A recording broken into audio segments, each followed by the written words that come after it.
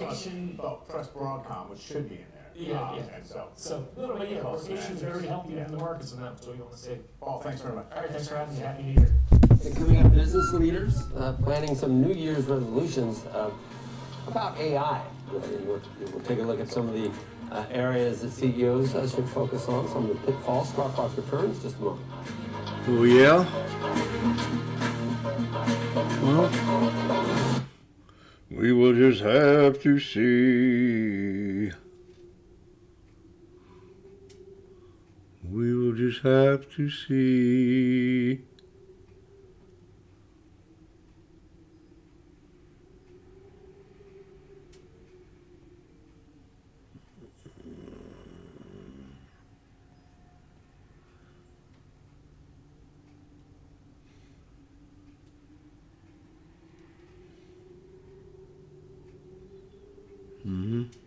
I remember now.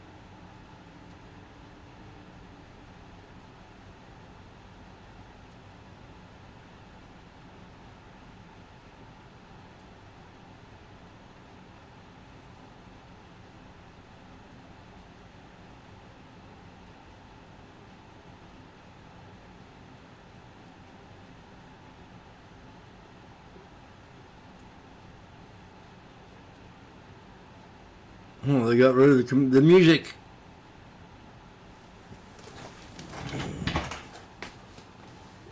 How dare you?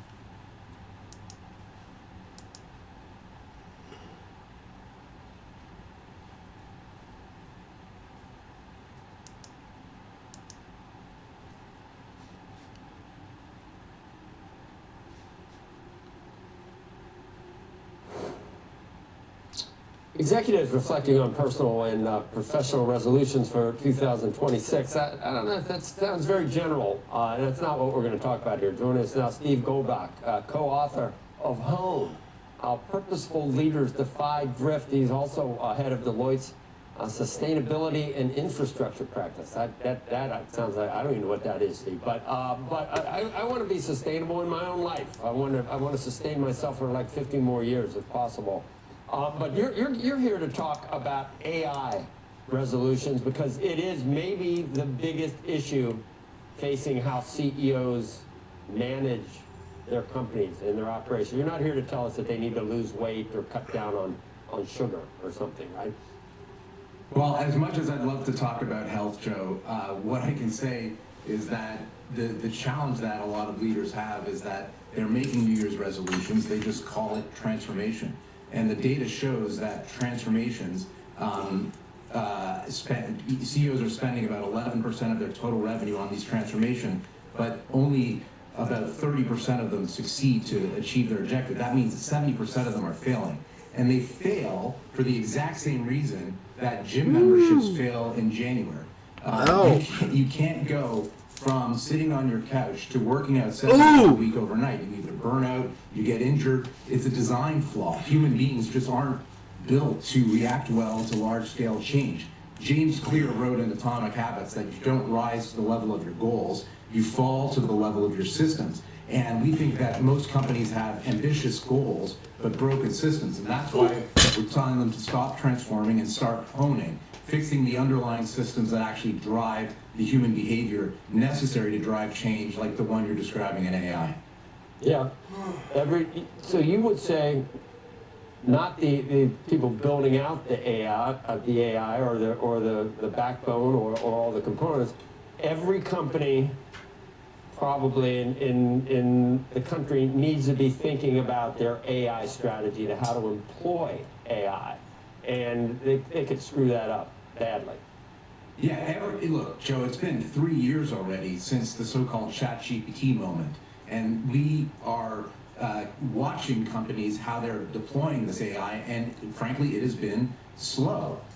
You would think that given the transformational nature of AI, that we would see far more testing with AI, but we're not seeing it. We're not seeing as much, and that's the challenge that we've got. Is that companies are waiting for. They're drifting. They're waiting for a big, large-scale transformation. We think a better solution is to be doing small, progressive testing. The word hone comes from the world of culinary. My friend chef Flannery Colton once was sitting in my kitchen honing her knives, and I asked her why was she sharpening her knives all the time before cooking. And what she said was, "Steve, I'm not sharpening my knife. I'm honing it. It's different. Honing is about realigning the steel. When you sharpen your knife, you actually are taking away steel and making the steel more brittle." When you have to do a large-scale transformation, Joe, the challenge is that you're putting the organization at risk. We think that a much better solution to deploying AI is actually doing it in small tests, moving the organization along, doing it quickly. You get to your ambitious goal quickly, but you don't wait to try to deploy it all at once in one full swoop. And you want CEOs to be chief systems designers instead of like the overall overseer of all their minions underneath them. They say, do this, safen up. I want it this way. That's not going to work in this case. They got to make small moves, but be behind it and involved with it themselves. That sounds like a big ask for a lot of CEOs. They got a lot of other things that they're working on too. Well, I think this is the main thing. If you think about what the CEO's role is, it's driving the behavior of everyone in that organization. Now, I noted that Lou Gerstner passed away over the weekend, and some of the management systems that he was a great chief systems designer. When he took charge of IBM, he changed the compensation formula so that executive bonuses were tied to the overall performance of the entire company. He mandated that each of his top 50 executives had to visit a minimum of 5 of their biggest customers within 3 months, and he overhauled their performance review system. So if you want to drive behavior change, you have to be the cause of that change. A lot of people are fond of saying, Joe, that culture eats strategy for breakfast. I like to think of culture as a choice. It's not the weather. It's a choice that CEOs make. So if you want to drive a culture, you want to put in place those management systems that promote the behaviors that you're trying to cause. AI application software. So that on top of everything else that CEOs need to be, they need to go away on a retreat or something to figure out how to do these things, don't they? They're not ready to choose which software makes sense, but it's going to triple expenditures. And I figure that every company is going to have to consider which software they use. $270 billion in 2026. Every company, Joe, is going to have to be an AI company in some way, shape, or form. There's no avoiding this. People often talk about whether or not we're going to earn a return on AI, but I want to know what the return would be if we don't adopt AI. So we've got to be getting on with it. We've got to be testing it. And that's a really important choice for the CEO to help drive. And they got to do it themselves. I'm ready to hire McKinsey or something. That's not going to work. Well, look, Joe, I think any CEO needs to be involved in driving the behavior. Even you might be surprised, but motivated by some of the discussions on Squawk Box and my 11-year-old daughter, another great example of a leader who is effectively the CEO of a billion-dollar multinational who operates with these kind of discipline is Taylor Swift. She designs the incentive systems inside her organization to make sure she gets very little turnover in her organization. She paid $55 million in bonuses to her crew, including $100,000 checks to truck drivers. But I think most importantly, she wrote handwritten, wax-sealed thank you letters to each of her employees, telling her about the importance of that. And as a result, the Eras Tour had very little turnover, and she was able to completely revamp the tour halfway through after she dropped a few albums. So yeah, CEOs need to be involved in designing in those details to design those right systems, Joe. I experienced some of that firsthand when she and her team wanted to go around the studios and go directly to the theater for that incredible movie, which did so well and spawned Beyonce's movie and everything else. And I watched that happen firsthand. To cut out all the middlemen involved in distribution and advertising, just did it all herself, hired the director, and so the proof is in the pudding. Steve, appreciate it. Thank you. Thank you, Joe. All right, there's hone. I didn't realize that. I thought it was just sharpening. Sharpening, honing you take away to make it better. He said sharpening takes away. Takes away, yeah. Honing, yeah. Is to shape it, you distribute it. Nice metaphor there. All right, coming up, the investing monolith known as the Mag 7 has been fractured over the last year, and there are some clear winners and losers. We'll take a look at why the gap is expected to widen in 2026. Squawk Box returns in just a moment.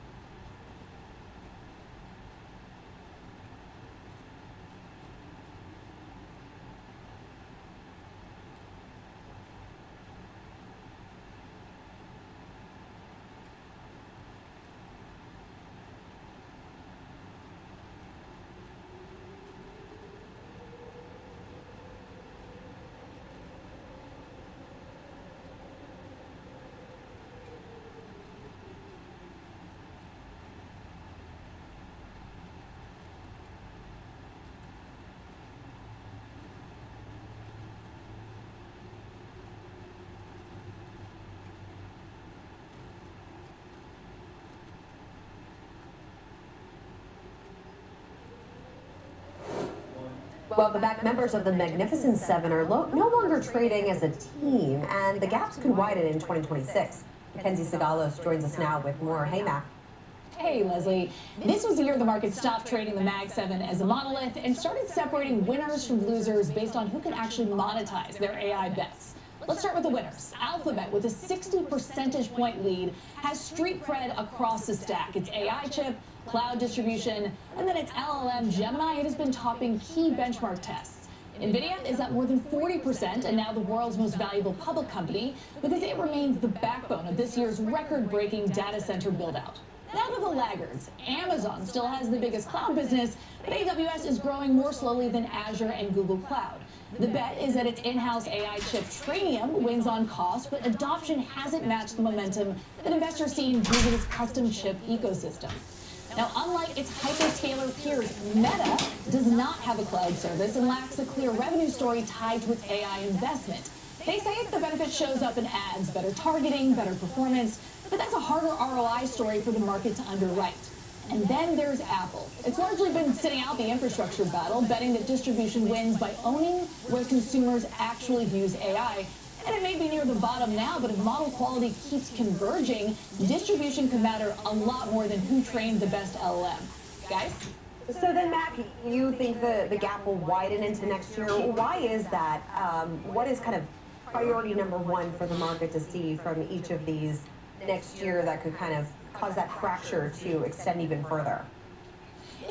It all has to do with the CapEx spend. It topped $400 billion for the top hyperscalers this year. 75% of that will go into AI infrastructure build next year. It's going to top $600 billion according to some estimates.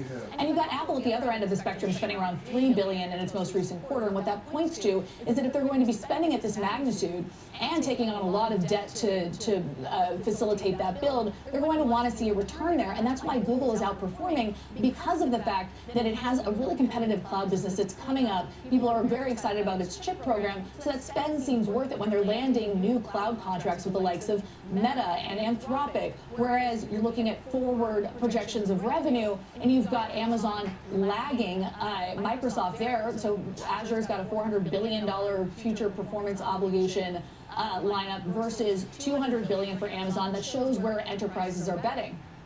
Right, just a greater microscope again on that ROI component. Thank you, Mackenzie, appreciate it. Coming up, President Trump, Israeli Prime Minister Benjamin Netanyahu are expected to discuss the next steps towards lasting peace in Gaza. We're going to look at the prospects for a future deal, and Squawk Box is going to be right back.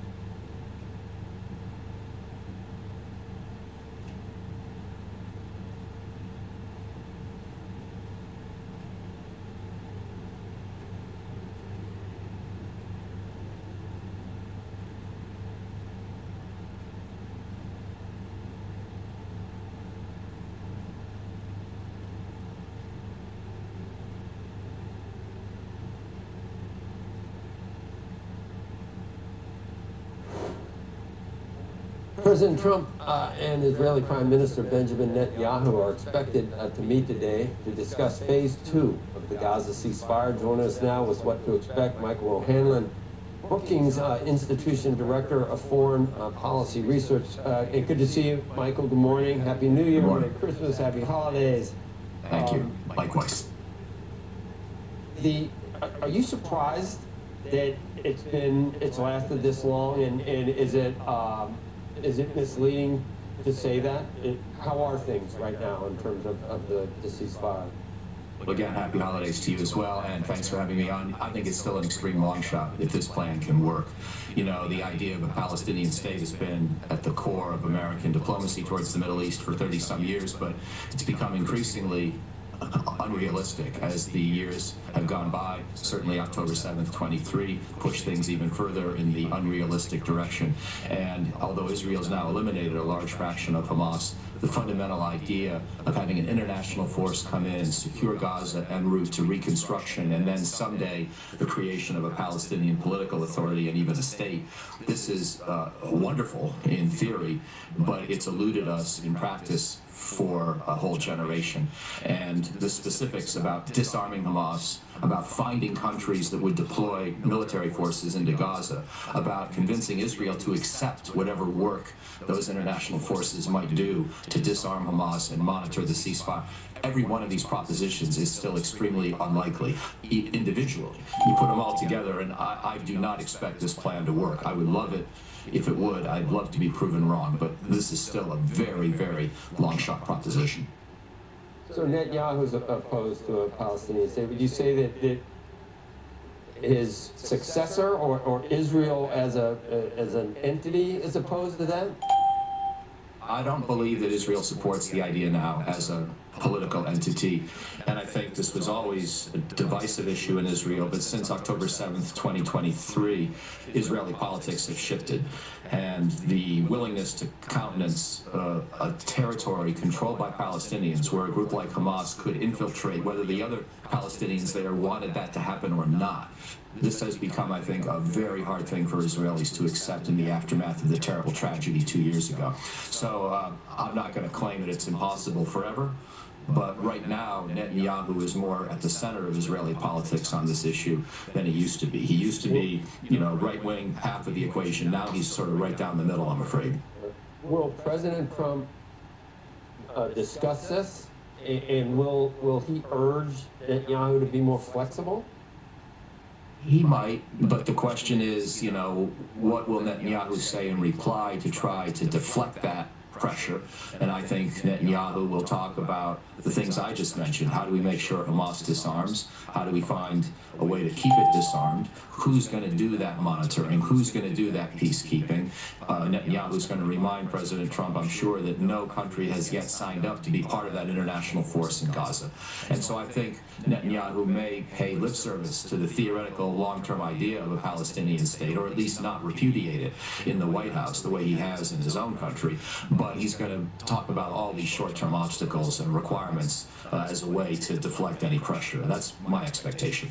In recent weeks, there's been reports that Israel is concerned about the rebuilding of a lot of ballistic missiles in Iran, and might want to, I don't know, do 2.0 in terms of attacking some of those facilities in Iran. Does Trump give Netanyahu the blessing for that? Do you think that's going to happen in the coming weeks? I wouldn't be surprised if President Trump gave the blessing for that. We'll see what kind of intelligence, well, I won't see, but President Trump will see what kind of intelligence Israel may want to share. But we presumably have information ourselves on any reconstitution of Iran's ballistic missile programs, and also any information about flight tests that may have occurred recently. Iranian media is disagreeing with itself on whether there have been any such flight tests in recent weeks, apparently. And so perhaps they'll go over that intelligence. But of course, course, President Trump is of a divided mind about this. He asked Netanyahu to stop back in June after a certain period, but he went along with the strike, obviously, and we joined in on it against the nuclear facilities ourselves, and therefore we recognize the validity of Israel's concerns. So I think it's going to depend on the details of the intelligence. Trump's going to want to protect that ceasefire because it's one of his 8 great accomplishments of 2025, at least in his own mind, and it was an accomplishment, to give him credit where credit's due. But I'm not sure it's durable, and I think that'll be the conversation. Has Iran made a decision on whether to try to pursue a nuclear weapon again? And what's the current assessment of how much damage was done? It was, it was all over the map in the days right after Fordo. Yeah, my best guess on that last question is that we do think the centrifuge facilities were severely damaged, probably all of them. And therefore, Iran's ability to enrich uranium right now and make it into bomb grade or near bomb grade uranium-235 is probably limited or non-existent. However, the 60% enriched U-235, which is almost bomb grade, we still don't know how to account for that, and it may be buried under rubble, but it may also have been, seconded off to a second or third or fourth or fifth location. It's not that much material. It's not that easy to track. We can't really see the material or its radioactive signature. All we can see are the security efforts around it, and maybe we can listen to some Iranians talking about it, but that material is of location unbeknownst to us or the International Atomic Energy Agency, to my best knowledge. So I think that Iran could race for the bomb once it rebuilds centrifuges. Just to summarize it, Israel had a lot of success in recent, a lot of wins in the last year, you would say. Yes. Do they risk pushing it too far in terms of saying we're never leaving Gaza, we're never, I mean, you do need the other countries in that region to eventually, I guess, be part of this whole process. Do they risk alienating some countries that would like to be more friendly with this whole peace process at this point? Absolutely. I think that a lot of people don't consider Israelis, or at least Netanyahu, to be sincere. And Israelis, by this caricature, and it may be partly true, will use all these specific complaints, which have an understandable basis, to therefore really impede any serious movement towards a two-state outcome. And Netanyahu said as much as you just quoted, that he's told his own people he doesn't support a Palestinian state. His coalition partners are adamant and consistent in opposing that, in wanting to expand Israel throughout the entire region that it currently controls as a permanent reality, an expansion of the country's territory. And so I think countries like Turkey and many others in the region are suspicious of Israeli commitment to the idea of a Palestinian state, and even Egypt and Jordan and other countries that have become more friendly to Israel will have a hard time sustaining that positive relationship if Netanyahu is proven to be very cynical on this issue. So yeah, I would like to see a different Israeli government and a different Israeli politics and a real commitment to a two-state outcome. Right. Very good. All right, Michael O'Hanlon, appreciate it. Thank you. Thank you kindly. Happy New Year. Okay, Happy New Year. Coming up, a closer look at the big bank stocks, looking to close out a strong performance for 2025. Squawk Box turns in a moment.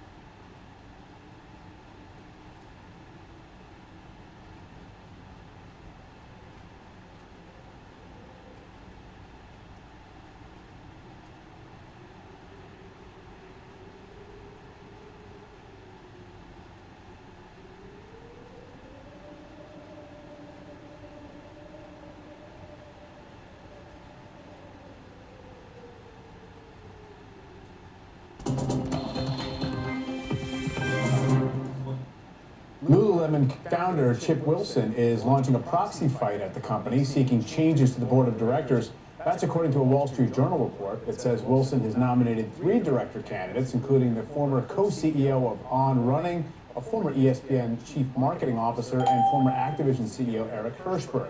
Chip Wilson is not trying to put himself back on the board, although he remains Lululemon's second biggest shareholder with nearly a 9% stake.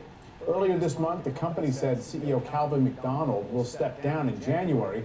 Wilson had criticized McDonald and the company for killing innovation and losing its cool. The stock is down about 45% year to date. Wilson stepped down as chairman back in 2013 after backlash over comments he made that the company's yoga pants weren't right for some women's bodies.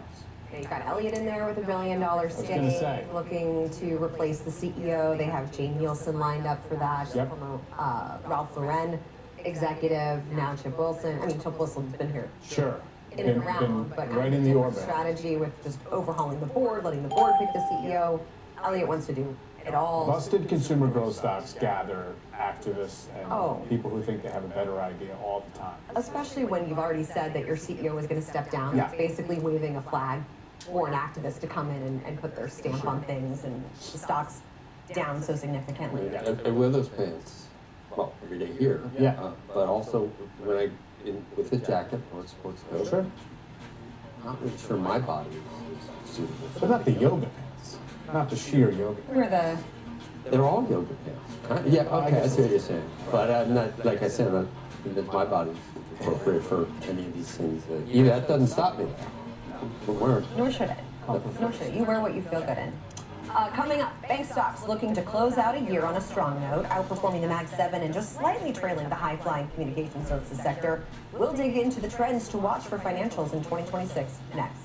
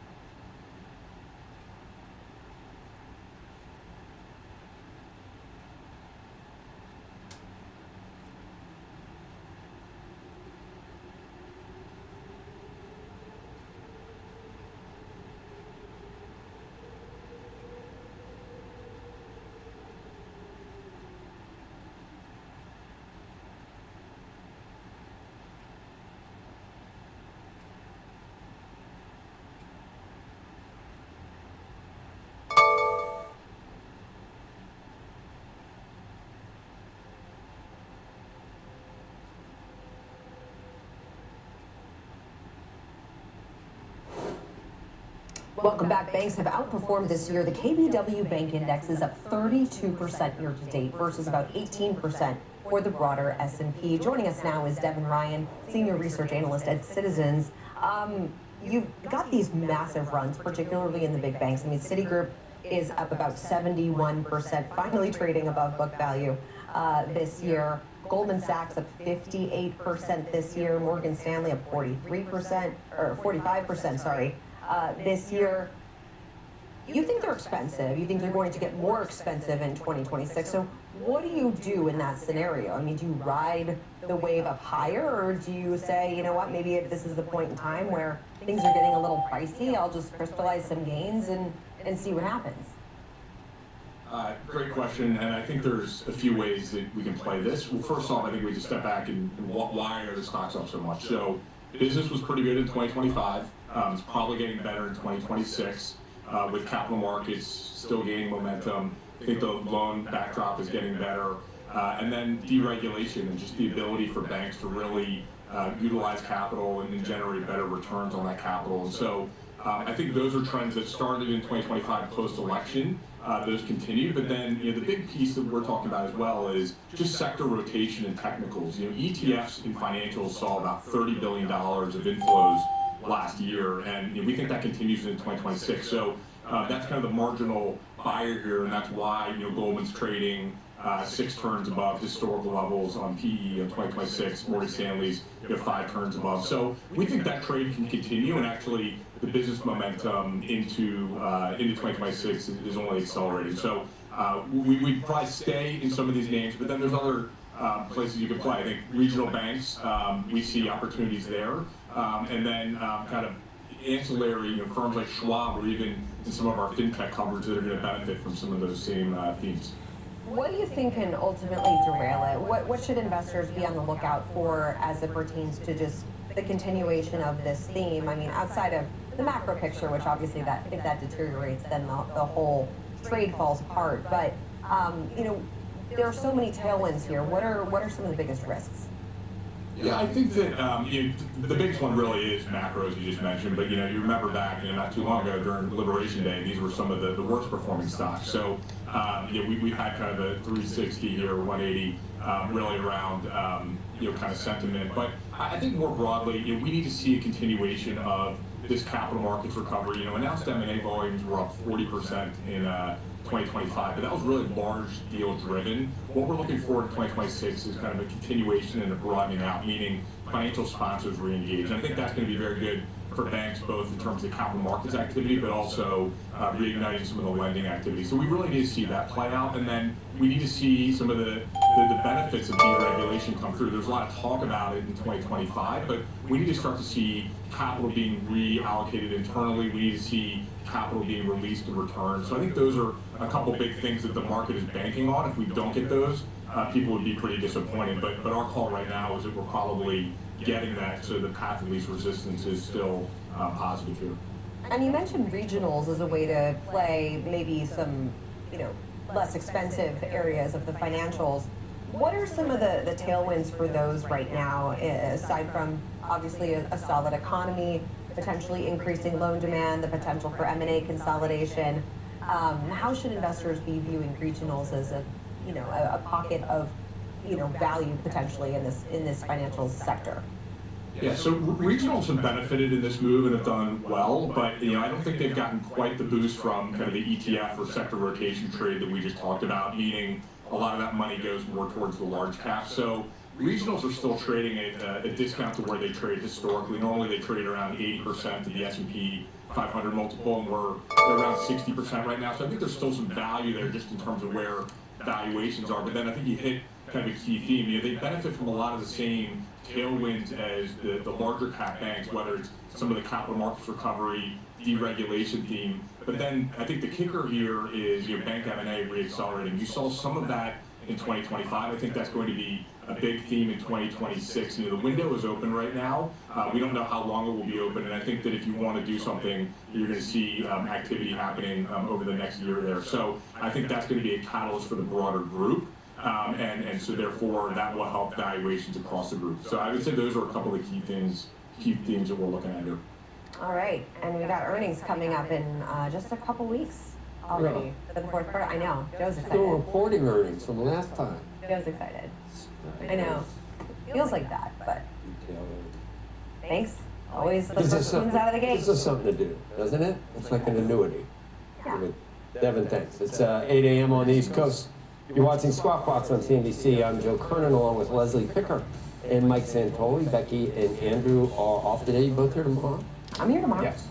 Yeah. All right. That's what look forward to. Becky's back on Wednesday, Yeah. I believe. Among today's top stories, Ukraine's President Zelensky saying that he asked for up to 50 years worth of security guarantees for his country during a weekend meeting with President Trump. Following that meeting, President Trump said he thought Russia and Ukraine were closer than ever to peace, but said negotiations could still break down. China's military holding drills around Taiwan, a movement called a stern warning against separatist forces. The exercises follow a recent announcement of billions of dollars in U.S. arms sales to Taiwan and a statement by Japan's Prime Minister that country's military could get involved if China moved against Taiwan. And the third Avatar film, remaining #1 at the box office, it earned $88 million between Christmas and yesterday. Overseas, it has earned more than $500 million. Was that on the Santoli's go to Avatar? No. No one Couldn't thought summon Avatar. much interest in that one. The whole clan went to Marty Supreme with a little bit of a splinter group. Splinter group to For Housemaid. The Housemaid. Yeah, that's the December 26th tradition. Yeah, and Marty. We did our part. You Yeah. would give it 2 thumbs up. You have 2 Yes. thumbs. Vociferous. You would. Wow. Yeah, I think it was great. It was. Was there? We're gonna go, but was there a point where you were saying, "Is there a plot here?" Or It was very episodic, and it's getting into one scrape after another. Where we headed, but the opening credit sequence told you where we were headed ultimately. Not to spoil it. oh. All right, let's get a check on the futures. They've actually softened up just a little bit. You see the S&P 500 indicated lower by about 14 points. We are about 30 points, maybe thereabouts, from the all-time intraday high as of the close on Friday. Dow down 30, and the Nasdaq indicated lower by 88. Treasuries relatively steady, modest declines in yields, 411 on the 10-year. Let's get to Frank Holland with a look at this morning's pre-market moves. Frank. Hey, good morning there, Mike. We're going to start off with precious metals, checking gold and both silver. You can see right here, both of them are pulling back this morning about 1.5%, about 2 1/3%, but they've been surging into the end of the year amid of a weaker dollar, rising geopolitical tensions being a boost for both of them. Gold hit a record high on Friday of just under $4,600. You can see right now it's at $44.85. Silver also hit a high that day of about $83. So today's declines are also hitting miners like Newmont and Barrick. Take a look at the action there. Both of them are down about 2 to 3%. Newmont about 2.5%. Barrick about 2.5% as well. Similar story for some of the other names here on the board. Moving on to NVIDIA. Shares also in the red this morning after climbing on Friday on its $20 billion deal for the assets of AI chip startup Grok. It marks the company's latest acquisition to date. You see shares are down just about 1% right now. Also, NVIDIA completed its purchase of a $5 billion stake in Intel, according to a new SEC filing. The plan was announced back in September. NVIDIA shares up about 40% in 2025, but right now you can see pulling back just about 1%. We're going to finish with a check on shares of Digital Bridge Group, soaring this morning on a Bloomberg report that SoftBank is in talks to buy the private equity firm that invests in assets such as data centers. You can see shares are up just about 29 1/3% right now. The report says the deal could be announced as soon as today, though the final details are being worked out. Take a look at SoftBank. Shares there closed almost 1% higher on that news as well. Mike, back over to you. All right, Frank, thank you. It's not Jeremy Siegel.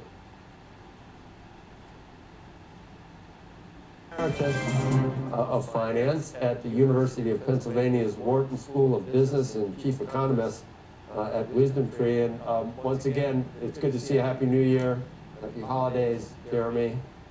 Thank you, Joe.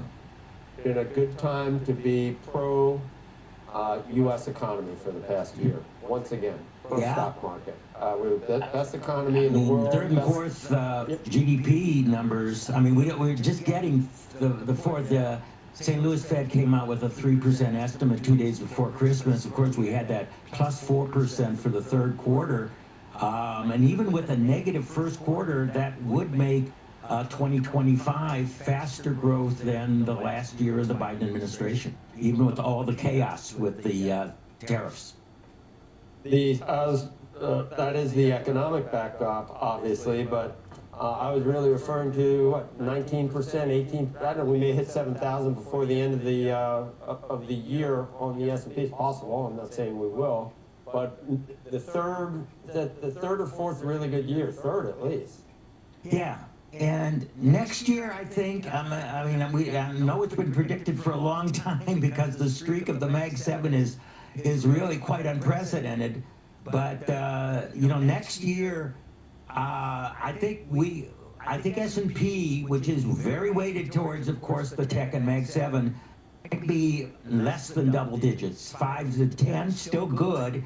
The non-Mag 7 could be 10 to 15, with a Mag 7 finally positive, but in the low single digits. Now, of course, it's very difficult to make one-year estimates, but that would be a turnaround, certainly from the last 3 years, but still leading to a very good market in 2026. So I think a lot of good headwinds, good tailwinds pushing forward. We have bumps. We have 3 bumps in January. We have, of course, another potential government shutdown. We have the Supreme Court perhaps going to announce on what it's decided on tariffs. And we have perhaps finally the announcement from Donald Trump about who our next Fed chairman is going to be. These are very important issues to get through, in addition to what is GDP and what our earnings and what our margins. And we might all get those in January. So it might, and certainly one of them, the shutdown has to be either solved or extended in that month. And the other 2 look like they're likely to be announced. So we need to get through some bumps, as I say. But if we can get through those successfully, it still looks like a positive year for me. Right. A lot of times the default forecast at the beginning of the year is that 7-8% long-term average for the S&P. We hear that a lot, and usually it either does a lot more or maybe even a down year. I don't know if people ever forecast a negative year. Can't remember the last time someone did that. A few do. I mean, when you take a real out of consensus forecast, you're either wrong, or you become a hero and you can decide, exactly. Hey, I'm gonna shoot for the stars here. So we do have a few times when people do take those out of consensus forecasts. We've had some people on say, all right, multiples stay where they are. So we're just going to purely do the S&P advance based on earnings per share growth for the next 12 months. What do you think we can do there? Double digits? Well, I think in that case, could we get 8 to 10%? Certainly. With the Mag 7 slowing down, as we see every year, it's slower, but still in the high teens or low 20s.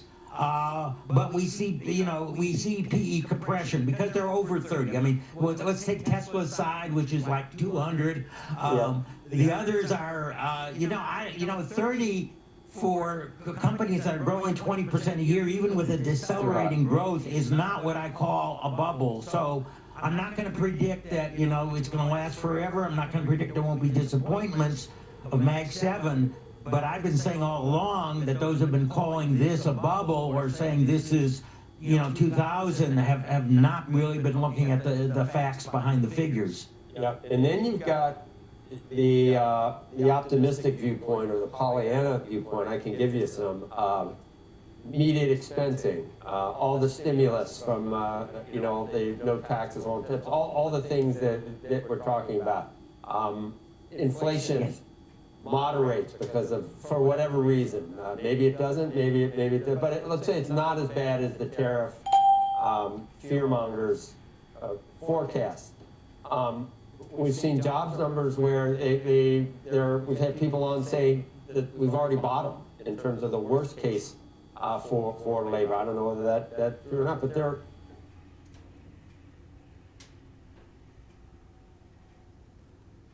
you could paint And if we got 3%, we had a 4% that I saw the Carolyn Levitt and others in the White House saying, like Navarro or maybe it was Letnick, 5% is doable. I don't know.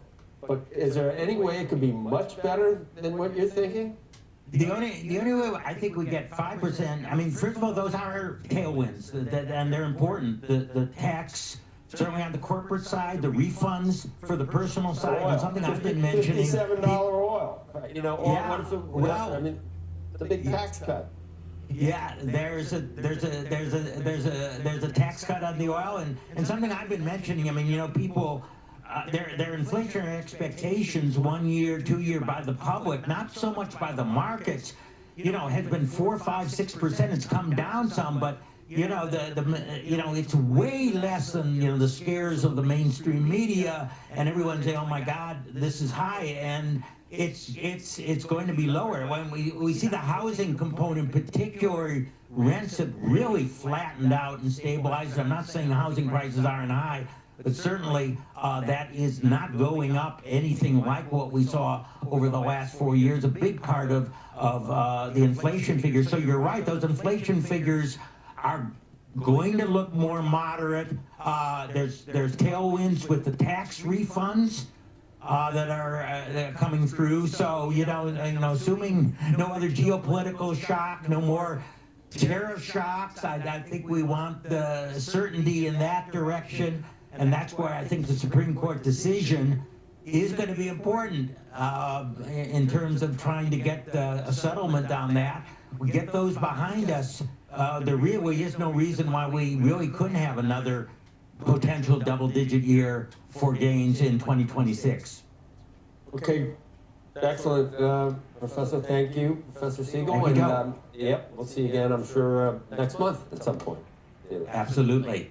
Happy New Year.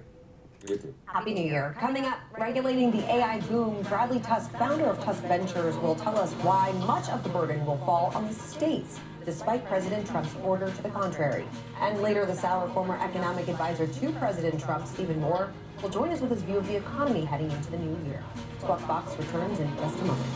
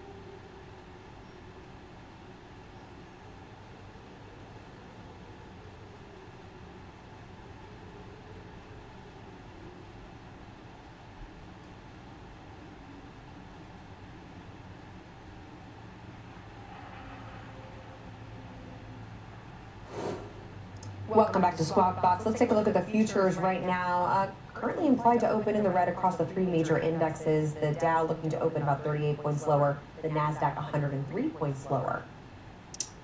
OpenAI is looking to hire a new head of preparedness who will be responsible for studying risks ranging from computer security to mental health. The job listing is on OpenAI's career site with pay starting at more than $500,000 plus stock options. Wow. AI chatbot, what do you think about it? Oh, no. Oh, okay. AI chatbots have faced more scrutiny with lawsuits alleging that ChatGPT has reinforced users' delusions and also increased social isolation. There's a lot of hallucinating still going on. I've asked so many questions, different things, and they'll give me a definitive answer, and I'll ask it more specifically, and they'll say, oh, no. Yeah, you're right. Yeah. It's like, what? Don't tell me. That's why it don't takes know. all those data centers to rethink everything and recombine. Still pretty crappy. Oh, yeah. Well, for a look at AI potential regulation in the new year, we are joined by Bradley Tusk, founder and CEO of Tusk Ventures. Bradley, great to see you this morning. You've got a pretty thorough view of exactly where you think things are headed on the regulation side and the development side for AI. Obviously, we got this executive order this month from the president suggesting that federal authorities should supersede states' new laws on AI. Of course, states can do what they want. They can pass the laws. Maybe the government will sue them. Maybe they won't. But how do you think this is coming together in terms of what elements of AI are being regulated, what states are leading? Yeah, I mean, I think there's really three different categories. There's generative AI itself. So we just saw Governor Hochul amend and then sign the RAISE Act in New York. Governor Newsom did something similar a couple of months ago in California.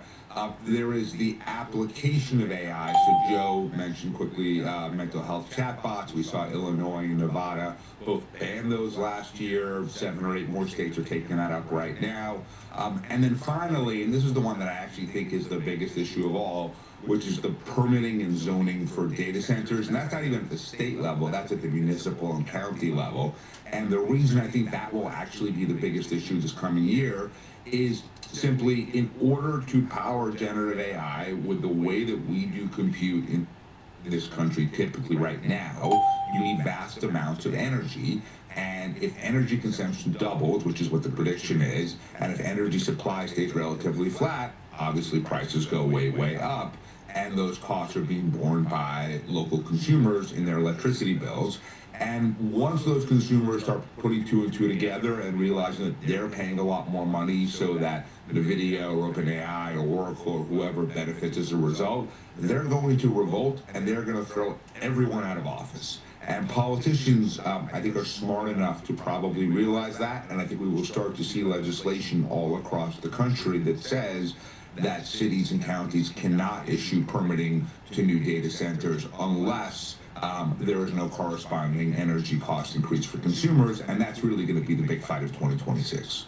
Obviously, the industry, puts out these warnings that it's going to stifle innovation or slow down the process of the U.S. becoming or maintaining the lead in AI.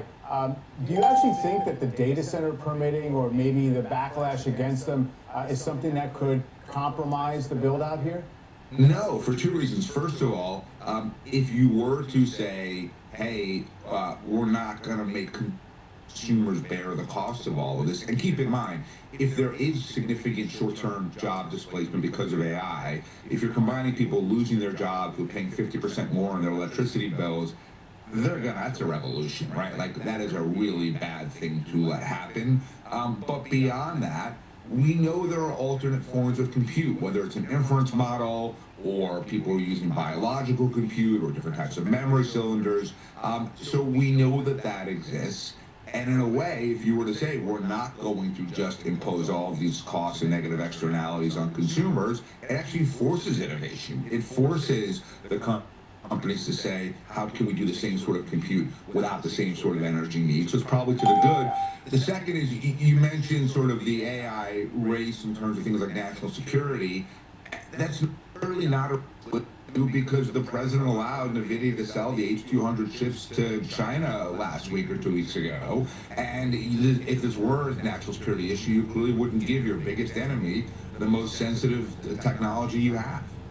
Yeah, I mean, obviously those are sort of one generation ago technologies, but your point is well taken. But I really want to jump on your point about the energy consumption piece of this, because I've been asking the question, intentionally a naive question from the beginning, which is, if power is the main constraint, why isn't all the energy, so to speak, going toward finding a way around it and engineering our way around it? And there was an article I keep pointing out from February of 1999 that said, dig more coal, the PCs are coming. Okay? Yep. People thought that the internet was going to actually soak up all the energy. So are we actually moving in that direction? Well, becoming more the internet, yeah, I mean, look, there are definitely solutions, which is kind of the point that you're making. So microgrid nuclear could be an excellent solution, right? And if this leads to a revolution where nuclear becomes a predominant real form of power in the United States, that's a great thing. We're not there right now. I have this thesis that if you were 10 years old or older when 3 Mile Island happened in 1979, you're still probably somewhat freaked out about nuclear energy. And if you were younger than that, or you weren't born yet, you don't really care. So I looked in assuming that in this case, ChatGPT was right, and despite Joe's warning, which to me actually fits with my experience, it said that 78% of Americans were born after March of 1969, which would be the 10-year cutoff. So it may be that the social norms around nuclear energy have now changed sufficiently that that could become a real solution. So it is possible that there's lots of different ways to solve it, whether it's alternate forms of compute, different ways to power it. The thing that probably doesn't work right now is to say, we're not going to change the way that we provide the supply of energy, but yet we're just going to use a lot more of it. And look, we have a huge problem in this country on energy permitting, just like we do with building affordable housing, where we put all of these restrictions, all of these community reviews, all of these environmental reviews, all of these requirements to use labor to build everything. And it makes the process so wildly slow and expensive that it becomes really hard to bring new forms of energy online. And so, just like we've seen the YIMBY movement in housing start to change that and make the construction of affordable housing easier, we've got to do the same thing with energy permitting. Fukushima was scary. Chernobyl, I don't know if you saw that. That was brutal. Yeah. Hey, Bradley. TMI, no one died. They don't even know if anyone died afterwards. They can't really point to anything on. So you would be okay with a lot more nuclear?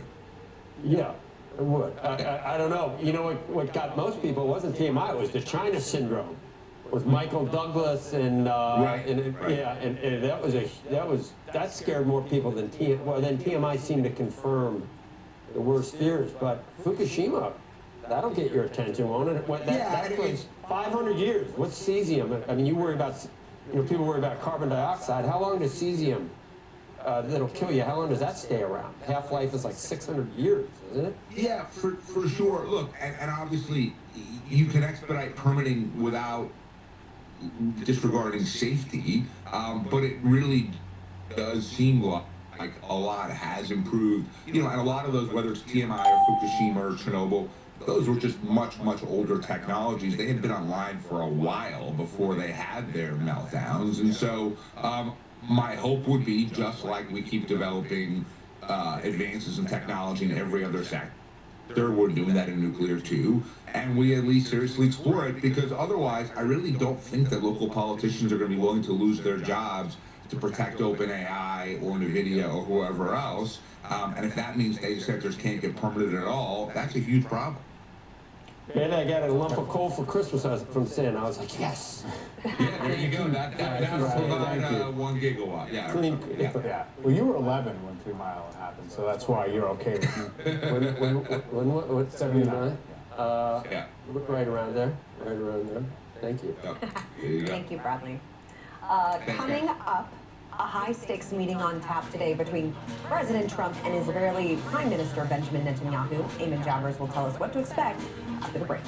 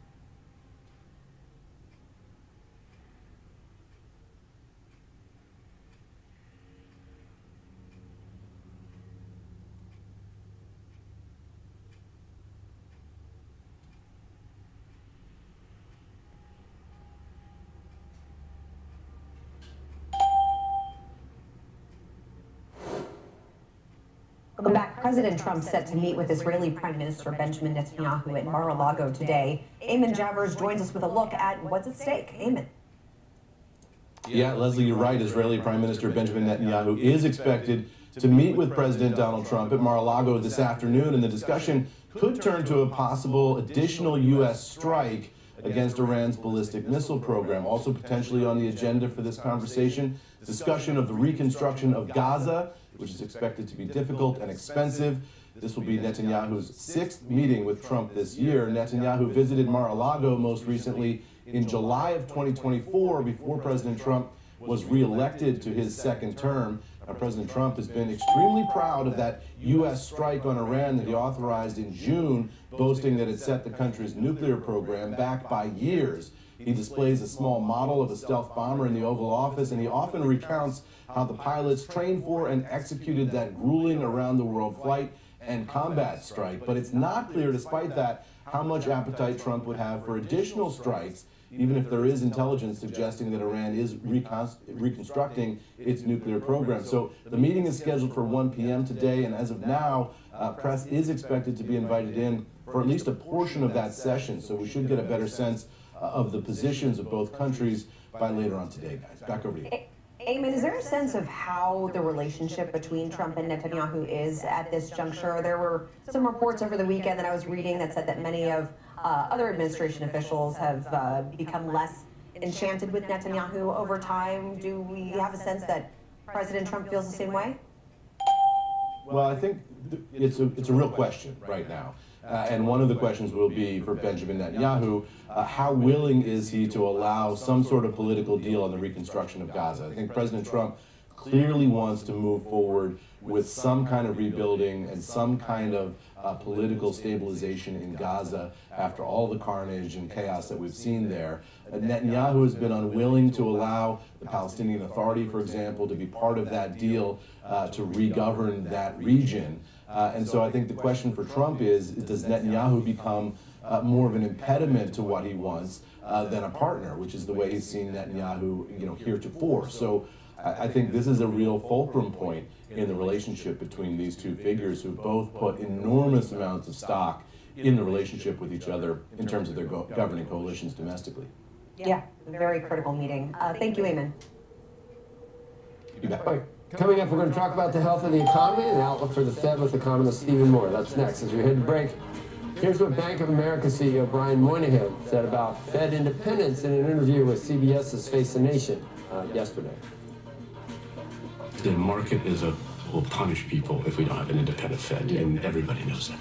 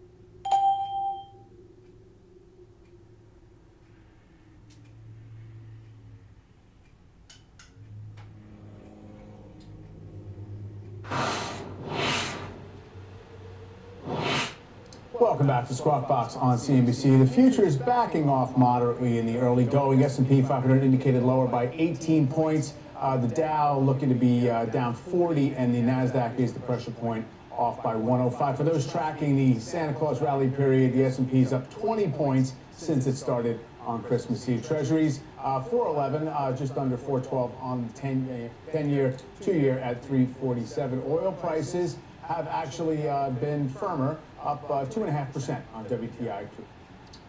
All right, let's talk to Steve more about the economy, Trumponomics heading into 2026. He is the co-founder of Unleash Prosperity. He's also a former economic advisor to President Trump. Good to see you, Steve.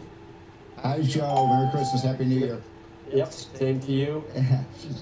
The president says the T word, tariffs, is the most beautiful word in the English language. On the other side of that, we had the naysayers forecasting a deep recession starting in April of last year from the tariffs. You're somewhere in between. Where do you stand on tariffs? You figure strategically the rationale is that they could rebalance certain parts of global trade in a positive way, but in general, you are not a tariff. You don't think it's the most beautiful word in the English language. Well, Joe, let's start with where we were exactly a year ago when you had all of the blue chip forecasters, including the Fed and the professional and academic economists. And if you looked at the forecast for the blue chip, it was that we would have about 1.9% growth for 2025. And we now know with pretty much certainty what the growth rate will be, according to the Atlanta Federal Reserve Board, through December 23rd. And we've had growth rates over the last 3 quarters that have been twice that high, almost twice that high. So we've got an economy that is doing much, much better than the economists believed. And part of the reason the economists were so negative on the economy, Joe, is exactly the point you just made, tariffs. Now, you are exactly right. I'm not a big fan of tariffs, but you know what? I am a big fan of some of these trade deals that Trump has been able to pull off over the last 12 months with Korea, with China, with Japan, with Canada, with the Europeans, all making concessions to the United States in a very positive way. Now, Trump's saying he's going to bring $8 trillion of capital in the United States from the rest of the world. 18. That's the latest. I know Donald Trump never exaggerates, but I think that's an exaggeration. But let's say he's wrong by 90%. Let's say it's only $1 or $2 trillion. That's a huge amount of money being invested in the United States. So I like the way he's been able to negotiate better deals for the U.S. But it does worry me with tariffs because tariffs do have a negative effect on the economy. Right, negative effect maybe on the economy, although when we view tariffs right now and what the economic backdrop is, at the very worst, you have to say that in spite of those, the economy has been doing very, very well. The president would say because of those, and in certain cases he's right. The reason that a lot of those foreign countries came to the table was because of the tariffs. So there is a linkage between there that people don't. They just look purely at what it costs U.S. businesses, and it's a tax that's passed on the consumer. We understand all that, but long term, and Navarro and Lutnick make that case, long term, we haven't seen maybe some of the positive aspects of tariffs on manufacturing and everything else. But you put in the big, beautiful bill, and you put in oil and deregulation at $57, and you put in I mean, there are some serious tailwinds going into next year. It could surprise people, don't you think, Dave? It could be. You think it'd be 4 next year? I mean, the White House was talking about 5 or even better. Well, there again, Donald Trump always exaggerates a little bit about what we're going to get. I think 4% would be a bit of a stretch, but as long as we can get between 3 and 4%. That's a very strong number. And here's one of the major reasons we want to strive for that higher growth rate. If you get the economic growth rate over 3%, Joe, you start turning the debt curve that we're all concerned about, the national debt and the massive deficits we're running. We want to make sure the economy is growing faster than the debt. That's the main thing. And if you get to 3 to 3.5 to 4% growth, you're going to see exactly that, a turning down on that curve that is such a cancer cell in our economy right now. So can we do it? Yeah, look, you're exactly right. A lot of the big, beautiful tax bills effects don't even start until January. I mean, people literally will come up to me in the street and say, hey, Steve Moore, you know, you helped put that tax bill together. Where is it? I'm not feeling it. And I said, well, wait till January. That's when, for a lot of working class Americans, they're going to see less money, Joe, withheld from their paycheck. And some of these other features like no tax on tips, no tax on overtime kick in as well. And the other thing that you just said is important, Joe. The oil price when Trump came into office was what, $70 a barrel. Now it's down to 50. What is it today? 56, 57. That's like a tax cut for the economy. Every time the oil price falls, it's a stimulus to the economy. So yeah, I'm very confident. The only thing I'm kind of worried about is, do we have enough workers to fill the jobs that are? We don't have a shortage of jobs in this country right now. We have a shortage of workers filling the jobs. The other thing, Steve, is this crazy, this affordability debate. And I'm not going to tell people how they should feel. And you know why they feel like that? Because we had 22% total price increases during the Biden administration, and real average weekly wages fell. Now, it's only been 9 months since that. Wages are now rising again. Inflation, hopefully, is anchored at 3% or below. How long does it take to overcome lower average weekly wages over a 4-year period in groceries that are up 22%? I mean, if you blame the person in the Oval Office, you're going to blame Trump, even if it's not right. Of course. Look, everybody's angry about things like the price of beef. You know, have you bought a steak lately? I mean, it used to be $20 for a steak. Now it's $35 for a steak. I mean, and people come home from the grocery store, they're oftentimes angry. Coffee prices went up. And by the way, one of the reasons coffee prices went up was because we put a tariff on coffee. So they do affect prices relatively. But I think let me mention something about housing, because that's the thing that's really a big concern right now, Joe, is people in their, I have 2 sons in their 30s, and they're doing just fine, but guess what? They can't afford to buy a house. And that's when people used to start buying houses. And I just want to make this point. Yes, housing is expensive today, but for every time that the value of a house goes up, that could be a positive for the economy. Look, I'm 65 years old. A lot of the equity that I have, a lot of the money I have is in the equity in my home. So if the value of my home goes up, that's a bad thing. That's not a bad thing. That's a good thing. If you want to see prices crash for the homes, that's not going to be a very good thing for. This is a financial show, right? And you want rising home prices, but we also need a greater supply, and that's where at the state and local level we have to get rid of a lot of the zoning restriction on building housing.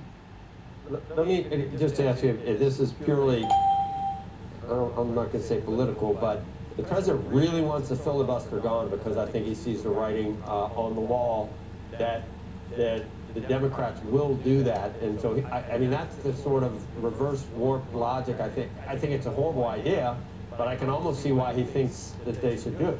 How bad are the midterms, in your view, going to be for Republicans? Does the filibuster then go if the Democrats are able to get rid of it? And I mean, what's the first thing that happens? Another impeachment, or I mean, it's going to be ugly. Well, listen, I mean, it's just the law of averages. If you look over the last 40 years, the party that party out of the power almost always loses seats. So I think it's, I don't want to be excessively negative for the Republicans, but I think they're going to, there's a rage on the left right now. And if you look at the elections that we've seen in the last 3 months in New York, New Jersey, Virginia, and now Florida, Republicans are losing because Democrats are turning out in huge numbers because they oppose Trump. So, look, I think if the economy's stronger, Joe, I think it negates a lot of the negative effects of a midterm, a wipeout. I don't think it's going to be a wipeout, but I think they will lose seats. Yeah, a long way off. You're right, and it always is about the economy. And no matter, remember the Biden administration kept saying that you people don't understand how good you have it. It's working. Remember this crazy speech. Republicans kind of are doing the same thing. You cannot tell people how to feel about the economy. No, you're 100% correct. Unfortunately, when it comes to the economy, perception is reality. And the perception right now, I mean, Trump's numbers are not good in terms of the consumer confidence numbers. He's negative in terms of his handling of the economy. But I guarantee you, Joe, bring me on the show a year from now, and I think people will be feeling a lot better about this economy. Okay. All right, Stephen Moore. Very, very good. Are you still at Heritage? You're not Heritage anymore, are you? Or what's going on over there? I'm working with Art Laffer and Steve Forbes at Unleash Prosperity. And I hope you're getting our hotline. Go to unleashprosperity.com and get it for free. It's a good name. I can't believe it wasn't taken, Unleash Prosperity. What's going on at Heritage? You got friends over there?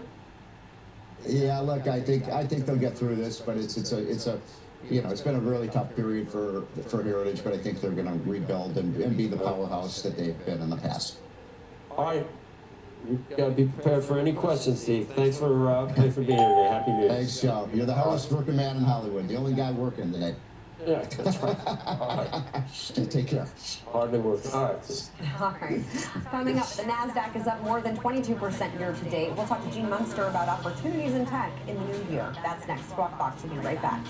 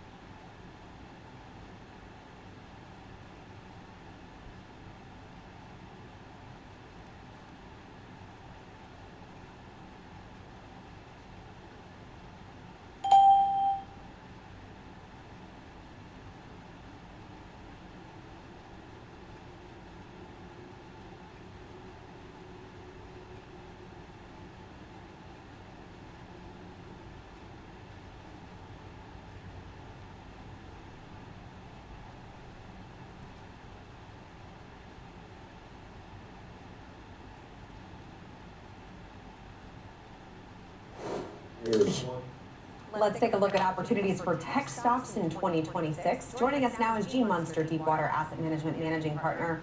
Gene, thank you for being here. Thank you. How should investors be looking at the AI trade in 2026? We came into the year, several years of Mag 7 being front and center. This year we saw kind of a divergence in performance. What do you think 2026 holds for this cohort? I think we're going to see another year where AI is going to outperform the broader NASDAQ. I think that AI stocks more broadly up 10 to 15%. And I think the narrative is going to be that we're still early. And I really focus on being grounded. There's obviously a lot of enthusiasm, a lot of noise, a lot of concern around the topic. But I think that the substance of what investors are going to take away is that we are still early. We still have 2 to 4 years left, what I think is going to be a bull market. I would define that as growth in these stocks at 10% plus for that period. And just to get to the kind of the specifics about what is it that I'm looking for in terms of that's going to drive some of that increased confidence. I think we're going to see growth rates from obviously the key companies. Let's just take NVIDIA for example. Is that at the beginning of this year, so the beginning of 25, the street was looking for 15% overall growth for NVIDIA for calendar 26. Now that stands at just over 50%, it's 52%. If you take NVIDIA's past guidance that they gave a few weeks ago, it implies 65%.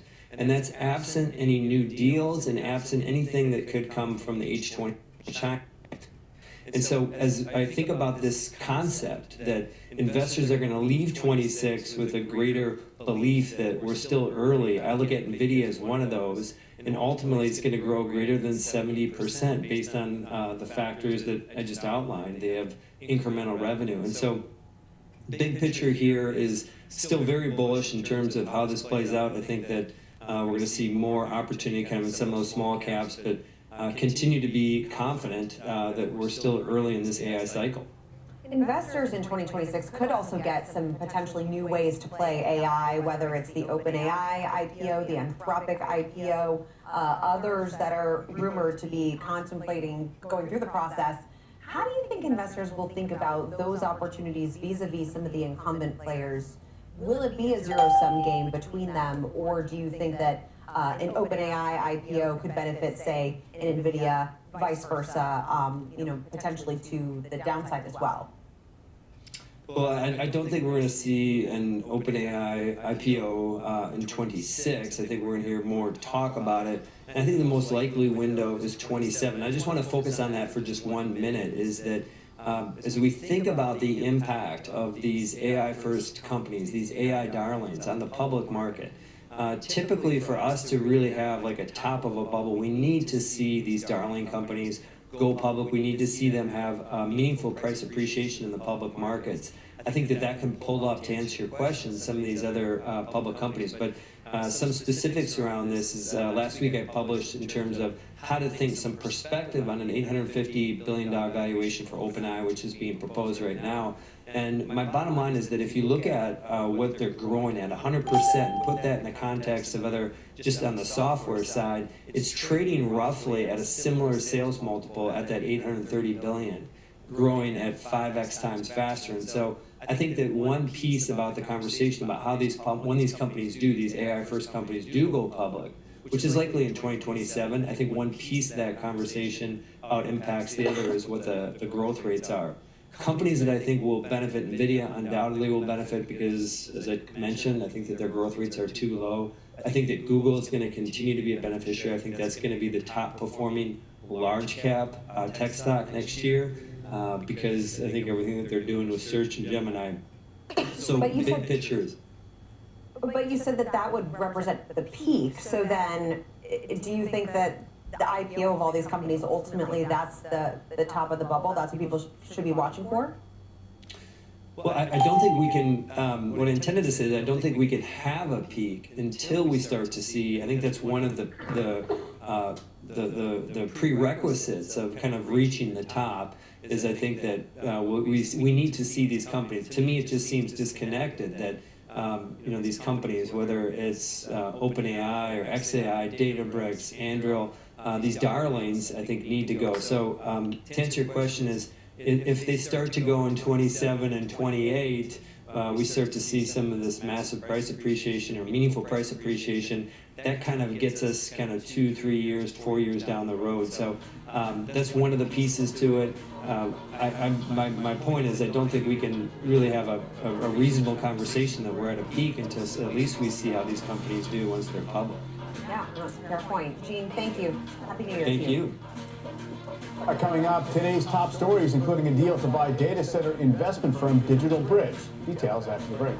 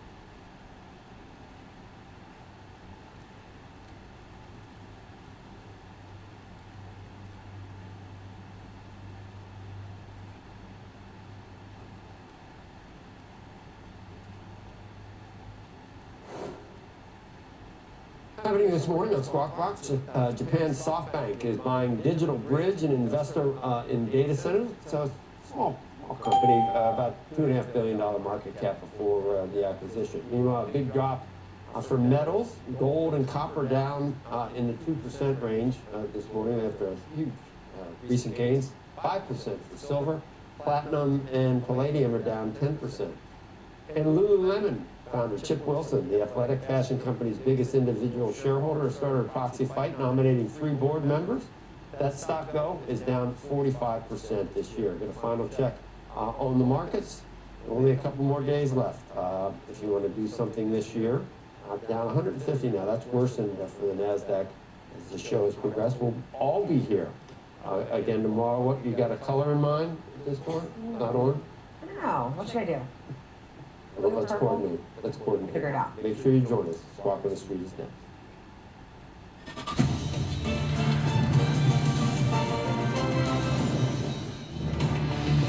Good Monday morning. Welcome to Squawk on the Street. I'm David Faber.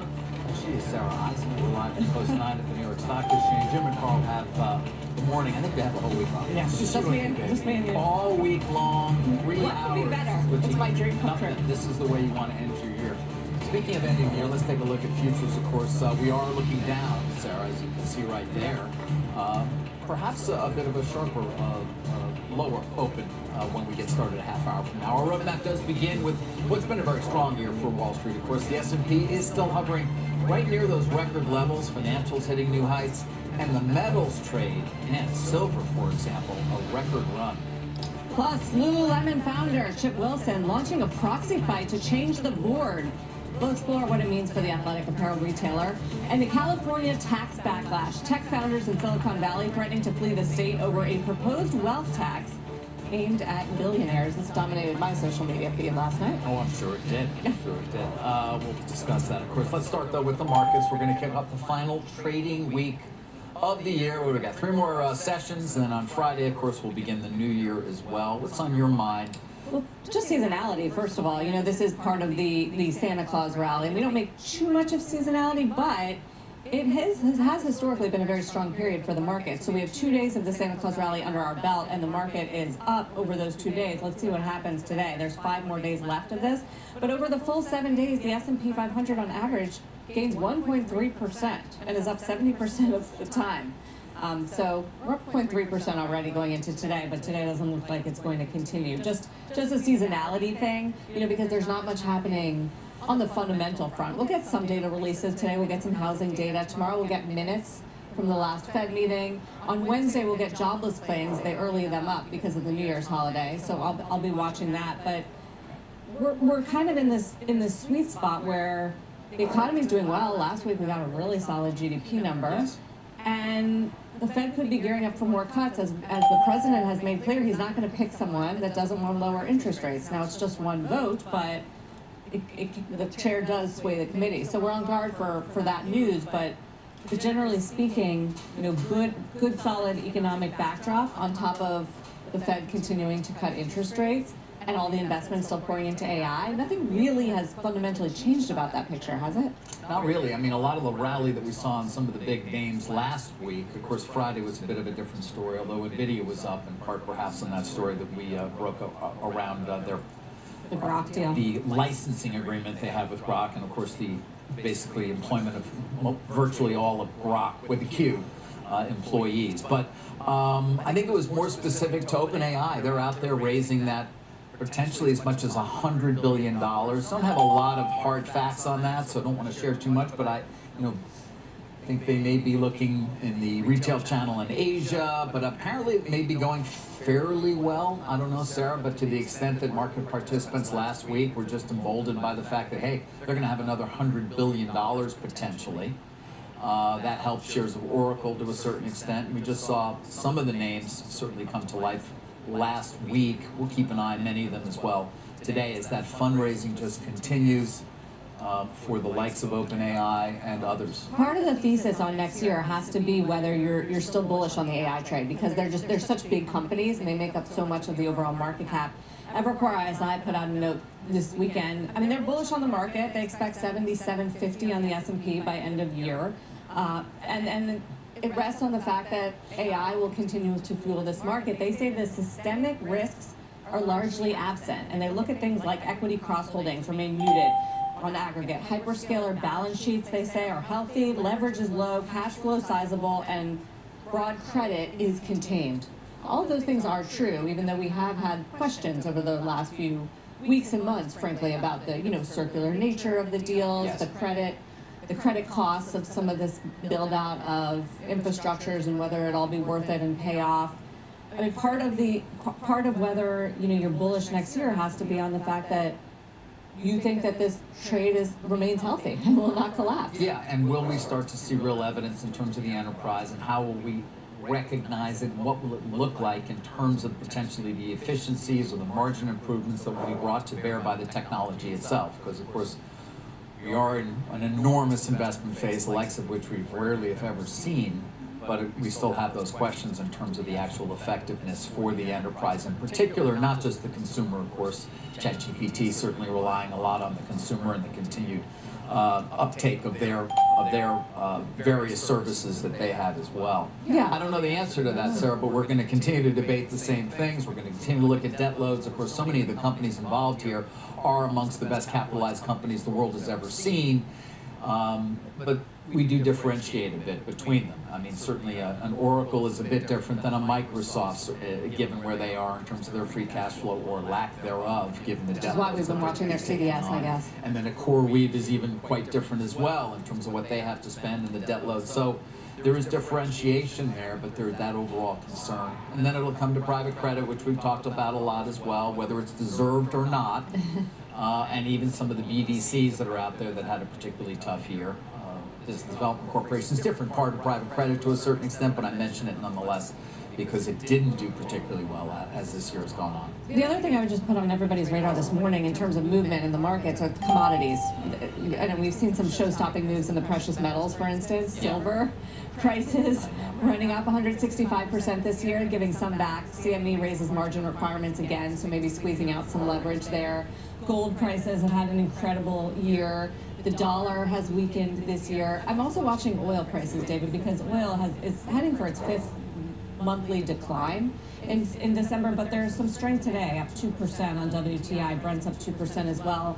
Maybe there was some thought that there would be a bigger breakthrough when it comes to Russia-Ukraine after President Trump held some diplomatic talks with both the Russian president and the Ukrainian president. We'll talk to Richard Haas about this, who used to lead Council on Foreign Relations, but the idea that there's not going to be all of a sudden this more supply from the Russian side imminently. Right. Feels like there's still more work to do. Maybe that's having an impact. Also, China over the weekend put out a statement saying that they would be prepared to stimulate their economy more in 2026. And China's the biggest oil importer, so that theoretically should be bullish for oil as well. Yeah.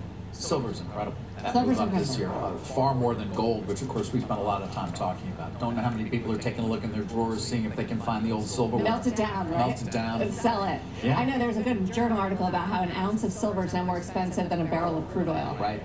Just because silver has run up so much.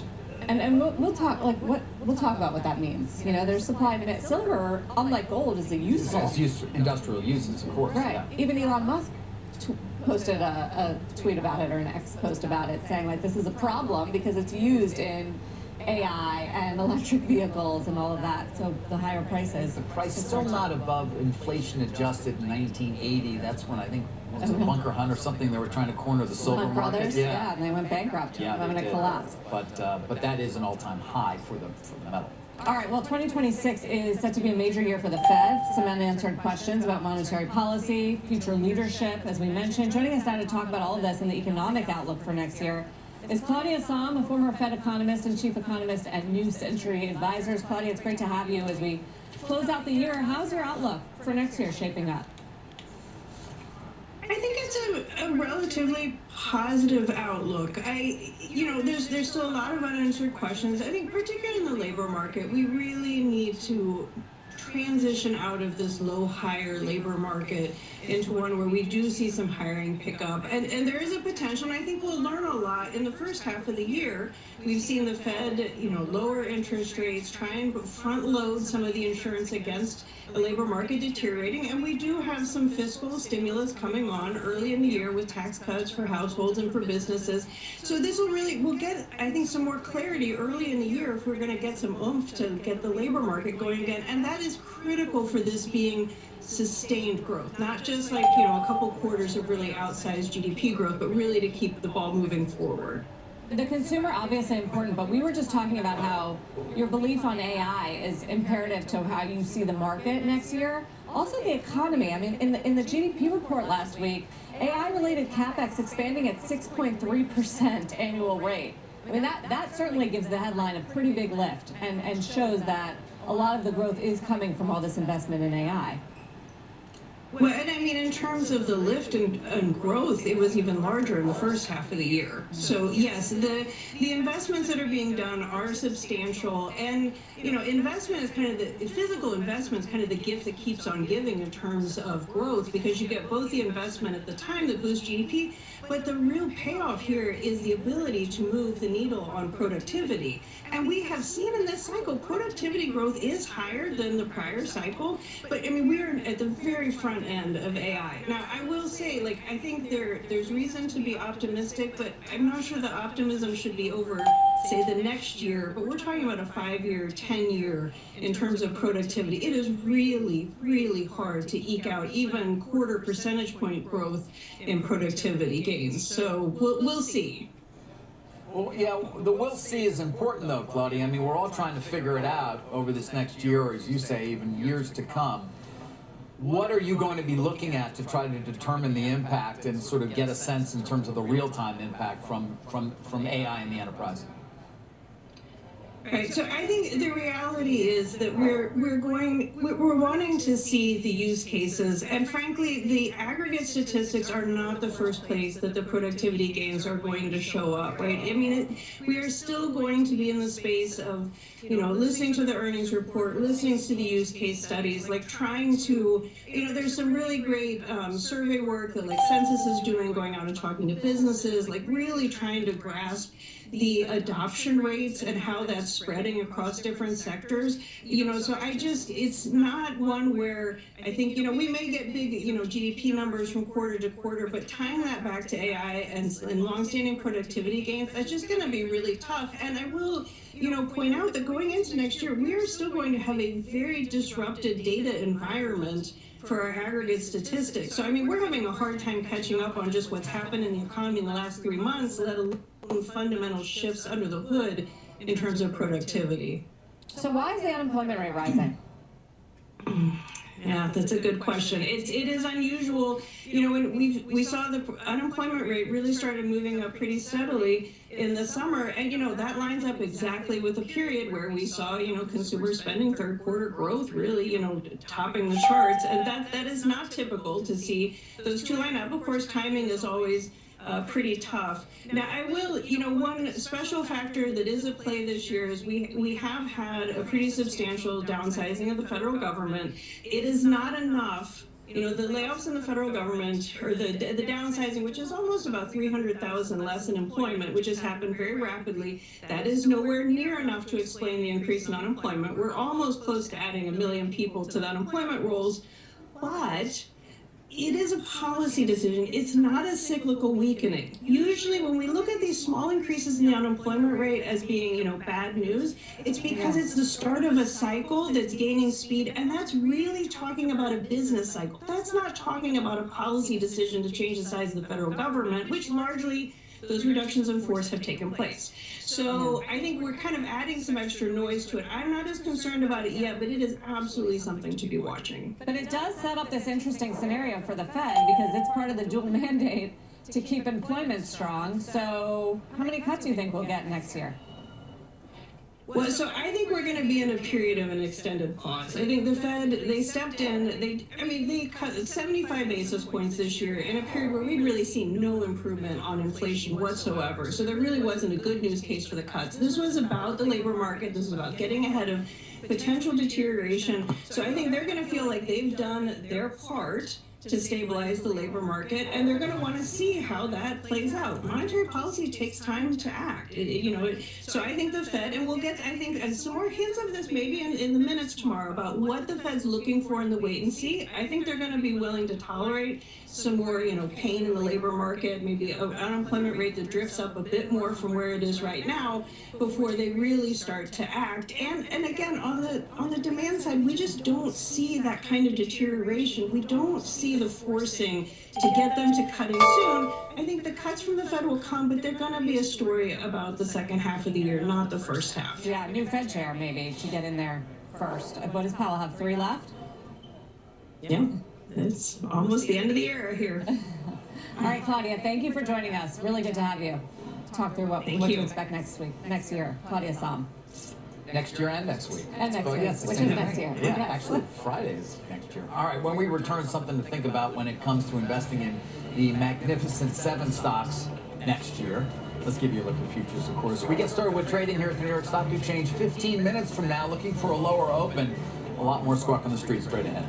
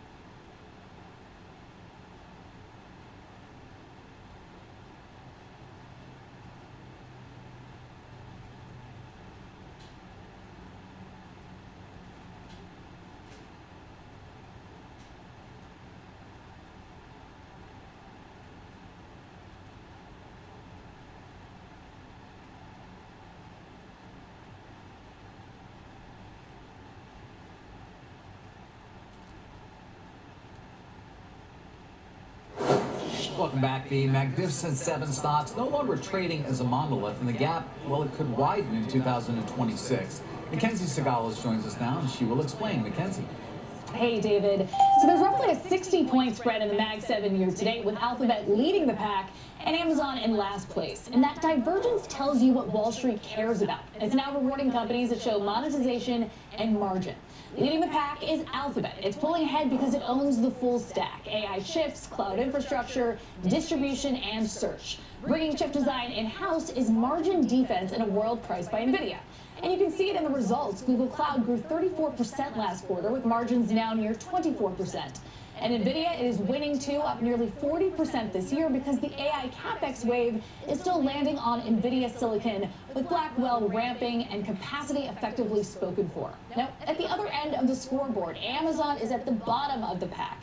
It's been betting on its in-house Trainium AI chip to win on cost, but AWS revenue is only just reaccelerating. It's still trailing Azure and Google Cloud on growth rates and behind Microsoft on backlog, without a must-use model or consumer AI product pulling workloads onto its stack. Now, Meta also in the laggard bucket. It had its biggest single-day drop in 3 years after raising its CapEx outlook. But without a cloud business to monetize that spend directly, the AI payoff story is mostly about improved ad performance. And then there's Apple, sitting out the arms race entirely.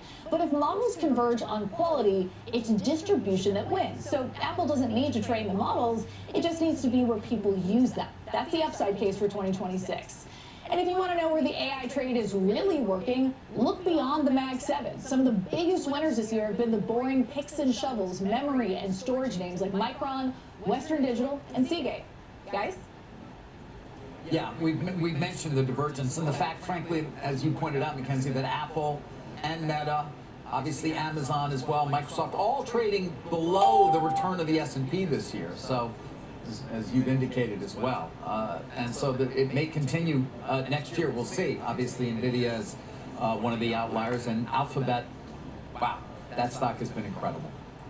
It really has. Off the back of its in-house chip program, the TPU has a really strong reputation, versus names like Trainium. The Amazon in-house chip hasn't done as well with some of these, some of these contracts, which is why you're seeing new business go into Google Cloud. The other thing I'll say about Meta, it's a very interesting story there. They are spending in the range of what Google and Amazon are paying, but they don't have a cloud business to justify that spend. So a lot of that coming back to what they're able to do with ad optimization.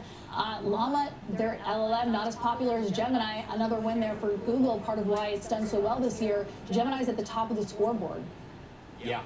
No, you hit it all, of course. Yeah, that Meta thing is fascinating. Again, key being the spend is so similar, and yet no cloud business to amortize it over. Mackenzie, thank you.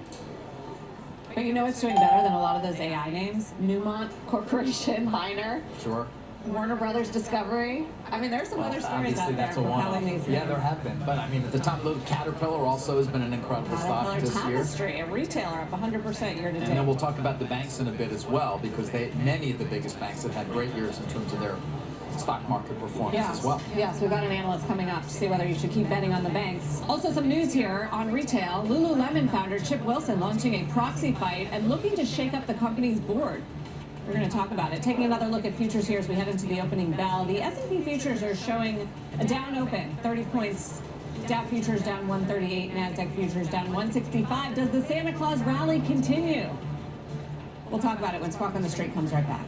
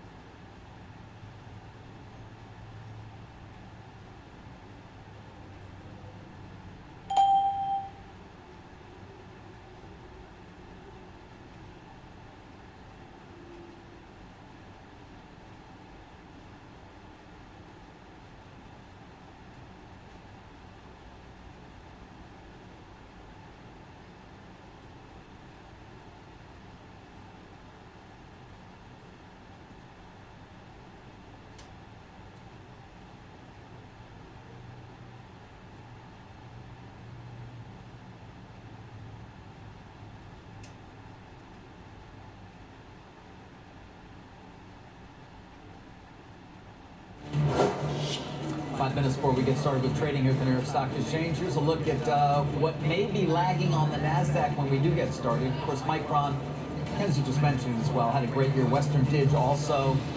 You can see some of the names that at least may start off in the red. Don't forget, by the way, you can catch us anytime, anywhere. Listen to and follow the Squawk on the Street Opening Bell podcast.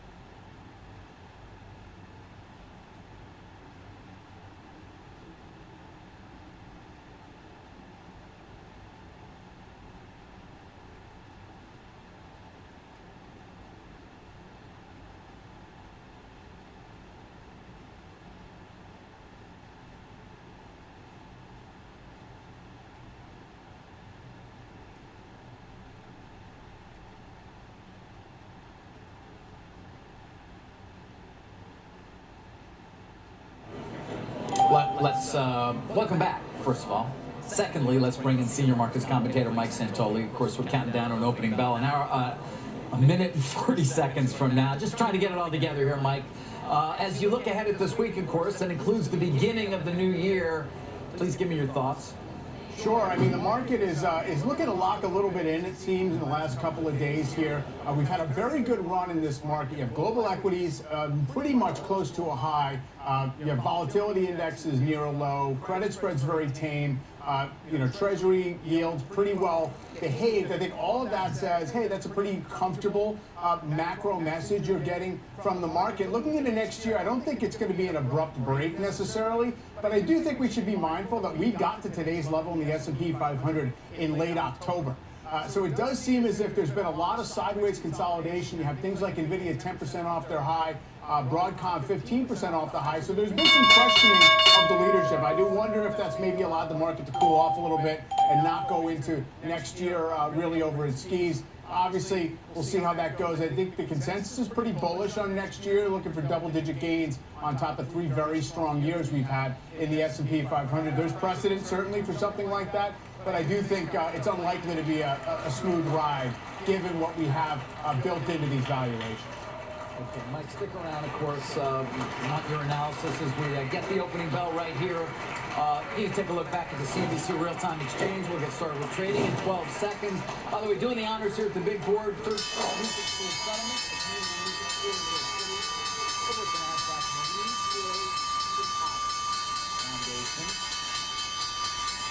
that time of year. And as we look to the open right now, I mean, we're set for a down open. The S&P is kind of off about 0.5% here in the early going, Mike. Despite what you mentioned is the calmer macro backdrop, energy is a standout. Energy stocks higher with oil prices firmer. I mentioned that there was no breakthrough on Ukraine necessarily, or on Russia, despite the diplomatic talks from President Trump over the weekend. Also, maybe some bullish comments from China, from their finance ministry, on the possibility for stimulus. I mean, we are watching these commodities, whether it's oil or silver and gold. How do you read into what the overall message is there?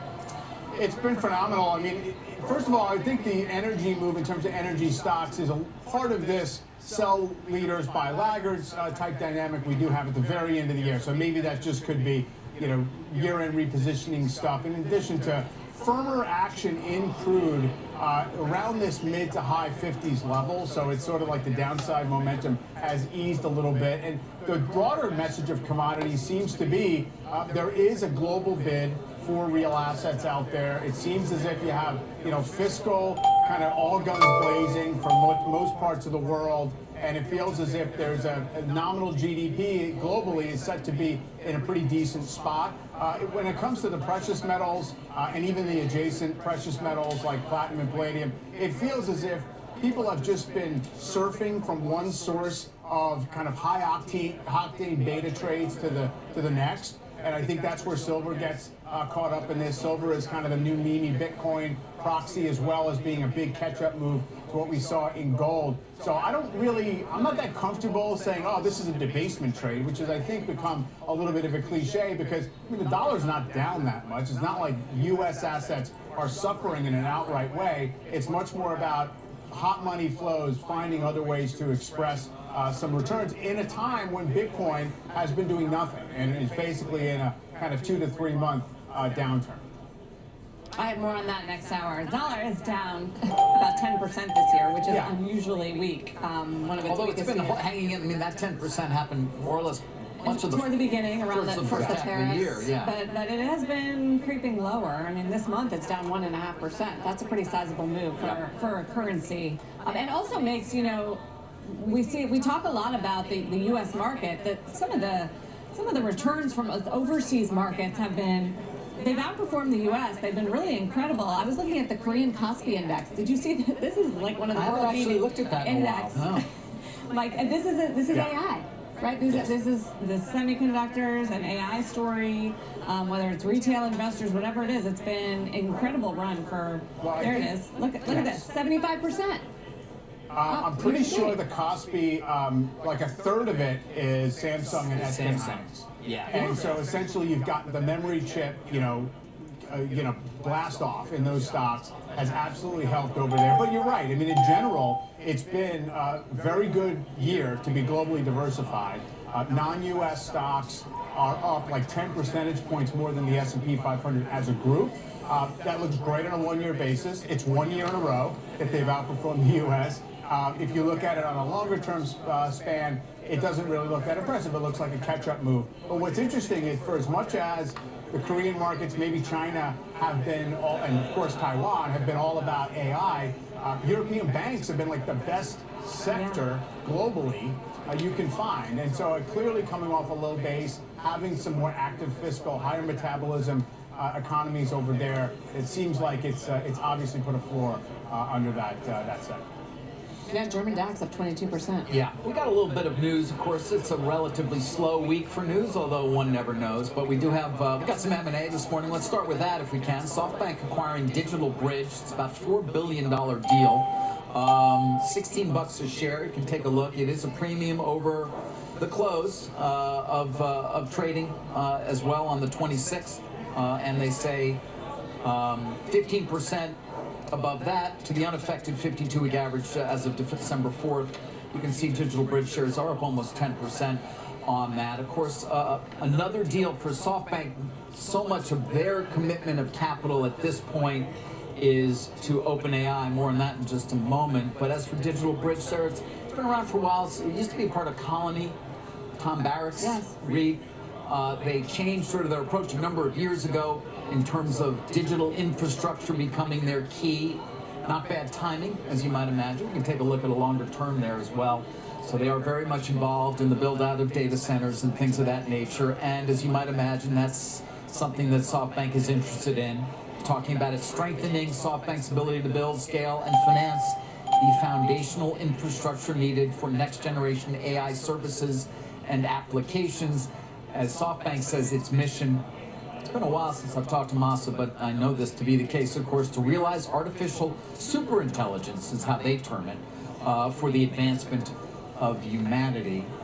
Of course, the largest commitment SoftBank has made is to OpenAI. It was last April they committed as much as $40 billion. $10 billion of that has been syndicated, and they have successfully done that. They've also funded, I believe, of the remaining $30 billion, around $12 billion, but we've got to check on the latest there.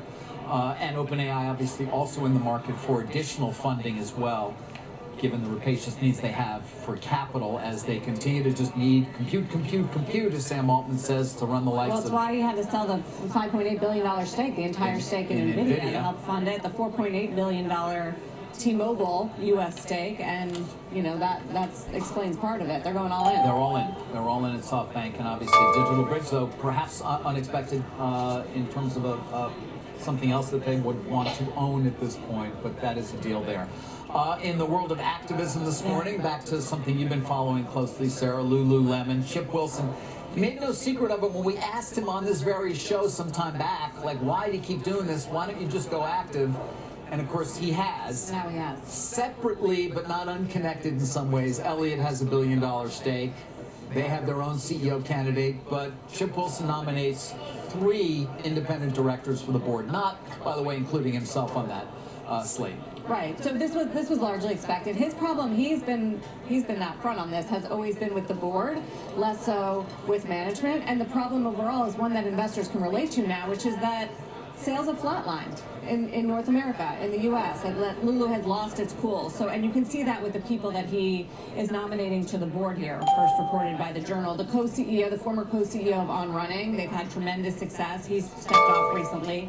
The former ESPN Chief Marketing Officer, Laura Gentile, and former Activision CEO, Eric Hirschberg, all who have sort of had hits and been more at the center, I think, of cultural resonance, he would probably say, than with the current board members. Look, Chip is still the second biggest shareholder now. The company owns about 9% of the company. I think Vanguard is the top shareholder. Right. Stock's down almost 50% this year. Calvin McDonald, the CEO, stepped down a few weeks ago, and now Elliott, and it is unrelated because, as I understand, Elliott's not working with Chip Wilson or anything like that. They're just trying to get in Jane Nielsen, who was the former CFO of Ralph Lauren, who was very popular on Wall Street, especially with sell-side analysts.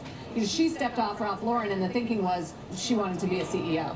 And so Elliott wants her in this role as CEO. Unclear where the board stands with whether they've talked to her, whether that's in process. So they've got about $1 billion stake. Chip Wilson now has a proxy fight to try to change the board members. We spoke to him, as you mentioned, in October, I believe. Here's what he said, what is going wrong. They weren't listening, and I was predicting exactly what's been happening now with the stock dropping as much as it has, and I think it's time to step in and be public about what the real issue is, and that's not necessarily the management, it's not the weather, it's not the consumer, it's actually the board of directors and the ability of it to hire the right kind of management. The company has blamed weather and colors and assortment for some of the missteps over recent quarters. But look, Chip Wilson also comes with baggage and history. Remember, he used to lead this company. Yes. And then he had to step down after he said on a TV interview that women's thighs were too large, which is why some of the pants were ripping. I mean, he didn't say that. He implied that, basically. But it was offensive. And even if it was right, I think that wasn't the best sort of message from the company at the time that was supposed to be inclusive, leggings for all women of all sizes. Well, inclusive. Well, perhaps one reason why he's not even part of the nominees for the board of directors. But as you say, obviously 9% older and has been critical for quite some period of time here. Yeah, what's happened in that time is Lululemon has been growing faster than retail to now stagnating. And that's, one of the questions. It's interesting, Mike, when you look at some of these some of these retailers, we're going to get a lot of new CEOs at a lot of the retailers, and we are really starting to see winners and losers. You know, coming out of COVID, it was a rising tide lifted all boats. Everybody won in that kind of environment. And then interest rates tightened, and that was, you know, problematic for the sector. And now it's really just who understands the consumer and who's resonating. I mentioned Tapestry's outperformance up 100% this year, as Coach really has become very cool and has the right price point with the really high-end luxury players like the Chanel's raising prices too high. Yeah, it's been one of these environments. Well, first of all, the benefits to massive scale. Everyone sort of is just giving Walmart credit for sort of continuing to take market share and just be kind of the juggernaut. But then aside from that, yes, smaller brands have definitely had these kind of revival moments. Look at some of the teen retailers. So, you know, you catch one season right, and these are very cheap stocks on a price-to-sales basis, the chain retailers, before these runs. And even things like Kohl's, it feels like maybe up off the bottom. So all that stuff makes sense. The interesting to me also about Lulu is, you know, busted growth stocks are always going to attract, especially in the consumer area, a lot of people who feel like they can be fixed and they can go back and kind of harness what made them great in the first place. Lulu's trading at a price it first got to like 6 or 7 years ago. It's down, just trades at a regular old valuation on earnings, not really a premium valuation. Its price to sales is not that much above Nike, of course, a much more mature company. So I can see why people feel as if, you know, you might as well get in there and start pulling some levers and see if it can work again. Especially going into a year when, who knows, I guess people have sort of figured out how to sidestep or absorb the tariff expense. Speaking of activism and retailers, you know, there was this report, we were both out last week, but that Target has an activist, and Financial Times put out that. You have more on that? You're making a face at me. Well, I always make faces at you. People don't know that. I do that all show long.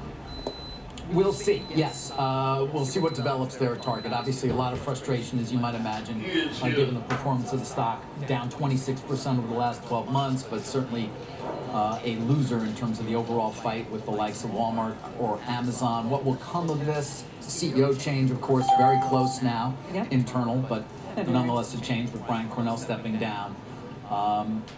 There will likely be more on this, my expectation would be, but I think it's a bit early, and certainly there are some, I think, meetings between said activists and management to see if they can align on some thoughts about how to get the retailer on a better footing, perhaps some changes in the boardroom as well, in terms of the board of directors. Yeah, I mean, I think the question on names like this is always what can the activists offer in terms of expertise? They have Michael Fidelki coming in as CEO, who's someone who has been at this retailer since he was an intern for 30 years, you know, and has seen Target certainly during its heyday, and has articulated, I think, a plan to getting back to growth and Target getting back to its roots as Target, more of a design-led company. So I'll be eager to see what the plan is, if there is one, and what the sort of activists are pushing for ultimately. Besides M&A, you know, it's hard to know how Aside to from fix a M&A, retailer. I think you're right. It's like, what exactly would that be in terms of changing it? What do they know? What do they know better about than the running? retailer? Right. Finally, Sarah, we we'll see what kind of news flow we get this week. But one thing we will get is a response from Warner Brothers Discovery to the change in the terms around the equity financing from Paramount for its $30 all-cash offer to acquire Warner Brothers, all of Warner Brothers. Remember, it was a week ago.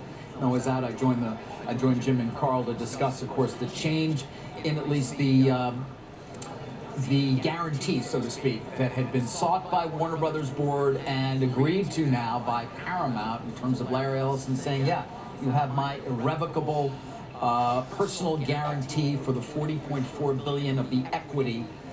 Obviously, there is a good amount of debt as well there in acquiring all of Warner Brothers and taking on its debt load as well. Warner Good has question. to respond to that. And the expectation is not that they will suddenly say, oh yeah, we expect your bid is superior now to Netflix's, but we want to hear what the reasons are, perhaps if that's not the case, given this does seem to have met many of the objections that were laid out by the company's chairman as well with me in an interview only a couple of weeks back when we first got the 14D9 from Warner Brothers responding to Paramount's tender offer, its initial tender offer. We'll see, especially whether they go into more detail around the value of Global Networks. Under the Netflix deal, Global Networks will exist as its own public company That is all the cable networks, including Looks to me like it's kind of correcting right now. I should point out, by the way, the Netflix deal is worth around $27.60 a share right now, a bit down from the $27.75 headline number that it originally had. We could get a triple bottom, then be a strong buy. It's $23.25 in cash. At the day low. But of course, it's 0.0460 times what is stock price of about 94. We get the yin yang When here. I saw that picture come out of David Starting with Zaslav, small Chris position. Hernandez, and Greg Peters at the Warner Brothers studio lot in Burbank, it was like, okay.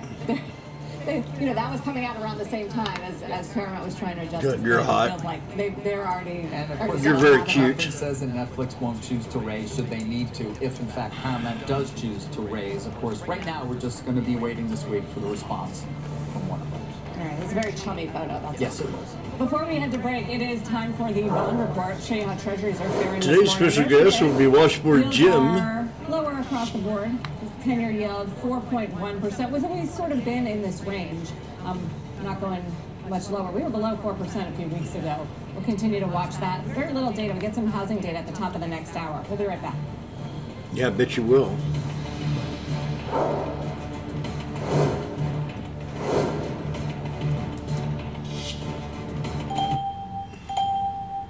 Maybe she'd been. Oh, what's this? SPX, pretty good drama. Damn. Okay, we've got SPY opened up here. Let's get the SPX going. Woo!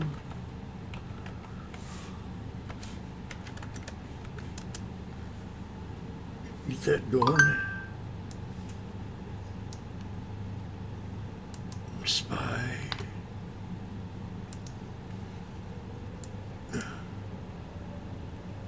SPY is now above the VWAP. I'm going to double bottom on the tweezer bottom on the 1 minute. The crowd's going wild at the Sports Arena. Today's the 29th.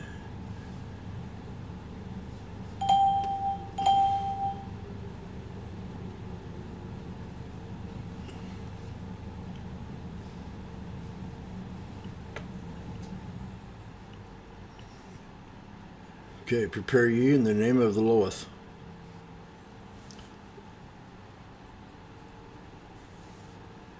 I think you can do it. Right here. 688 strikes at 94 cents. Right about now. This is descending, so this is a bearish sign.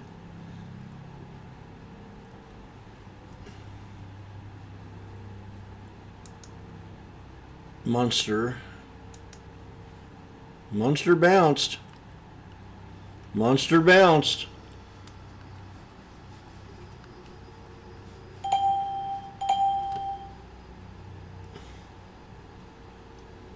Oh, sure enough.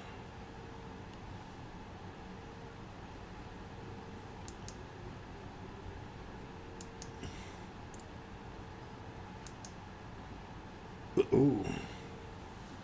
TSM's at 200 SMA. What's AMD up to here? Whoa, AMD is at the 200 SMA.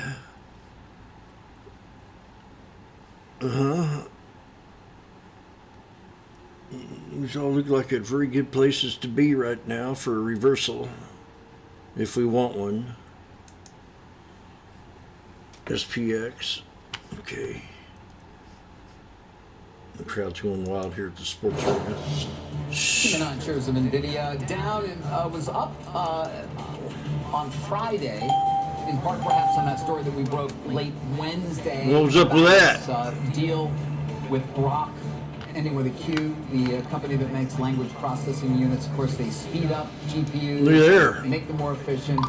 Lower the energy cost perhaps as well. Important deal for NVIDIA. I reported it's going to cost them as much as $20 billion, but it's a non-exclusive licensing agreement. Of course, they did hire virtually all their employees as well, but it's not giving up much of what it gained. We're at the 200 for an exit idea. On that deal. Very Ladies and gentlemen, you're about to abort your first flight. We jumped in at the 50 SMA, which is more or less a equal barometer of the equator. It's a what we call a pivot point here in stocknology. From 90 cents, 92 cents, all the way up to $1.12, just like that. Boom, boom. All within 2 candles off the 50 SMA. Now, I had this on 3 or 4 different time frames. I focused mostly on the 5-minute and the 1 minute right there. If you pivot it to the 5-minute time frame, I talked a little bit about this on Monday. We had 3 white soldiers with a tweezer bottom and a hammer with a tweezer top. 5-minute exit idea. Now you're coming up with, now this is going to tell you if you're going to be bullish or bearish the rest of the day. So you could make another business decision.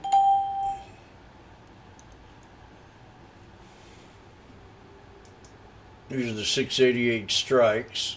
Let's look at the 1 minute real fast. See if we got something here. Whoa, man. Shit. These look good. These look real good. Okay. Randy.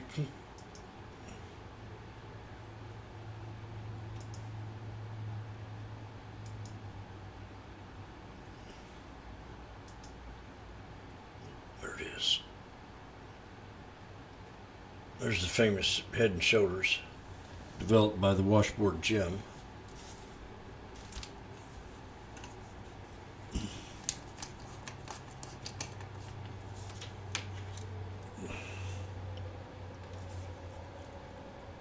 You can do it. It's a nice little reversal here.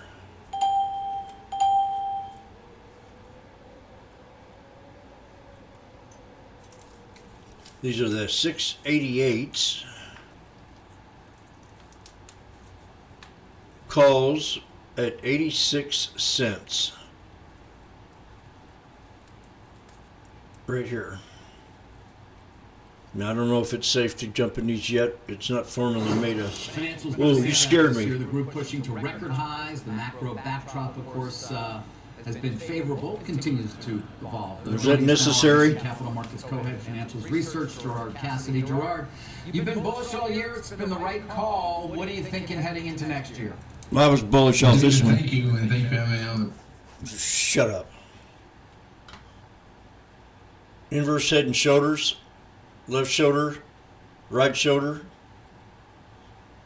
86 cents, got down to 82.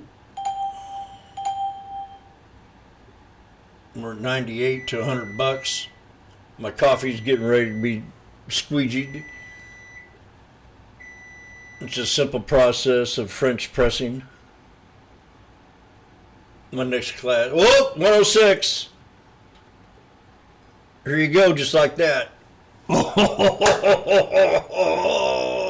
my God, Ray did it again. I don't know how he does it.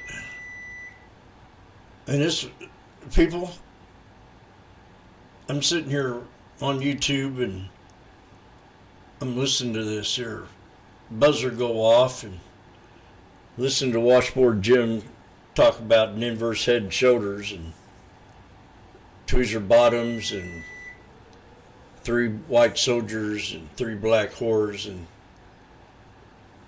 it kind of reminded me of a country song. And we're going to put that out here in a little bit. We're sitting back with some of the boys out there on the porch. We call ourselves the porch dogs. It's all right. Ladies, sit down. It's serious. So we jumped in this stock at 86 cents. And it dipped on down to about 82. I said, shut up. It bounced on up, and we got out of this trade up here at $1.06. 86 to $1.06 within 2 minutes. We were in and out of this trade with them. I said I'd be in there in a second. Please excuse me for a moment. I have someone out in the audience here that's causing me an issue right now. I think his name's Eric Coffey. Is that you, Eric Coffey? Debbie.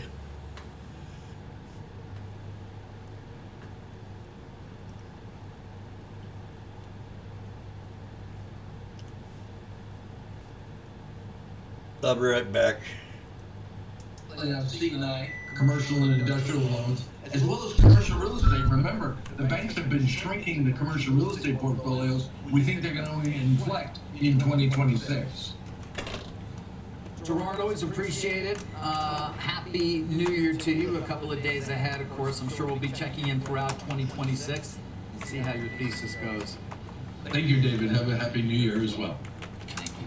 Stocks are moving here to the downside in early trading. We've got pending home sales data due right after the break, so don't go anywhere. We'll be right back.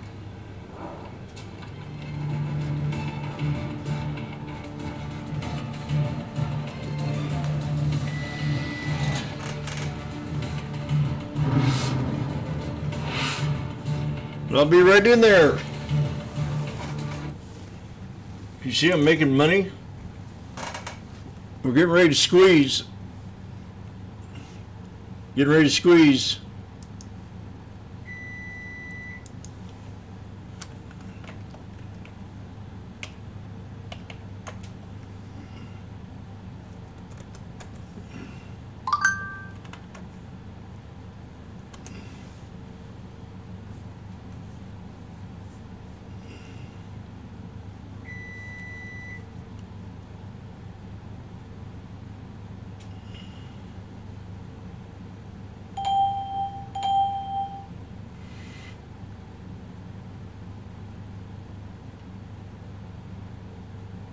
Get ready, prepare ye in the name of the Lord.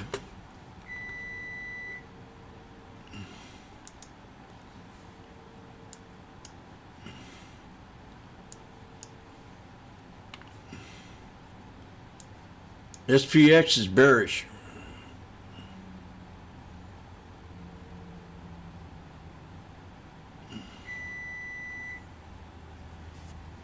Okay, I'm going in there.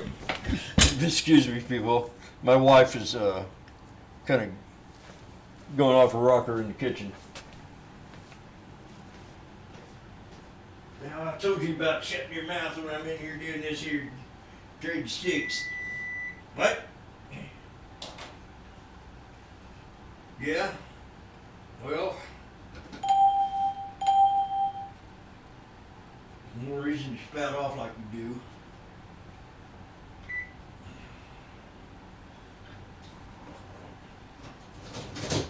Can't always be in here on your beck and call in 5-6 minutes.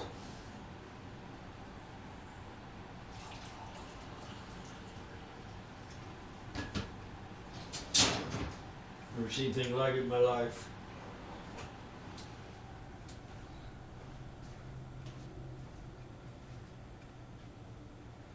Can't get nothing done. Beach.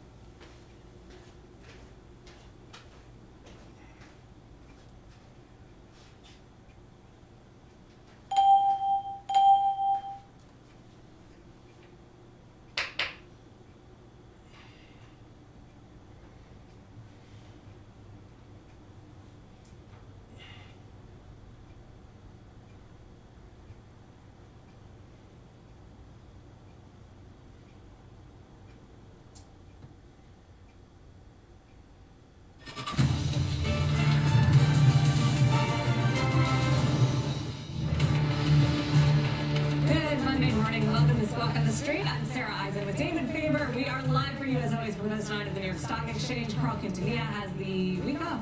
At this hour, it's the home stretch of trading for 2025. And while AI hardware names like NVIDIA are in focus this year, a different part of the AI ecosystem could dominate in 2026. We'll explain. Plus, another key White House meeting coming today with Israel's Benjamin Netanyahu, following a weekend gathering between President Trump and Ukraine's President Zelensky. We'll talk to Richard Haas from the Council on Foreign Relations about what's at stake. And we've got the latest on the volatile silver trade as prices cool off after a record rally last week. First, though, pending home sales data just crossing. Diana Olick has that for us. Diana. Well, David, pending home sales in November rose 3.3% from October and were 2.6% higher than November of last year, according to the realtors. That's a nice beat. The street was looking for a 1% gain. It was the strongest read of the year and the highest level in nearly 3 years. This count is based on signed contracts, so people out shopping in November when the average rate on the 30-year fixed mortgage really didn't move much at all, but was lower than it was over the summer. Rates today are right around where they were at the end of November. Now, pending sales were up in every region, but the West saw the strongest jump, up over 9% month to month. The realtors say more supply is attracting buyers to the market, and affordability is improving slightly with lower mortgage rates. 22% of NAR members said they expect an increase in buyer traffic over the next 3 months. That's up from 17% in October, but down from 24% 1 year ago. Fewer realtors expect an increase in seller traffic. Sarah? Hey, Diana, thank you very much. Good to see rising pending home sales. We're going to dive here into this debasement trade, even though Mike Santoli poo-pooed it last hour, because it is something that everybody's talking about right now. And that the heart of it is that the dollar is down about 10% this year. Worst year for the dollar since 2017. It really, as you can see, started to weaken early in the year around the tariff announcements, and pretty much stayed weak and continued to weaken gradually through the rest of the year. On the flip side, we have seen enormous strength in precious metals, gold, silver, platinum, not so much in Bitcoin, which is interesting because people buy Bitcoin, and some of them in the thesis that the dollar is weakening, right? Digital gold, inflation. It turns out the place to be, if that was your thesis, is gold and silver and platinum this year in particular. You know, why is that happening? Well, look. You'll read a lot of stories about loss of trust in the U.S. dollar, loss of trust because of the tariffs and the U.S. as the sort of underpinning of the free trade system of the world, loss of trust in the Federal Reserve independence. Here's Goldman's Tony Pasquarello on gold trading note. Maybe the chart tells a story of fiscal dominance, maybe it's gathering concerns around fiat currencies, maybe it's simply a serious increase in central bank demand, which we have tracked, central banks buying more gold, particularly in China. Just another sort of explanation here. Pictet Asset Management, a reminder that geopolitical and debasement worries have the same hedge, gold. Neuberger, investors effectively taking a massive and ever more expensive insurance policy and increasingly shaky financial and geopolitical systems. So there's a lot here. Geopolitics, the U.S. dollar could be the fiscal outlook and the spend of the U.S., which, you know, we're borrowing a lot. You haven't really seen those concerns in the bond market. Or just that pressure point for bonds, but it is something we're going to continue to watch. And, well, with changes coming up at the Federal Reserve in the not too distant future. Yes, I think I marked 2 key dates for this whole debasement trade, if you're a believer in this. So January 13th is going to be the December CPI report, because part of the idea is that things are still inflationary. Even if we've seen some tamer inflation reports than expected, I think that's still a big wild card of what happens to inflation. And then another one is the January 21st date, which is when the Supreme Court hears the oral arguments on Lisa Cook. Remember, this is the Fed governor that the president wants to fire, and there's a question of legality, whether there's cause, and whether the president... He should fire his ass. ...fire Lisa Cook, and some people think that is a key test, at least the Cook side is making the argument that that's a key test of Fed independence, whether the president will be able to do that. Not to mention, you know, his continued job. I don't think he can, no. Lower interest rates and picking a Fed share that wants lower interest rates. Although, you know, most presidents, every president gets to pick their Fed share, and most of them want lower interest rates. This president's just more vocal about it. Much more vocal about it. Yeah. That said, he did never actually fire Powell, as he threatened to do many, many times. No, and said that he would leave, and said that this next Fed chair is going to be able to make the decision themselves. He would just like someone that wants lower rates. Yeah.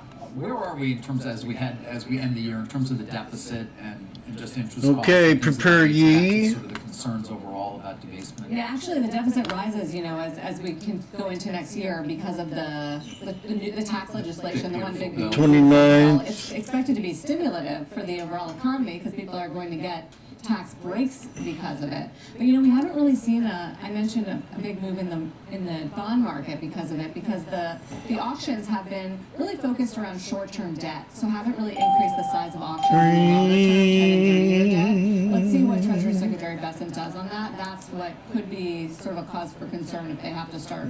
We're looking at the 6920s, and we're looking at Sarah. Pictures is not. Sarah and I had a small little dropping out. She, her and I were, well, let's just say it's just something you don't want to speak about on a child network.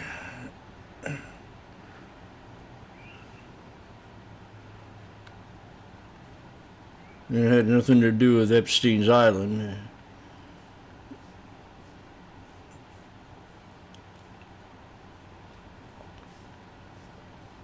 These are the 6920 calls.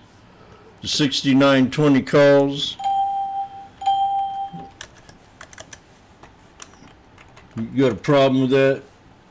Prepare you.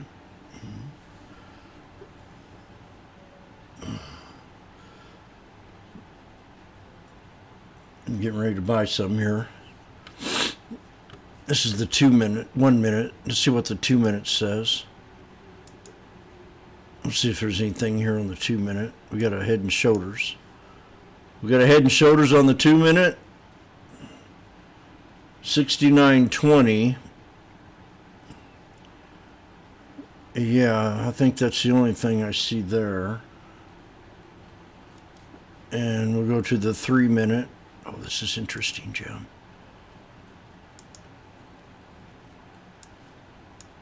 Yes, Washboardjim is a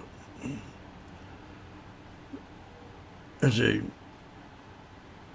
you call it, an underground student of yours that's been following your sneaky snake trade strategy, where you talk about chart patterns, moving averages, and being in the now. We started using that 3 minute time frame. Well, in the 3 minute time frame, you have an inverse Head and Shoulders. And it looks to me like we've had a good little 5-10 minute sell-off here. So it's going to start to adjust. And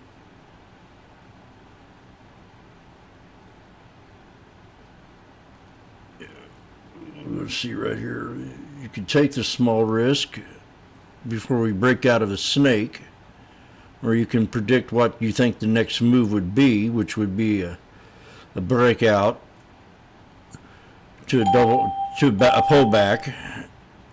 Now we're creating a tweezer bottom here off this here snake pattern, off of an inverse Head and Shoulders, and we're going to prepare that inverse Head and Shoulders line right here. You understand? Oh, I understand. I understand. We would love for it to finish above this here line. If not, it'd be a double bottom off that Head and Shoulders, which we were down here once before.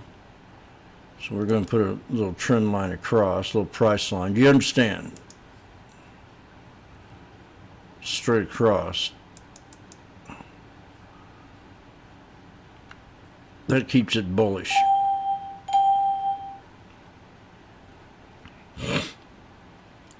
So let's say I had $2,000 in my account.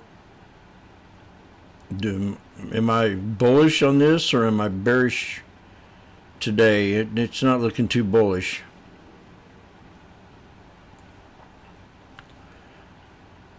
Now we just got a triple bottom coming down here. Let's see if there's something else in here that we're missing. This is a SPY, right? Yeah, we got the double bottom at open. So we got the body high right here. Body high. Yes, is this Washboardjim's Cannabis Research Center? I'm looking for a bottom high. Entry level. Oh yes, your bottom high would be right around 668.82.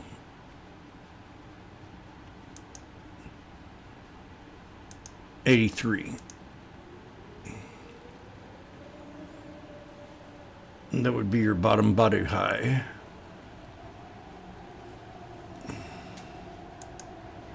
Let's go over here. Let's check VWAP out. VWAP's got a lot of room to go. Okay. I think we need to really get serious here.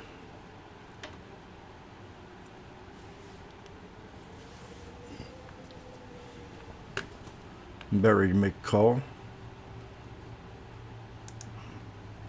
Oh! SPX just now hit the day low. Morning low.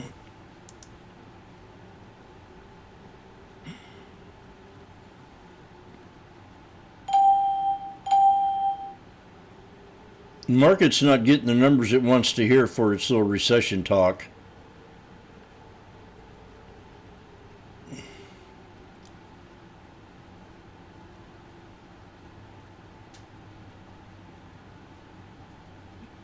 I think they're full of crap.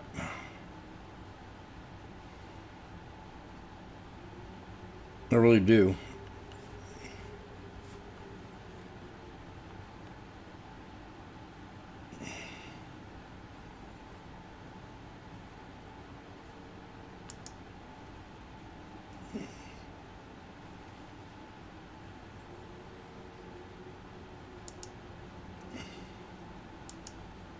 No, what do I see there?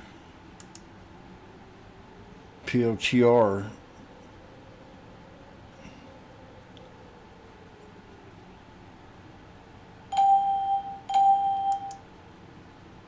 Oracle had a big bounce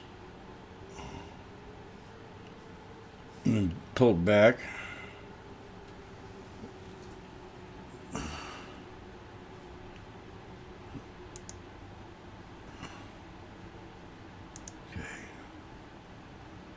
Man, I tell you what, I've really jump in this trade.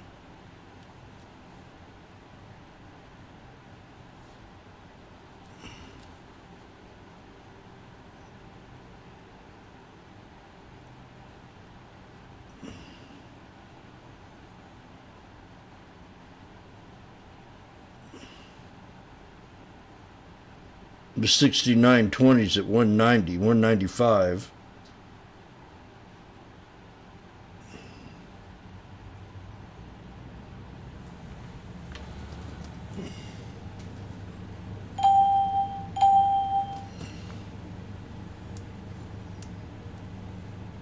Okay, people are wondering here about what Washboardjim's going to be doing. He's recognized two patterns, and he's recognized a weakness in one of them, and I want to point them out.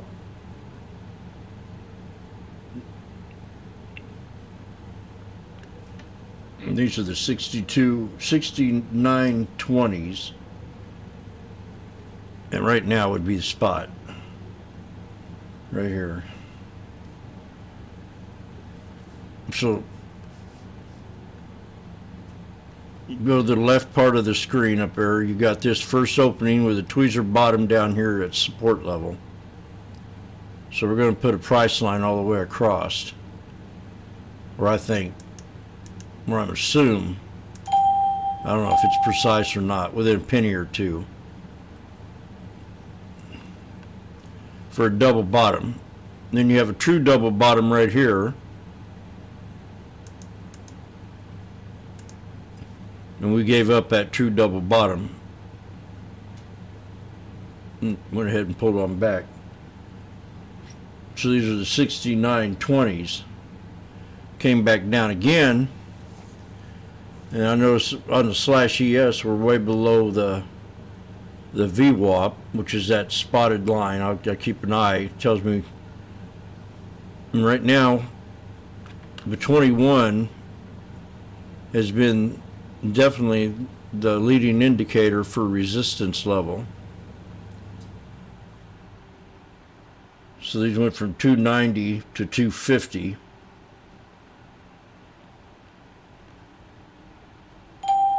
So that was a double bottom call, and that was a weak.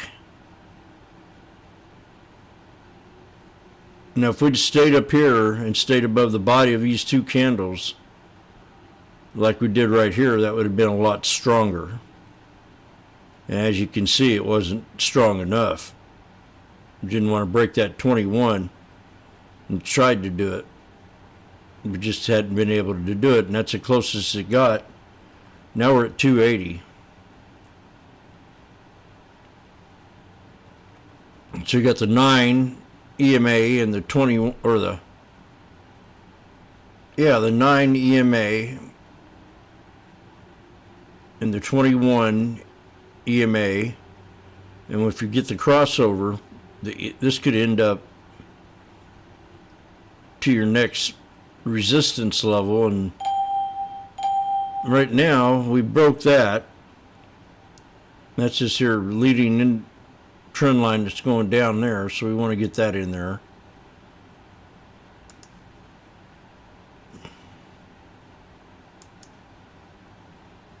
Okay, there you go, Jim. Get it in.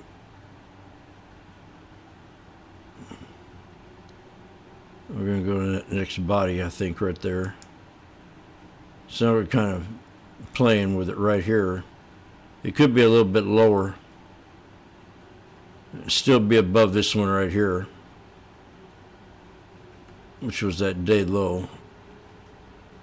As long as you stay above that and we squeeze out of that, then you could end up double topping right up here and be under that 63 for your final exit. Do you understand?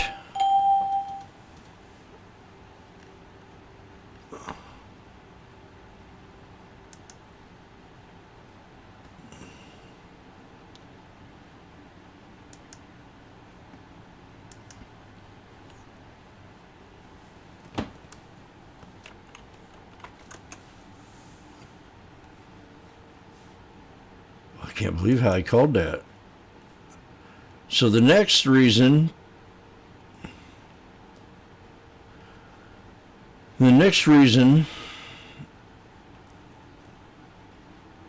is take that and run it down through here like this.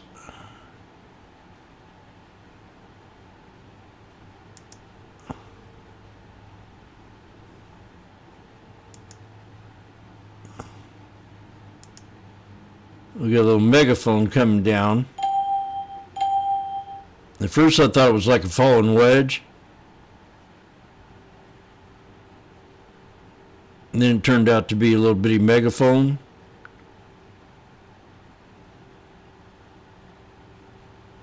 And that turned out to be bullish. Run up to the resistance level for an exit idea.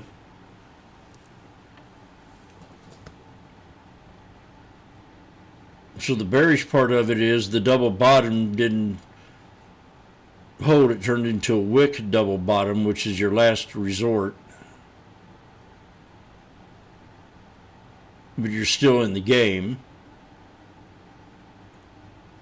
And that day low, but morning low.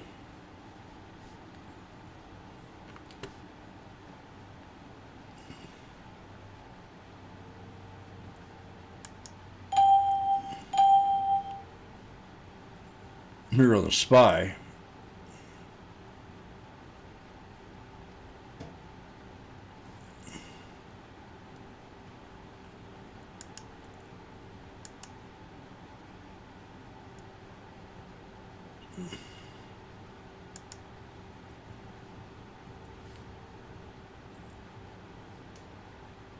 Okay.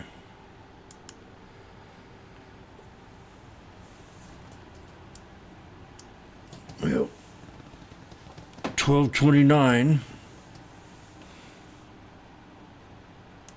To point out, we haven't gotten a lot of detail around the deal itself from NVIDIA at all, other than an internal memo from Jensen just announcing the arrival of some of these key hires. They're not a full stack competitor, Grok, in any way to NVIDIA, but they are seen as perhaps helping the overall GPUs in terms of their particular expertise called the LPU. I don't know how much you know about it, Jonathan, or care to discuss it. I would assume regulators need to be taking a close look, though, in terms of whether there really is a competitive aspect to it.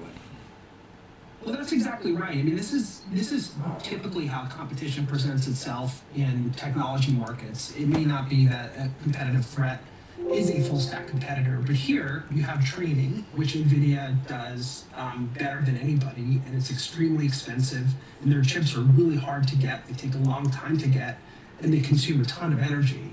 Then you have inference, which is when you use the chips. And that's where Grok really has figured out a way to do it faster, cheaper, and with consuming a lot less energy, and a much shorter wait time to get the chip.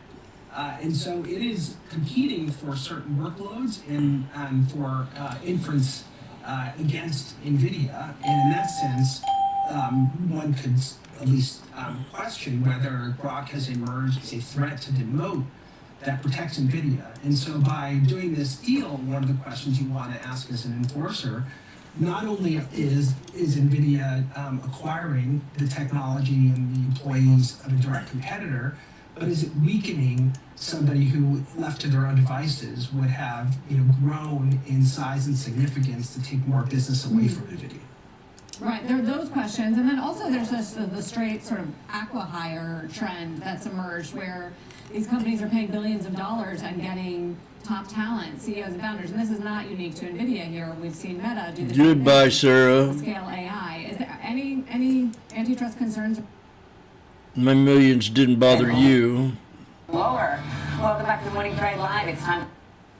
Cooper Howard, Director of Fixed Income Research and Strategy, Schwab Center for Financial Research. So it's a data-light week, Coop. What's on your radar? It is a data light week. It's also a pretty light week on a week like this. I don't think that that's too big of a surprise with the holiday coming up, and then Friday being a little bit of a slower day. So I think the big important thing, though, is going to be the Fed minutes that we're going to get. Short week, Santa Claus. I expect that's going to show a similar divergence that we saw last time in the dots plot. Yeah. There are many Fed officials that are kind of differing views on where the economy or where the Fed funds rate should go.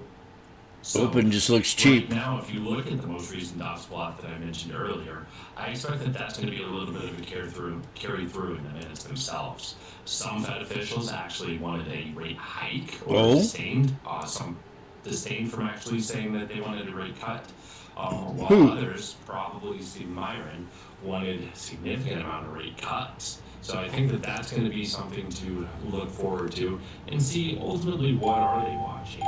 We know that inflation is running above their 2% target. Labor market isn't falling off of a cliff, but it is. We broke out the flag and pulled back. Boom. Maybe if we do get that clarity, it is going to be the big event this week. We're now at $2.85. Washboardjim called the 6920s out for today. Lotto, the SPX at $1.85 to $1.90, and right as you speak, we are at $2.90. Now we could be ready for takeoff because we are about to break the 50 SMA. The 9 has crossed over the 21 EMA, causing a small pullback straight to where resistance what was resistance now becomes support. As we break for the next resistance level, which would be what is that, docking number 6908.62 on a barometer, which would be the 63 EMA. And that thing will move around on you a little bit, depends on which way the wind blowing. And what I mean by that, which way the buyers and sellers are taking care of the joint. So 6908.60. 59 as I speak, it just drops and moves back up a penny. So pay attention to that. Now this is in a 1 minute time frame.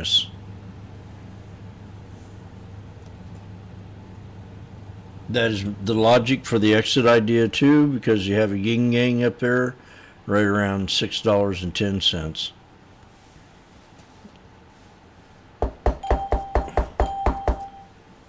Jim, it just jumped to 320 and we're about to the 63 and I'm a little nervous. I gotta go and donate some sperm to the Sperm Plaza joint here this morning downtown Springfield. And they're going to give me $6 a pint. And I was wanting to know if I could get out of class early and sell this thing here at the 63 and then maybe come back a little bit later and see where we are. I think that'd be a wise decision to make, sir. But it sounds to me like you should be getting a little bit more for your stuff, if you know what I mean. That's a lot. That's a lot. It'd take me a couple of years to come up with that much.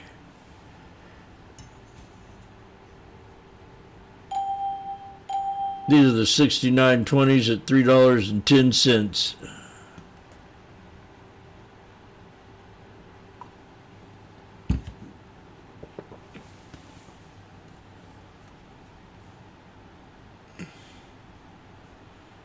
A megaphone dropped out of the way, out of the little channel of support or resistance. And then when we broke out of it, came back and pulled back, gaining respect with the 9 and the 21 crossing up to the 63. So these are at $3.10.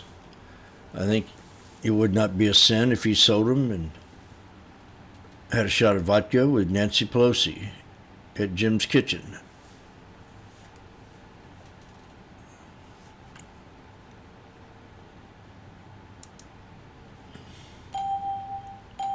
And thank you very much.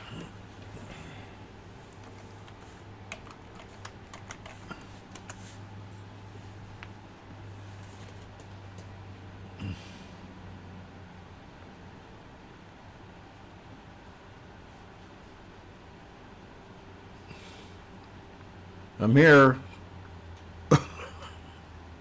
I'm the guy. Washboardjim. Woo! The crowd doesn't know what to do. They just don't know. We have a couple issues going on here. First, we'll type in the 63 EMA.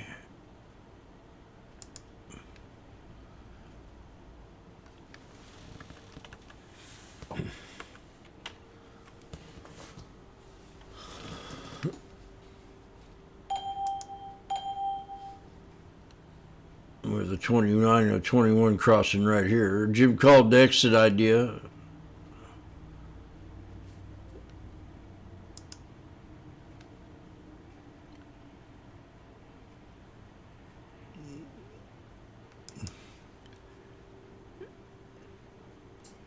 Jimmy called an exit. Jimmy called resistance. Maybe.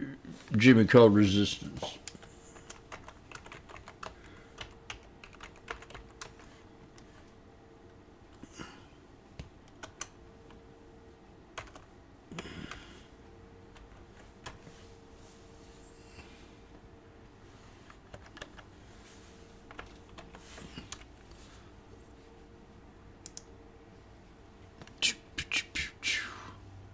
Okay.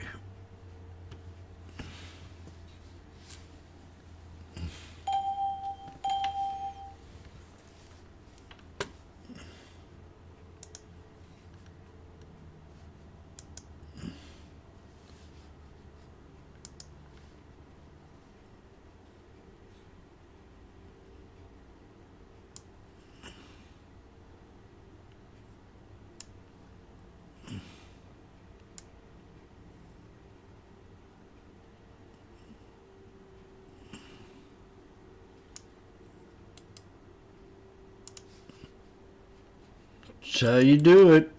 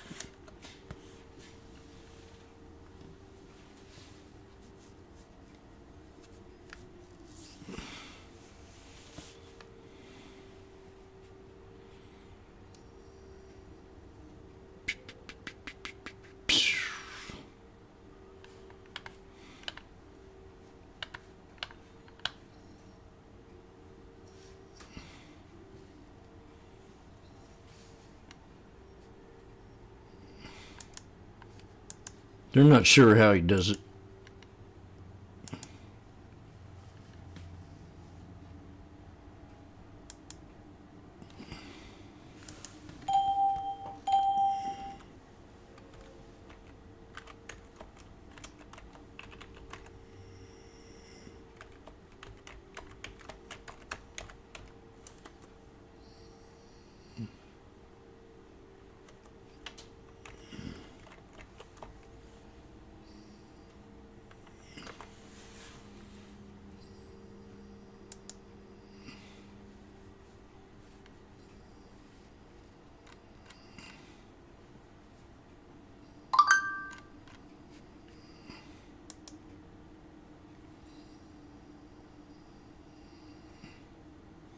Oh, ouch.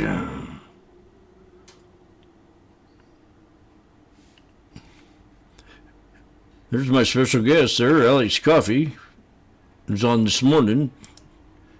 Analysts, this is probably, of the major companies, maybe the most liked stock on the street. Sam, 96.5% of the 85 analysts, that's 82 of 85 compiled by Bloomberg. Nvidia? Buy equivalent camp. And the No, Amazonian. old camp. But even more incredible is I had to go back 44 updates to get to the most recent neutral downgrade. And that was from Rothschild's Alex Hazel back on November 18th, a downgrade to neutral. But even that, the price target is 250, which implies almost 10% upside. Ooh. Yeah, that's certainly interesting. I mean, we are trading down just fractionally today, 232 and change, but as you say, it's still a lot of sort of favourable analysts out there and bullish still on the stock. Good point, baby. Alex, we'll check with you a little Alex. bit later. Appreciate it. Let's trade now with Charles Moon, stock Shit. across the Trading Academy. And Charles, That's a good statistic. This morning for us for Amazon. Woo! Yeah, I'm not expecting much for the rest of this year, but I want to buy a little bit of time. I am bullish on Amazon. I believe that they're coiling for a pretty big move. The breakout zone is going to be right around 240. So what I want to do is buy the Jan 240 strike.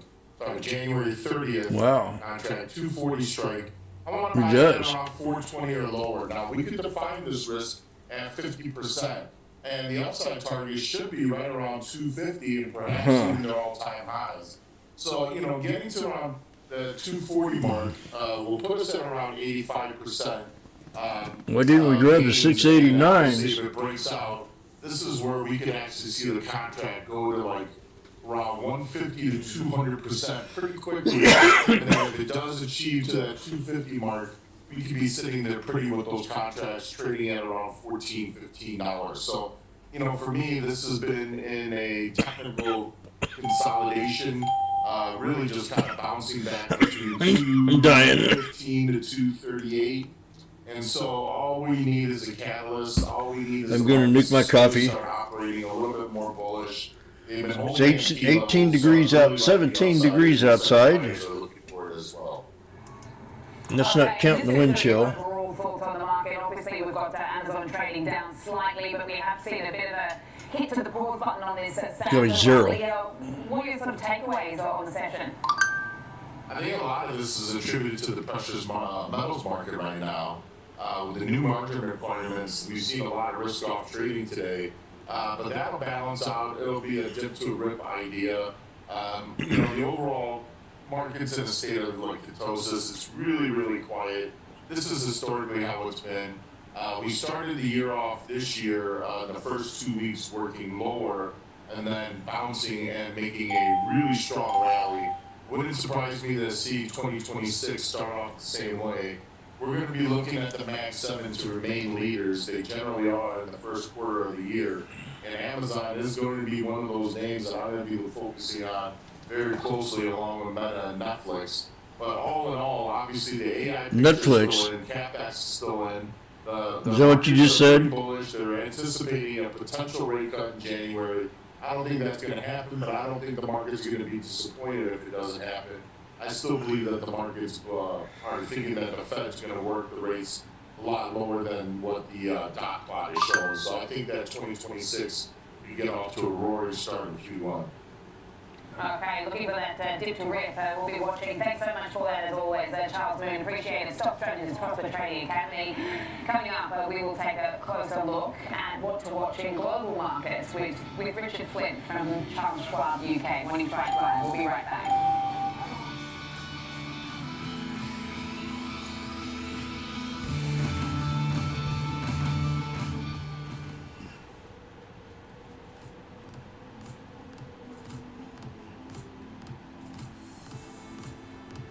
Well, we're definitely in the red.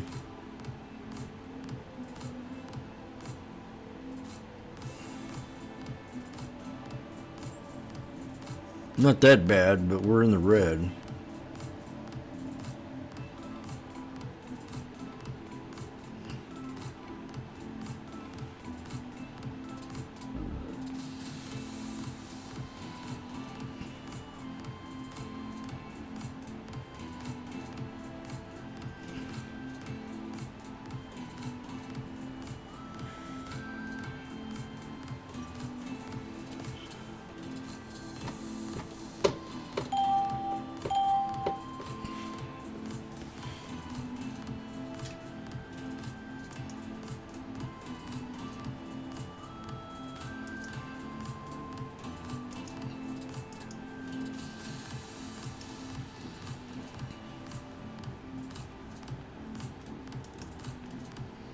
Morning movers, be the first to find out what's shaping early market action. Tech check, options corner, futures focus, technical analysis. Morning movers covers it all. Grab your coffee and tune in every trading day at 8 a.m. Eastern, only on Schwab Network. Stay connected to what moves the markets.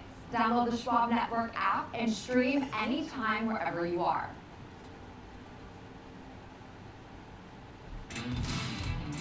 Live from Chicago, this is Trading 360. I'm Marley Caden. We track macro forces, market trends, and company news that shape investor decisions, all with expert analysis and actionable context. From inflation data to sector rotations, earnings to policy, it's a comprehensive view of the market every trading day. Trading 360, in-depth market coverage straight from Chicago. Weekdays at 11 a.m. Eastern on Schwab Network. Welcome back to Morning Trade Live. I'm Sam Barnes, coming to you live from the New York Stock Exchange. Joining us now, very pleased to say, is Richard Flynn, Managing Director at Charles Schwab UK. Okay, very good morning, good afternoon. Your time almost, is it? Yes, it's way past afternoon. Richard, thanks so much for joining us today. Just wondering, it's a bit of a quiet old session in your neck of the woods off the back of a long weekend. I'm just wondering, as far as trading volumes looking a little bit lighter out there in your neighborhood, what your expectations are for this week as far as the performance is concerned. Look, the Brits take their Christmas holidays pretty seriously. The city is very, very quiet. There's not many people out here today. And trading volumes are always down at this time of year. I think historically the week between Christmas and New Year, it's called Twixmas, has very, very low activity levels for people sitting at home and for people in the market as well. But of course, with the hyper-connected global economy now, people are still trading. Asia is still trading in the US, but doing it from the comfort of their homes rather than here in the office in London. Okay, yeah, got it. And as far as, moving into 2026, I mean, what have the conversations been around the expectations? I mean, obviously we've been talking about US equities here, getting a lot of tailwinds from much of what we Ready to squeeze again. Is that the case there? Because, obviously we've been keeping tabs on where central banks are at their rate cycles, and obviously we had that recent cut by the BOE, but, Andrew Bailey is sounding a bit sort of cautious on things that are moving forward. So what's their expectations, sort of moving into the new year? Any Well, second. it's been an interesting year in recap here in the UK. Obviously, the market has performed well after really a decade of sustained underperformance, certainly relative to the US predominantly, and very, very low growth in the UK. And the focus has switched in the UK, both at government level and in the media, to where growth is coming from, but also the new geopolitical reality, which is Europe's changed place in the world. And what Oh, that yeah? means. There was an interesting report this morning Bullshit. about the amount that would be needed to fund the UK defence industry over the next decade, something like 800 billion up to 2040, which is a huge sum of money, which is currently underfunded. And so I think from a government position, the economy needs to be seen to grow. The government needs to have more money to apply itself because, like I said, the geopolitical situation has changed pretty significantly between Russia and the current US administration. Yeah, there's been a lot of moving parts, and obviously the UK has been an interesting story with that recent budget. Everybody's been watching that. I mean, that sort of had been seemingly well priced in the lead up to it, but then obviously with as you mentioned, some of the growth prospects. Things are obviously moving into 2026 with a bit more of a cautious tone. What else is on your radar there? What should we sort of be paying attention to?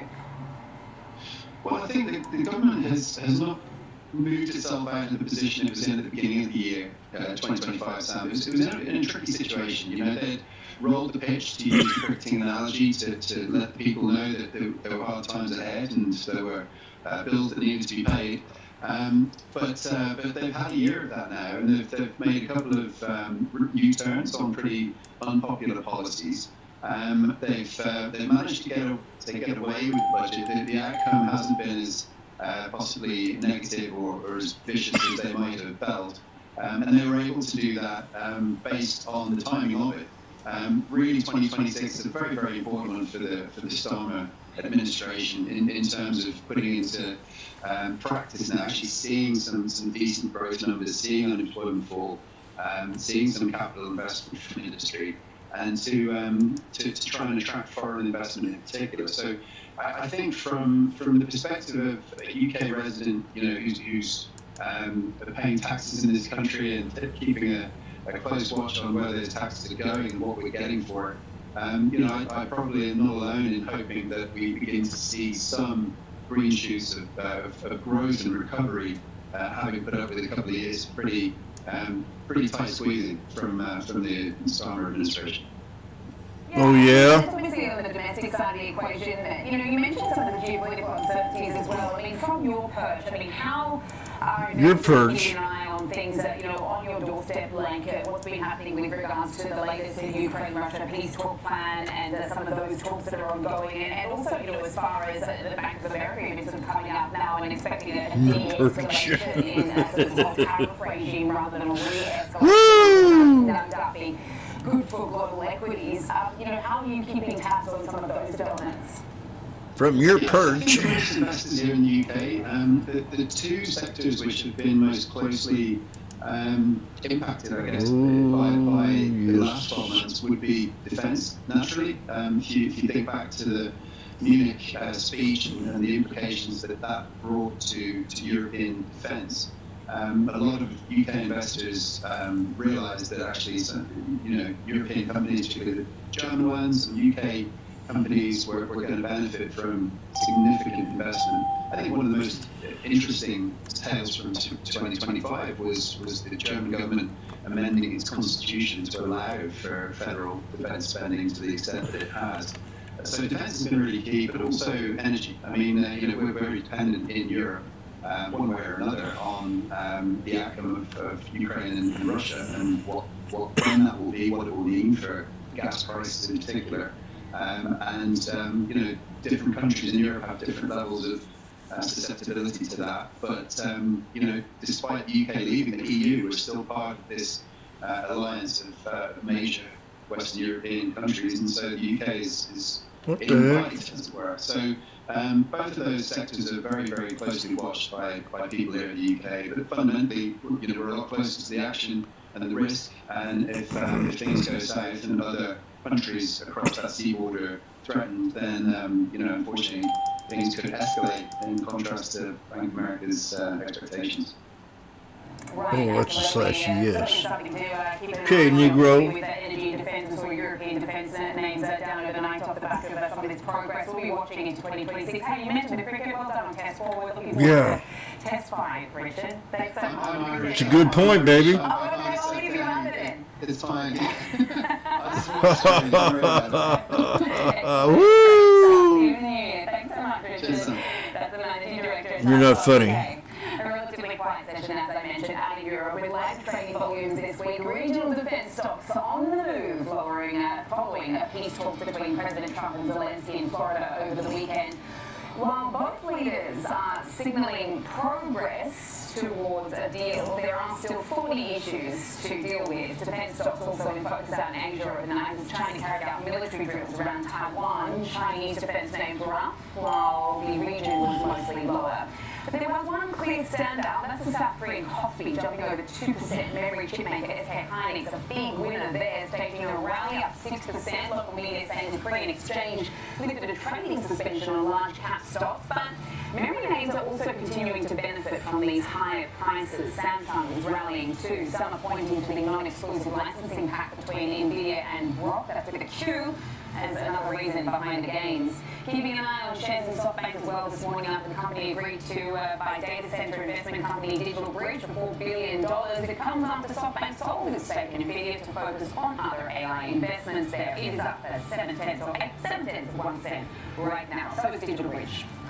All right, coming up, it's time for Inside Out. We'll take a closer look at big box retailers for you and bring you an example trade for the Morning Trade Live returns.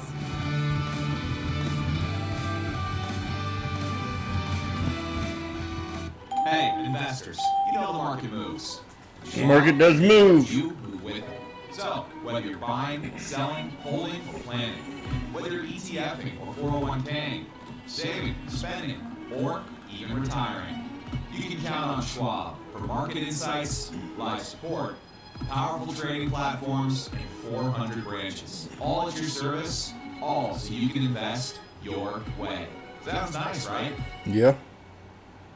I'm Tommy. And I'm Jenny Horn. This is Next Gen Investing, where we track the trends shaping tomorrow's market. From tech to energy, crypto to consumer, we focus on what's driving investor sentiment right now. Clear analysis and forward-looking market coverage every trading day. This is a make or break level for this stock. And that could certainly be short to near-term catalyst. Next Gen Investing, 1 p.m. Eastern. Only on Schwab Network. Whether you're an experienced investor or just getting started, Charles Schwab offers a webcast that's right for you. Are you a long-term investor? Our investing webcast series breaks down different investing styles, including growth, value, income, and more. Best of all, you can ask questions by chatting directly with an education coach. It's interactive learning at its finest. Tune in live or on demand. Head over to schwab.com/coaching and start learning today.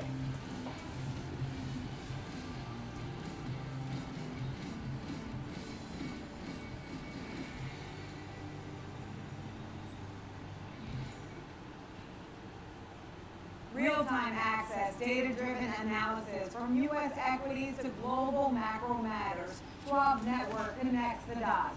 Watch live, subscribe free at schwabnetwork.com. It's coming to Papa. We're back on Morning Trade Live. The retail sector has been in focus over the last few weeks with the holiday shopping season in full swing. So here's the price action of the big box retailers in Monday trade. We've got Walmart, the clear up for down 0.5%, but we have the rest on the way lower. Target is down 1%. Obviously, it's had some issues and challenges to deal with. A bit of leadership change as well. We're talking about that. Costco is trailing by 0.2%. Amazon is doing a similar thing right now. So Walmart, as I mentioned, is really the standout on the day. Let's go inside out on Walmart and also Target here in the last few days of 2025. So joining us now is Sveta Kalenskis, consulting founder and CEO of Real Global. Thank you so much for your time. Happy holidays to you and your family. Happy holidays. Thanks for having me. Thank you. And what are you seeing out there right now? So we've got through the thick of it as far as some of the holiday shopping stats that we've been watching, the data. I mean, it's all looked pretty good. I mean, I've been out and about over the last week or so. People are spending. Yes. Bags, they're shopping. The airports are full. Yes. What's going on out there? Things are getting cheap here at the palace.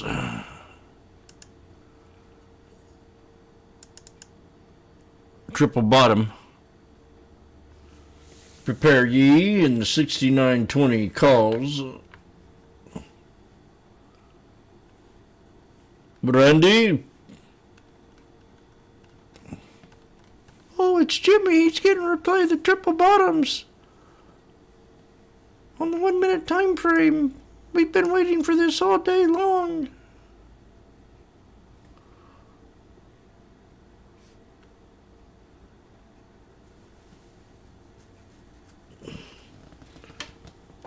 Oh, please, please, please.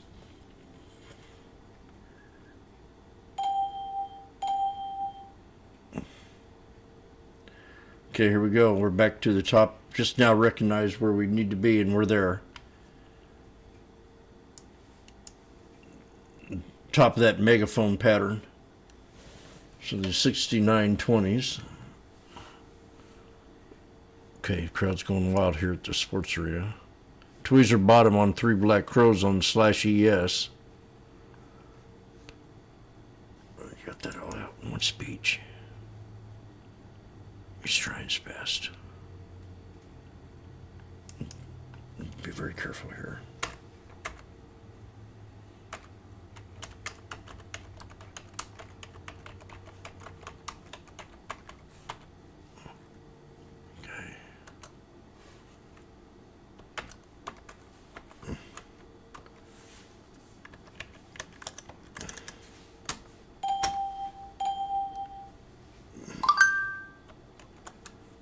London 710. Oh Lord, come by 6920s at $1.20.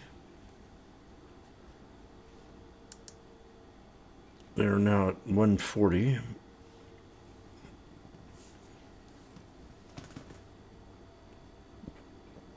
This was the top of the old resistance channel right here, off the megaphone that we called on the pullback. Go get a pillow. Oh, I got that pillow. I gotta get a new chair. I can't sit here.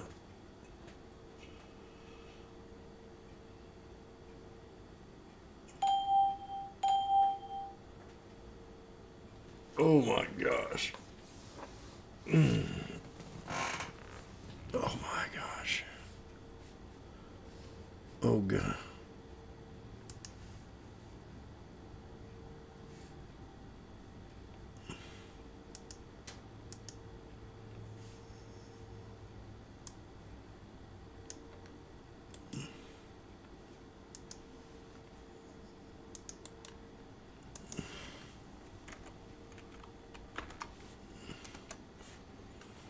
I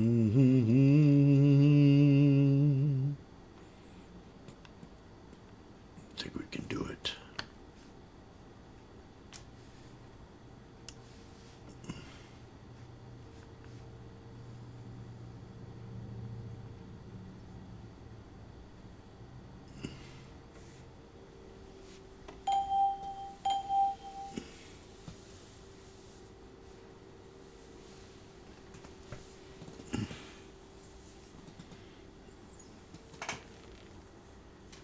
Still a little bit risky as long as you're under the 9. I should have grabbed him at 110 when I saw it. 105. 115, and I did sit there and no.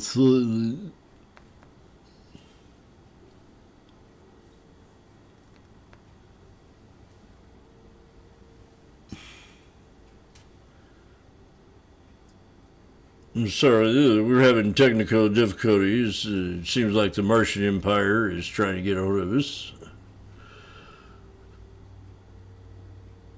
We're gonna break the 9 EMA right here. Boom! Uh-oh! Uh-oh!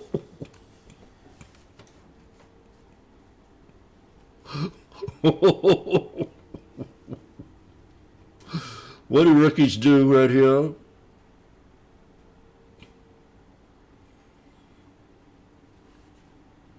What do?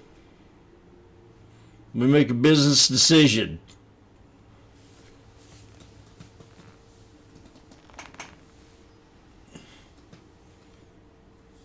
Someone make a business decision.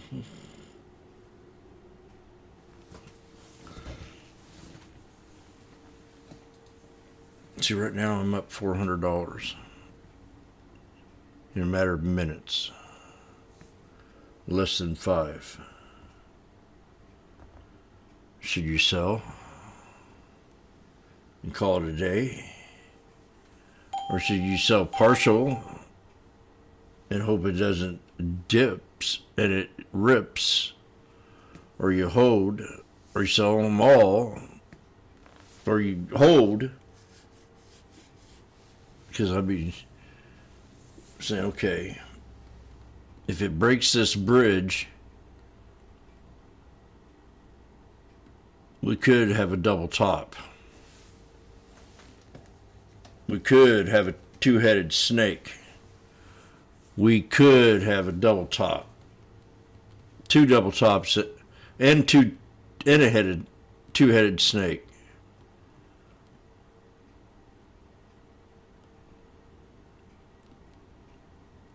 And then if I figure if we break to 63, we're gonna run up that 69 11.64.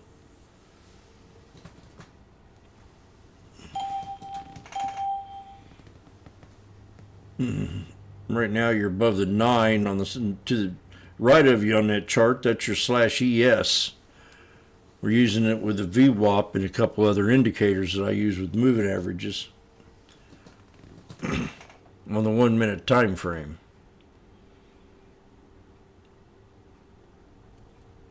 So if I get another big fat candle all of a sudden and it just breaks up and stops at that VWAP, which is on the right side there, a little short of that, I just jump right out of keep one because it'll probably pull back in a way and come up and retest. That or I get out now. Be happy with, 25, 30 cents, man. Shit. 35 cents.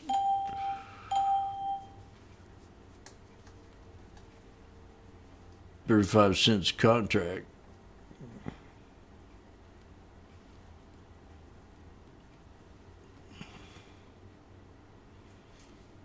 Keeps retesting the two-headed snake. This is the right shoulder line. Get left shoulder, right shoulder, head, right shoulder. Uh-oh. Two-headed snake.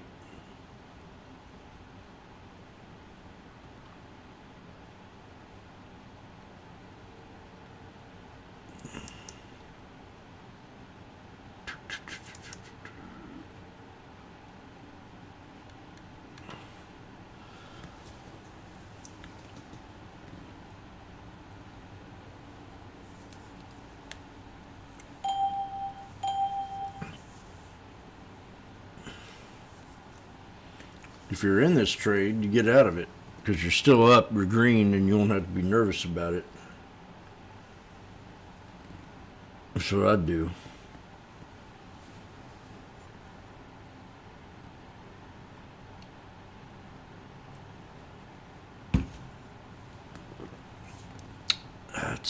do.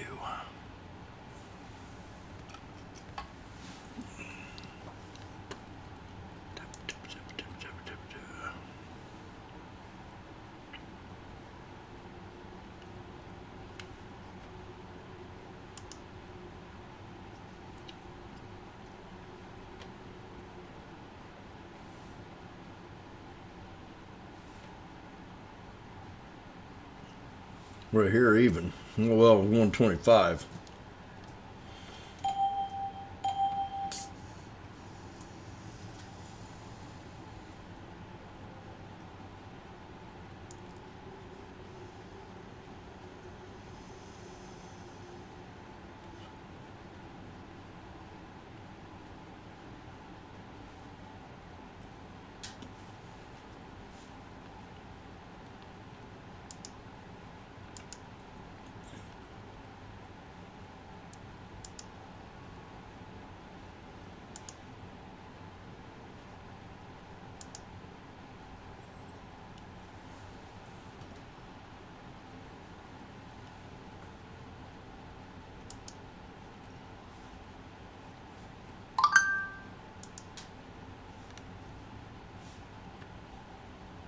Hi, George Schultz will give us the news behind the pick and an example trade in our disruptor.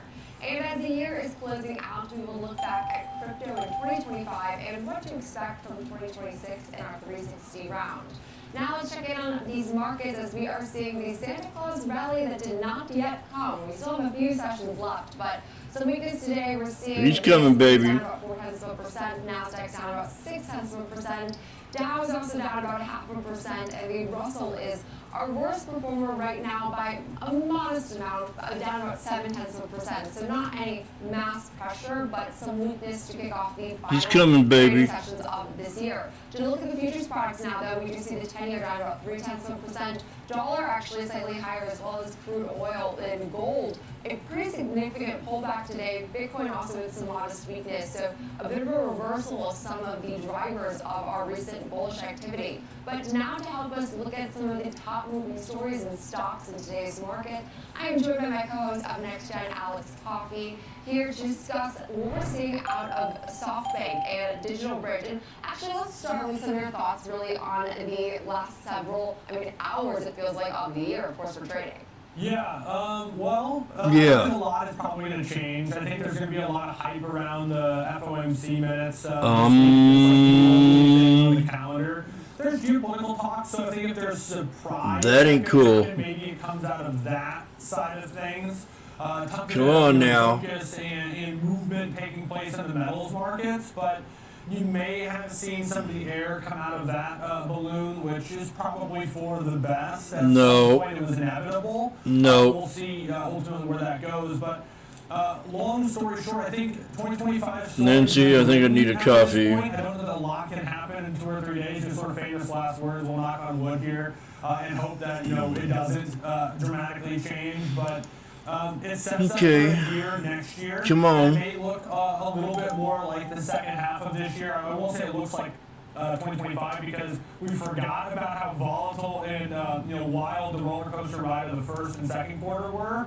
I didn't forget. It's more likely that you see sort of this steady rotation. We had different circumstance. All that to be said, I don't know that there's much that we're going to get from the Fed minutes that are really going to change the story. The story in my mind is New the Fed is there if the market or the economy really starts to show signs of slowdown. And it's probably not going to be there if it's more of the same. And that's okay. That's been the story of the last 2 or 3 years. And the market's done really, really well over the last 2 or 3 years. And it's important to remember that the market has done very well over the last several years. As we always joke, it's like the most disliked rally. It's like we're so quick to criticize the upside. But with this SoftBank piece of news specifically today, so SoftBank announcing, of course, this $4 billion acquisition of Digital Bridge. Does this give broader implications for some more consolidation we could see in the coming year? Well, it shows that there's a race for this data center infrastructure, and that's ultimately what Digital Bridge is it's this data center infrastructure firm in terms of where its investments are. Definitely a triple SoftBank bottom. is looking to kind of gobble up things where it can, whether that's through investment directly in equity, if it's a very big company like the NVIDIAs of the world, or when they can outright buy something. They've done it before, and we're seeing that here. Roughly $4 billion, as you mentioned, in terms of an enterprise value, including debt. $16 a share, though, is the number since it is a publicly traded company. Well, you see it already at $15.26 here in real time. The stock's up almost, 9.6%, a little bit more than that, which goes to show 30 minutes below support. They're just buying the. It's seen as something 40 minute, we're way below. We don't have no support. To close in the second half of next year. We had a $2 drop. And so that's going to be, sort of the reason that it's not trading at $16 already is there's going to be that time value of money component where if you have your money parked in 1 hour is the only support we have. all the way through that to that 16. We go back to that 1 hour, put a price You're losing line. out on opportunity cost elsewhere, whether that's through, of course, interest rate risk We're or at whatever. 120. But also, because there's that time, the further away from it that you are, even if you feel very confident deals, Should have things bought will on still dip break there. down. And so there's still that risk that the deal would break down. But yeah, I think What am I it's looking indicative for? of where we are, which is we're watching this 1 AI hour. trade sort of have that next, second, third, fourth layers as it expands out. We talk about the need for power. Well, data centers are a big part of that story. They really are, and I think that's been a consistent theme that we've seen emerge from AI. Is anything tied to data centers seemingly is where a lot of that money is going. So I think a really great breakdown and a good point about the fact that now shares could be in somewhat of a range just as we wait this approval. Yeah, I'd say that's real tight. Or something we're not seeing handed out as perhaps easily Where we are right as now. the market had been expecting. Yeah, so in terms of how it would trade, okay, you don't know if it'll break down. There's a risk. That has a value. I don't know what it is, if it's less than a percent or over a percent, below whatever it. it may be. But assuming it were to go through, you I'm up essentially $10. watch this $15.25, 26 cents now. As it gets closer to the close date, it will work its way towards 16 slowly but surely over time.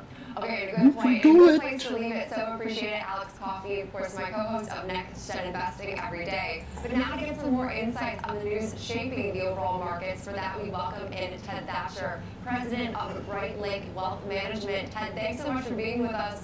Of course, happy holidays. Does still feel like we are a little bit still in this holiday haze. But as far as expectations for the new year, I mean, let's look back at what really were your key takeaways of 2025. You know, Jenny, when I look at the economy and the consumer, these several weeks leading up into this Christmas holiday season have been really positive. Really? We saw the Fed provide some more rate relief, bringing rates down. We saw policymakers update growth expectations for 2026 from 1.8% GDP growth to 2.3%. We saw the expected number for inflation for 2026 come down from 2.6% to 2.4%. Then we got that huge Q3 GDP expectation beat 100 basis points over what was expected. And so while it has been a very volatile year, especially the first half of the year, I think we're really starting to see stabilization. And there was so much talk around this K-shaped economy, this, dual-lensed view of what was happening, sort of what was happening on Wall Street versus what was happening on Main Street. These key data points are real positives for everyday consumers. And when you pair that data with what's coming here as we turn the corner into 2026, I do think it paints a really nice, positive picture for everyday consumers. Okay, I think that's such a positive takeaway. As we were saying previously, I mean, it's been one of the most, feels like, disliked or criticized rallies that we've seen in recent history. And so, curious your thoughts on some of the expectations you just outlined. I mean, does a higher GDP I disagree with you. continue to signal the soft landing moving forward? Again, if we key in on the consumer here, what I'm really looking at is what's going to happen with the power of the consumer. We talk about the consumer and their ability to spend and how durable they really are. Sometimes I think we don't give the consumer enough credit, right? We are quick to criticize at times. But when you look at the sort of underlying view of what's about to come into view here with the big, beautiful bill and its actual monetary impacts for everyday Americans, we see the no tax on tips, we see, the no tax on overtime, we see an increase in the standard deduction, we see an increase in the child tax credit. at the end of the day, what that's going to do is it's going to put money in the hands of everyday consumers. And when you increase the M1 money supply like that, that ends up being a proxy for purchasing power and for durability when it comes to the consumer. And so we've seen a little bit of volatility, of course, when it comes to consumer sentiment and consumer confidence. But when you add those things to the picture, again, I think it spells a really nice Q1, Q2 for that everyday consumer. And I think what that will allow is for the market not to fixate so much on this inflation story that's been at the top of mind, and not so much on the K-shaped economy, but what the next steps in a stable economy will look like for everyday consumers. Okay, so Well, that's true. Some of your key opportunities you're keeping on your radar. I saw you mention financials and JP Morgan specifically. So walk us through I'd like to be around to see what it's like. You know, that we've seen, I mean, more and more of these, like, you know, best in class, best in breed type of companies emerge as more stable, and also just, I think right now, a good way to diversify outside of some of the volatility we see in, say, like the tech trade.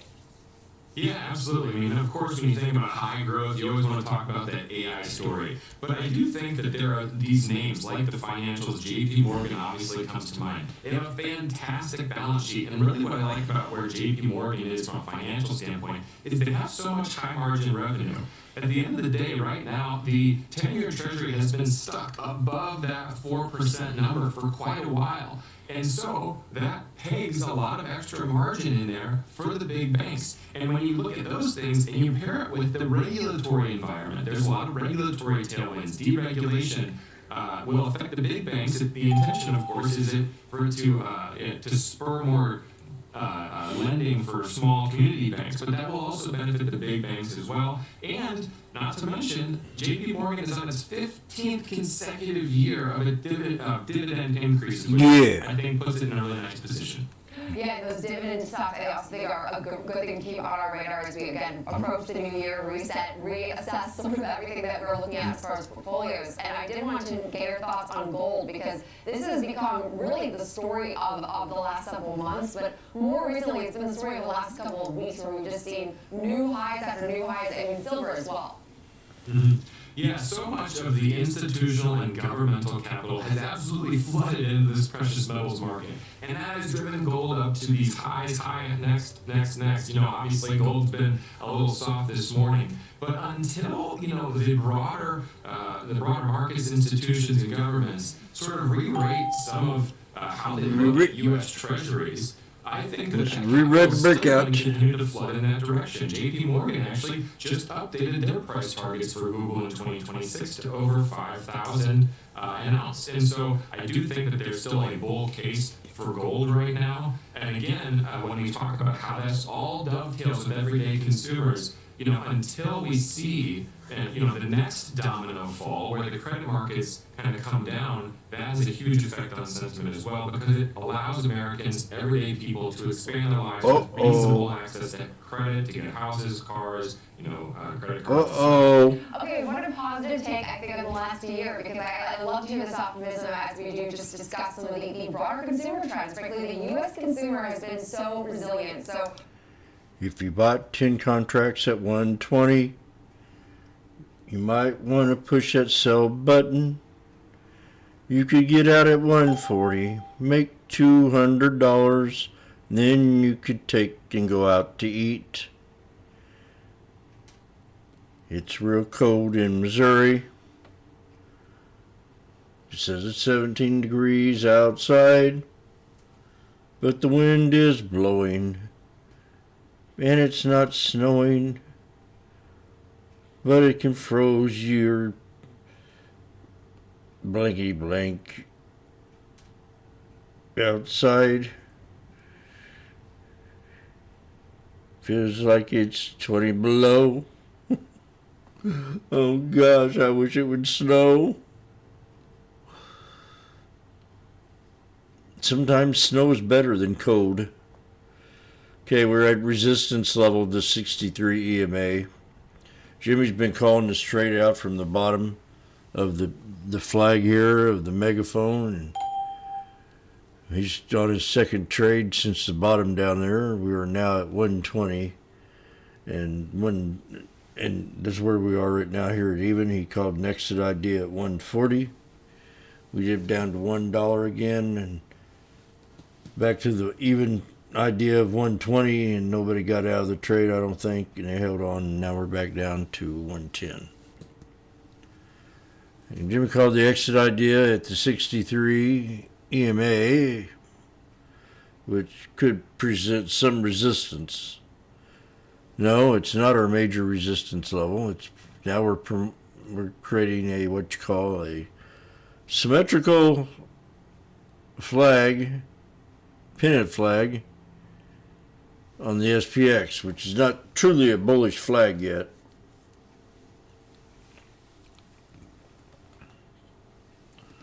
So we're still kind of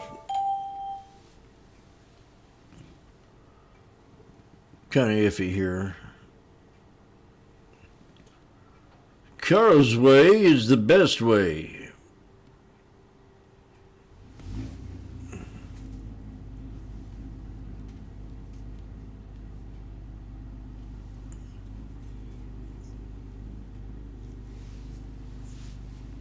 Carl's way is the best way.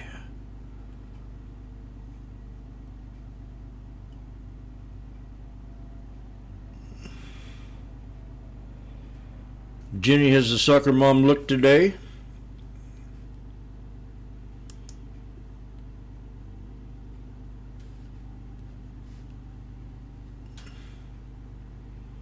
It's like a 1980s picture. We're coming down to support.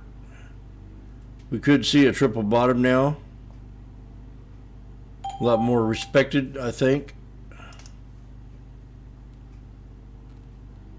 for the bottom of the support level, which is pretty much right there at that 68.97.49 area. They're at 90 cents. You can easily buy a mirror bet.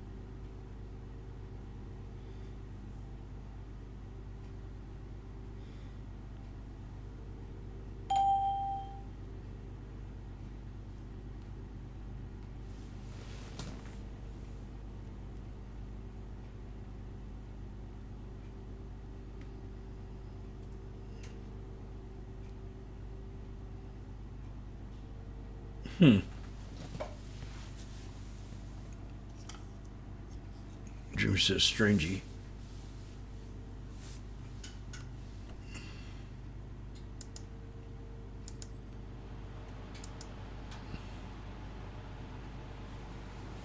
We'll find out.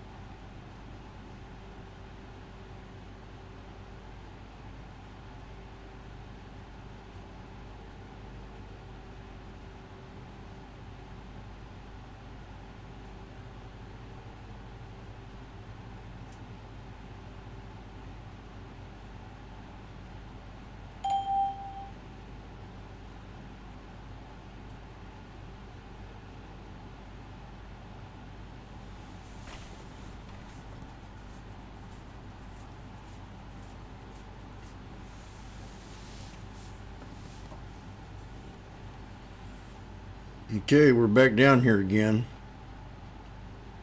Well, shoot, Jim, what to do? Well, this is what you do. You do it. What was that guy said yesterday that built the one? Okay. I've got the $100,000 loan. $100 million loan. This is the big one.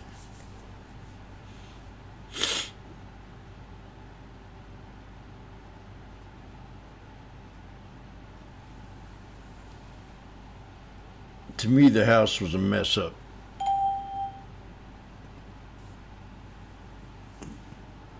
I mean, for 131 million, God, you would have to be very, very, very, very, very, very, very better than Epstein's. I'd have to say.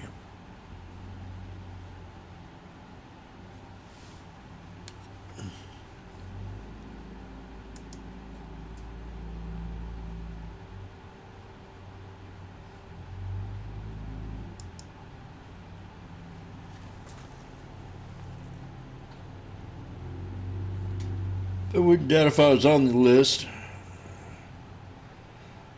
They tried to get me on the Diddy list, but that didn't work out.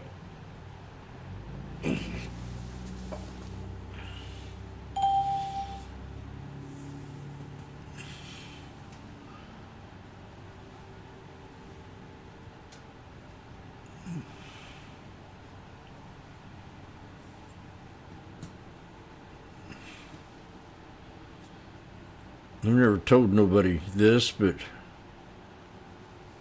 I sat in a chair where Brad Pitt sat. Same spot, same everything, same angle.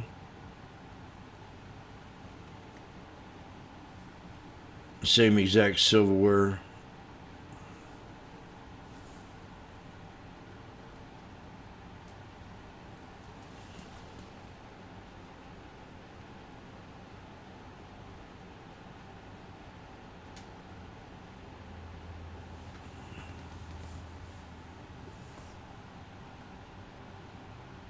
$69.20s.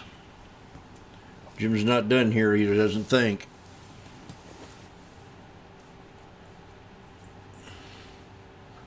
We'll be having that odd time breakout if we get it right here. If not, Jimmy has to be a sucker.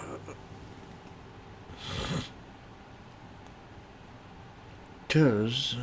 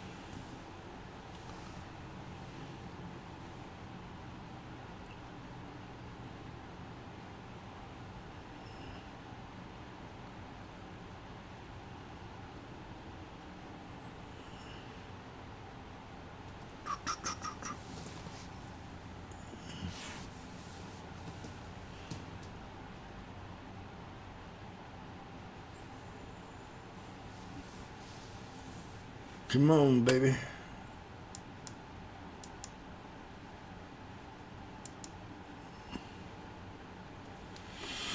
Nvidia is under the 200. That's bearish. Apple's above the 200. Meta is below the 200. And AMD is above the 200.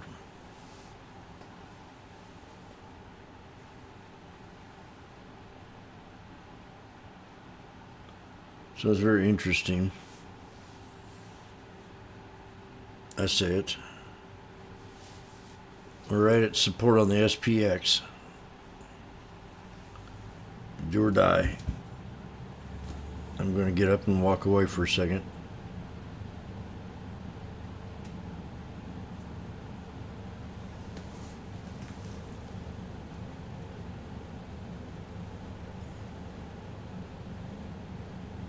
That's to hold here. Do or die support. That's what I'm saying. So if you're watching them or you're in them,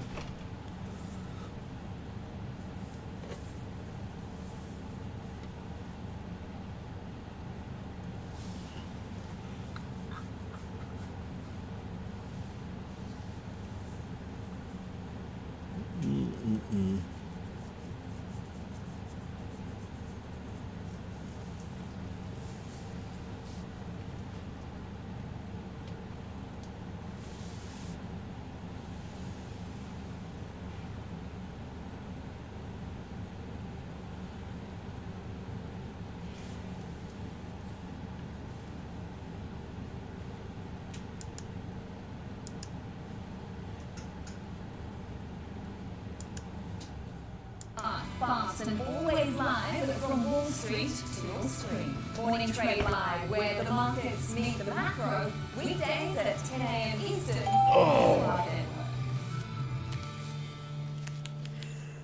Stay connected to what moves the markets. Download the Schwab Network app and stream anytime wherever you are. I'm here. Welcome back to Trading 360. I'm Jenny Moore, live in our Chicago headquarters. And it's time now to spotlight gold and silver in the year that was for these metals. And we're now joined by David McElveen, CEO of McElveen Financial Companies. And so I wanted to get your broad takeaways here on 2025. As of course, we're in our last several sessions, and it feels like just hours of the price activity and the overall trading activity for this year. Yeah, there is a lot going on in the gold market and silver markets this year.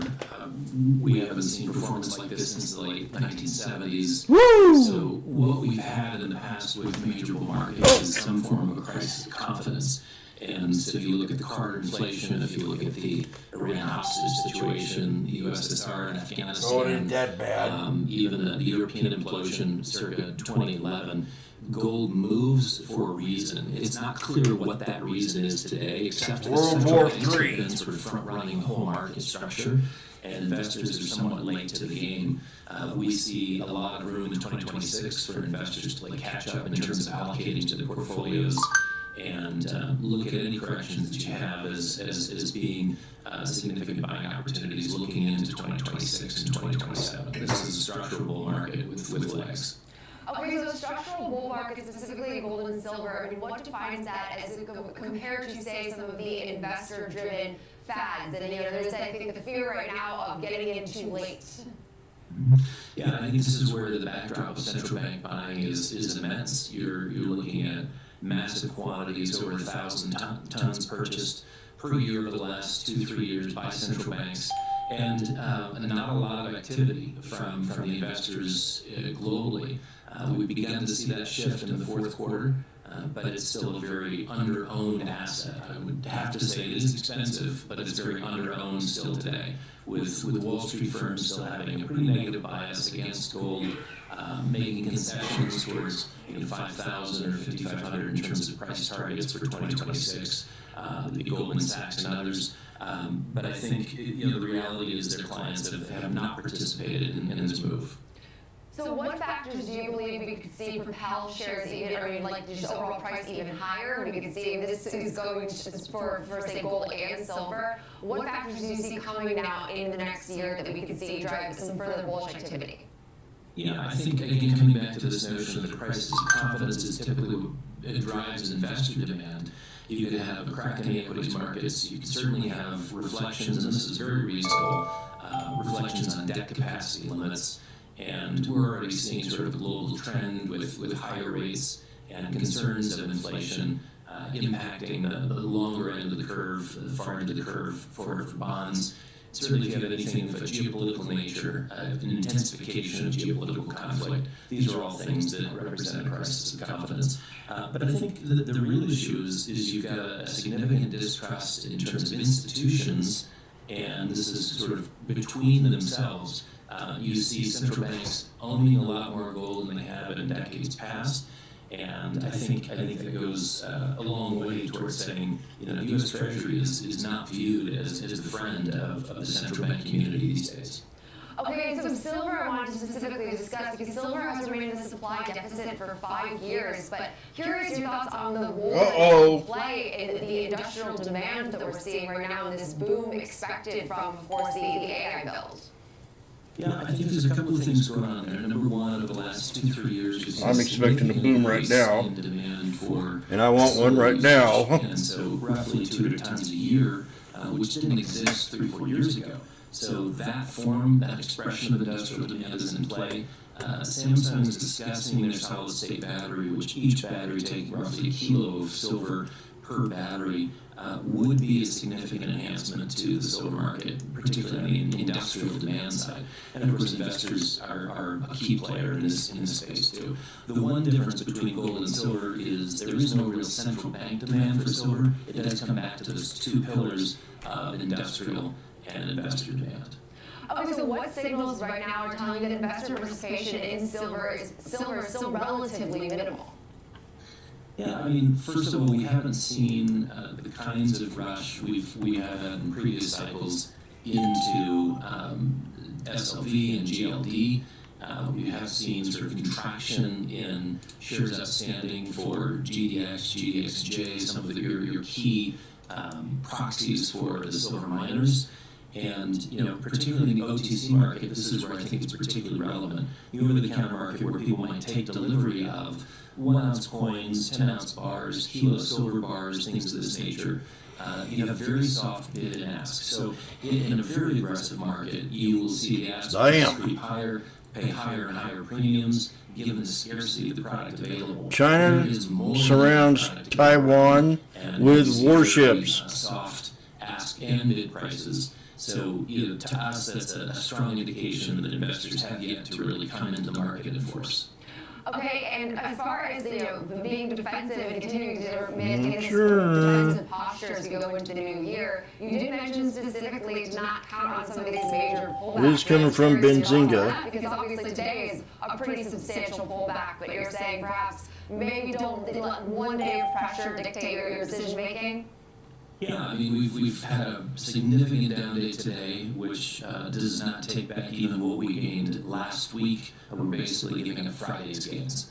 So that I mean, again, silver's up 140, 150% year to date, and gold remains, even with this correction, up close to 63%. So, in a normal bull market, you could expect to give up a third to half of your gains. What we've seen so far is a tremendous appetite to step in on any major pullback and buy with both fists. This is an odd period here at the end of the year. Very low volumes. Notice that the momentum to the downside picked up at the market open in Europe, very thinly traded.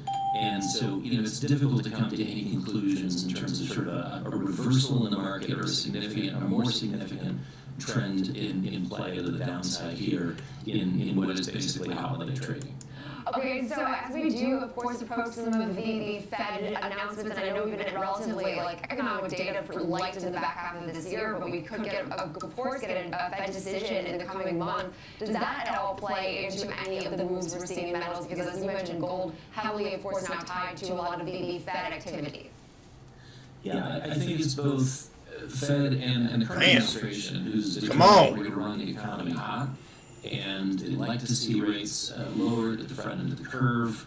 We've got another round of QE in place. You have the existing rollover of mortgage-backed securities proceeds into the short end of the curve. So they're buying down the rate at the short end. Inflationary pressures are pushing up the long end of the curve. This does represent a bit of a credibility crunch for the Fed. And I think for them to continue to lower rates would be a significant mistake. They have yet to tame inflation, and the bond market is going to be the most sensitive to that. And we see this really on a global basis, this yield curve rise. And I think that's something worth paying attention to as we come into 2026. The bond market is very near or perhaps past capacity. And I think the concerns in the financial markets, this is what you see priced in the gold market today. Why are we here? In past periods, as I mentioned earlier, in past periods of bull market activity, there was some sort of a crisis. The Carter inflation was very real. The Iran hostage crisis was very real. The U.S. invading Afghanistan was very real. The European implosion in 2011 was very real. What is very real today that's driving the price of gold? This, I think, is where central banks and some of the smartest people on the planet today are front-running what they consider to be a crisis dynamic that has yet to emerge. So it'll be the investors stepping in and backfilling what has been led by the central bank activity of 2024 and 2025.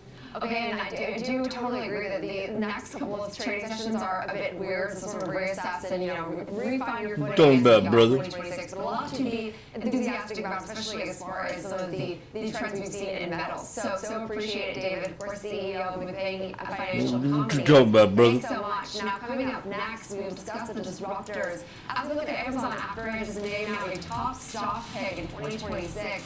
George Chelsea will bring us the news and an example trade coming up next. Waste your money. Wait for the bounce. Stay connected to the markets with Schwab Network. Tune in 24 hours a day, 7 days a week on SchwabNetwork.com and on all your favorite streaming services. Schwab Network, available anytime, anywhere, on any device for free. Whether you're an experienced investor or just getting started, Charles Schwab offers a webcast that's right for you. Do you like using charts when analyzing your stocks? Our technical analysis webcast series breaks down different charting techniques like trend analysis, price patterns, moving averages, oscillators, and much more. Best of all, you can ask questions directly to an education coach. It's interactive learning at its finest. Tune in live or on demand. Head over to schwab.com/coaching and start learning today.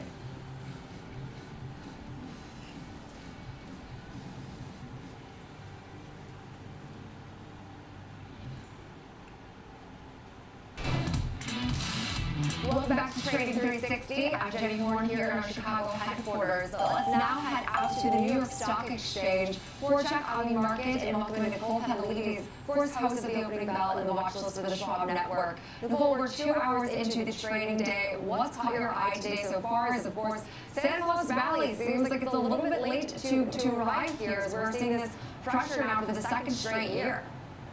Yeah, and look, I mean, we did straight day. Yeah, we sold off on Friday, as you noted. We did hit a record during the day on the S&P 500, only to see the arrows at the end of the day. Of course, the Santa Claus Rally is the last 5 days of the trading day, trading year 2025, and the first 2 days of the new year, and 77% of the time since 1950, you'll see the stock market go up over 1%. People are still sort of counting on it, but you have seen the volatility here, and even though Santa was here recently with the Macy's group ringing the bell, we haven't seen the Santa Claus Rally just yet. But people are still believers that it very much could happen. There's a lot of volatility that goes on at the end of the year. You're definitely seeing some profit taking that's happening as well. I think the metals are a really big story as you're seeing gold here down almost $200 today, as we saw gold, silver, platinum, palladium, copper, all hitting some sort of record recently, but metals are selling off. And now I will say that gold and silver are often the safe havens and really counter geopolitical concerns. We've had meetings in Florida with the president and Benjamin Netanyahu and Zelensky and things that should be moving along, and that brings at least a little bit of optimism on that. And as far as the 10-year bond yield, we're sitting at 4.12. We'll be getting the FOMC minutes. We'll be getting more on housing. We have movers that have been top picks. Amazon has been a top pick. Boeing got an upgrade. Take-Two was a top idea. We're going to be talking about NVIDIA in a moment. But it seems that anything can go here in the next couple of days, and I'm just sort of waiting with bated breath to see what happens. Jenny? I do think that these last couple of days, while I know that volume lights, they can be oftentimes very exciting. I know that doesn't always happen that way, but does feel like right now there's a lot of the riding on some of the future performance of 26 and all of the Fed expectations. But to shift into one of our most important names in the market, which is NVIDIA, we are seeing some pressure today, which is of course attributing to some of the weakness in the S&P's and NASDAQ here. But NVIDIA lower on news, of course, that it has made this deal for the licensing assets of ROC. So walk us through that story. Yeah, you know, I just was curious now to see how it's been doing after the last couple of days. I mean, 1 month it's up 4%. You know, it's not too far off the highs. It's at around 187. The high was 212. I mean, a few years ago, 3 years ago, it was a $14 stock, right? If you bought 3 years ago at 14, it's at 212. You feel fantastic. But today's follow-up on the ROC story, which really Bernstein was talking about on the 24th of December, so it's sort of been out to a certain extent, is that this is $20 billion deal, and it's a grab for technology. It's a grab for human talent. And so you have a $20 billion deal, and the question is whether or not NVIDIA is paying too much. Nobody seems to care because NVIDIA has lots of money. This will get them the assets of ROC, which really is inference technology. What do you mean people don't care? High performance AI chips, these accelerator chips, and that's the best part of the ROC story. They do say that this is, they still will be, you know, exclusive to other companies. They're licensing, they can do whatever they want. But this particular deal is very interesting because, you know, while they remain open to do deals with other companies and they really only have the cloud assets, the cloud business that's left, right now, this is NVIDIA's way to really accelerate into the new year. And I'll tell you how many companies have now raised their price targets. But this grab for technology, you're getting AI accelerator technology, accelerator chips for inference technology, also getting the human talent. They will have the founder, Jonathan Ross, the president, Sunny Mandra, and others that will be joining NVIDIA.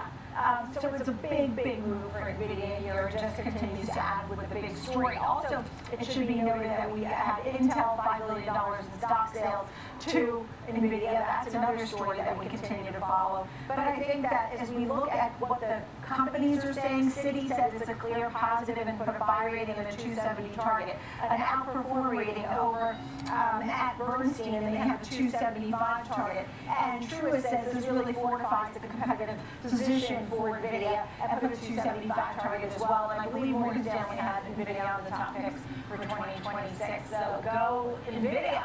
NVIDIA! These are now, we're seeing some pressure today. We're down 1.7%, not a huge move to the downside, but now off of highs by about 12%, as you mentioned. In this deal, we already got details of last week, so it just seems like it's a bit of a now delayed reaction. But so far, as you just pointed out, the analyst reactions have been fairly strong. So great insight there. Nicole Petalini's host for the Schwab Network. Now, of course, as we continue with disruptors, I'd like to welcome in George Tillis, senior markets correspondent here for the network. And so today we are looking at Amazon, George. Company was named a top pick at Evercore ISI. And I will say, this is something I've heard now from analyst after analyst, because right now, as we assess the Max 7, Amazon is our worst performing of the year.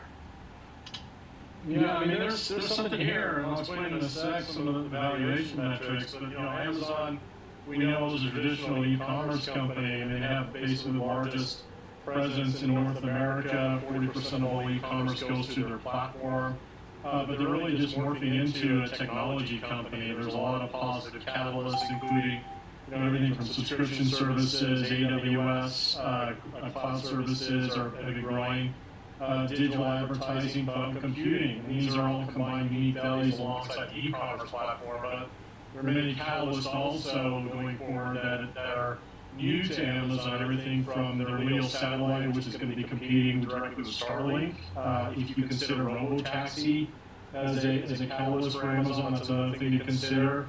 Online pharmacy, especially, you know, considering, again, advertising continues to scale. So this company is becoming a very large enterprise. It is. Being a conglomerate. And so with that said, if you look at you know, some of the calls today, we're need a breakout. Quite bullish on Amazon, looking at it as a potential, you know, underappreciated name going into 2026. Considering over the last year, the stock really hasn't performed all that well. I mean, if you look at it year to date, it's up 6%. Last year, only 2.5%, falling quite a bit since it's October, or late October earnings release because of capital expenditure concerns, but nonetheless, Evercore sees the CapEx really manifesting into growth of earnings and operating margins for Amazon going forward with the price target now at $335. And just based on earnings estimates, excluding again the most recent call from Evercore, right now they're expecting EBITDA growth in the 23% range. Next year's forward multiple at 29 times, so it's trading slightly 1 times forward earnings growth. But the sales are only around 11%. George. So again, some incremental increase in sales for Amazon can certainly year magnify the EPS returns, and I think this is why Evercore is quite bullish on the name.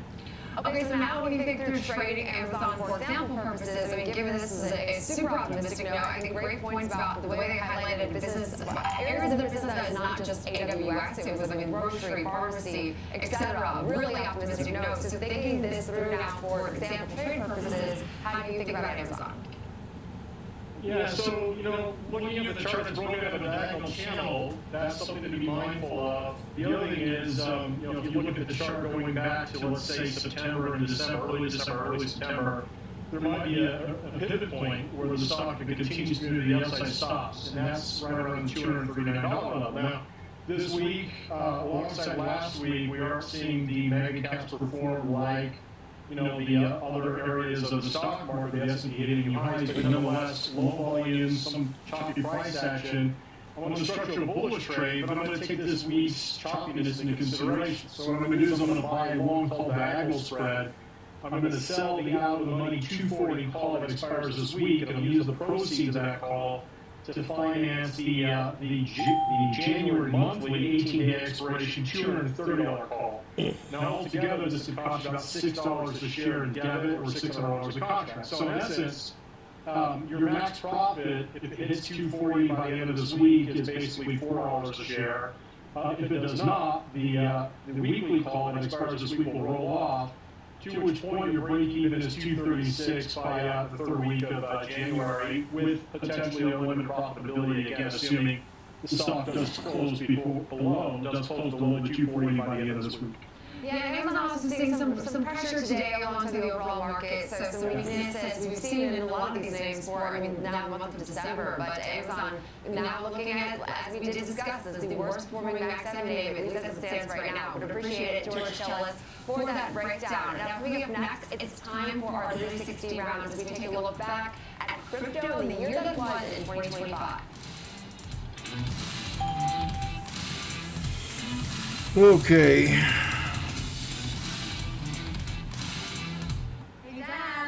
I have a question for you. Oh no.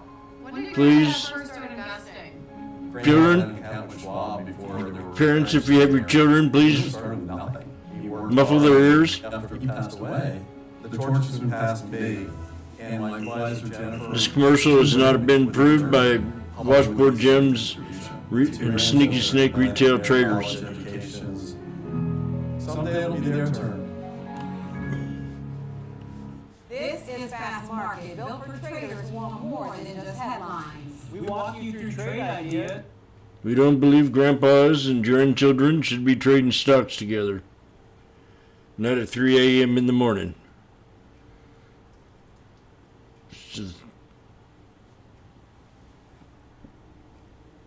To make that perfectly clear.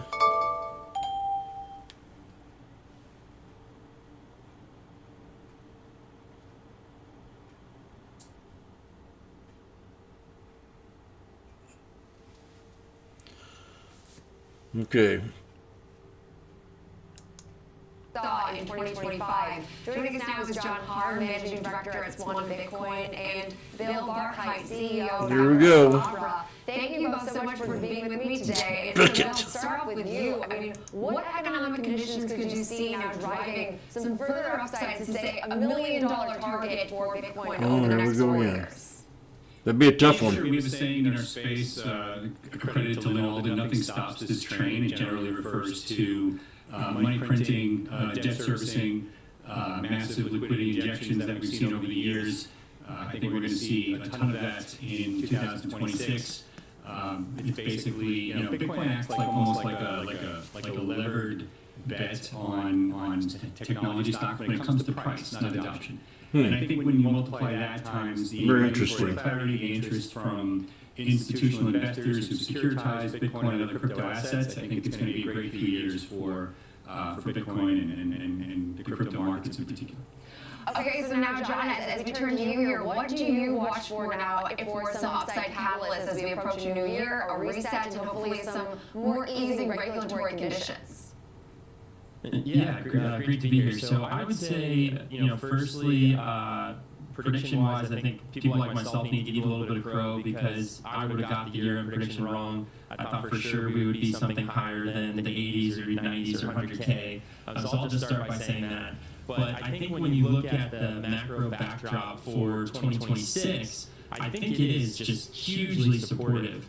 And if you contrast it with prior bear markets in Bitcoin, things like inflation, interest rates, central bank balance sheets, federal spending, valuation metrics for Bitcoin, market access with things like the ETFs, we know the stuff. Promotion and institutional adoption, they're just all better now. They're just all objectively better now than they were in the past.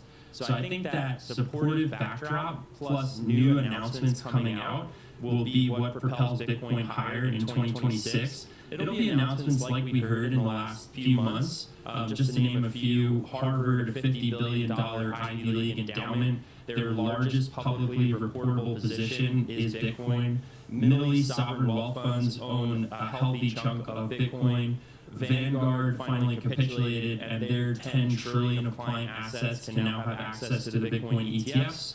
And B of A Merrill Lynch recently put out a paper that was basically saying, hey, we're now supportive of, I think it was 1 to 4% of an allocation to Bitcoin and crypto in client portfolios. So those are just huge announcements, in my opinion. And I think they will continue going forward, and that's what will be supportive for Bitcoin. Okay, so Bill, now to turn back to you, I mean, why do we see these corrections, like 25, 35%, that are considered relatively normal during these bull markets? Yeah, look, I mean, there's been points this year where NVIDIA was more volatile or Tesla was more volatile than Bitcoin. Bitcoin historically has been a 50, 60, 70 vol asset. It's shrunk to probably a 30 vol asset this year, which is actually quite impressive. Look, we had basically regulatory overhang, which I think was holding Bitcoin down significantly, probably to the tune of 50%, which is why we saw a big spike. We expected lower interest rates. We expected more money printing. We didn't get that. So when you actually factor all of that in, the fact that we're riding that kind of 90K range for Bitcoin really does make sense to me. And I think when you combine that with the fact that we're starting to see significant stimulus, we're going to see real quantitative easing. We're seeing quantitative easing light right now. The Fed is starting to buy its own bonds. And I think demand for government debt is going to fall significantly next year along with lower rates. So all of this bodes well for higher vol assets, including the likes of Bitcoin. Okay, I will say something you both mentioned is this, I mean, global stimulus measures, but also these ETFs and treasury company adoption that we're seeing right now. And so John, to go back to you here, I mean, how does this then evolve and hopefully provide a cushion for some of the Bitcoin market dynamics we're expecting in the new year? Yeah, so I think you highlighted, two big groups that are propelling Bitcoin adoption. They are undeniably very big buyers of Bitcoin, would be the ETFs and the treasury companies. I think they are quite different in the sense that the Bitcoin treasury companies, they're a little bit more sentiment driven. There are a bunch that popped up in this year, 2025, that may or may not be around going forward. It's a new segment of a new industry, so I think the market is going through the messy process of seeing how much demand is there for how many of these companies to exist. I think MicroStrategy has proven that they will exist, that they'll continue executing the strategy for a long time to come, but it remains to be seen how many more of those companies will exist. So that's a question mark. But there will at least be a handful of these companies that continue accumulating Bitcoin as their primary strategy. The ETFs, I think, are a more stable form of Bitcoin acquisition. As I mentioned, Harvard, one of the largest Ivy League endowments, they're getting their Bitcoin exposure through the ETFs. Same with Middle Eastern sovereign wealth funds. They're going through the ETFs. I think a lot of wealthy individuals Time for will water likely or start tea. with the ETFs because it's a ticker in their brokerage account, and it's just easier, it's more familiar, it's easier for an advisor to recommend it. But then there will be a segment of those ETF buyers who then say, you know what, I'd like to own, quote unquote, the real thing. And then they'll get access to real spot Bitcoin in a variety of ways that they can. So that's how I see adoption playing out in the coming months and years. Yeah, I think it's an exciting space to continue to follow, of course, into this new year. So appreciate you both, John Parr, Managing Director at Swan Bitcoin, and Bill Barheit, CEO and founder of Abra. Now that'll also do it for us for 360, of course, kick off this week, just several sessions left of the year. Now, appreciate you for tuning in. I'm Jenny Ford. We have now Fast Market with Dave and Paul coming up next.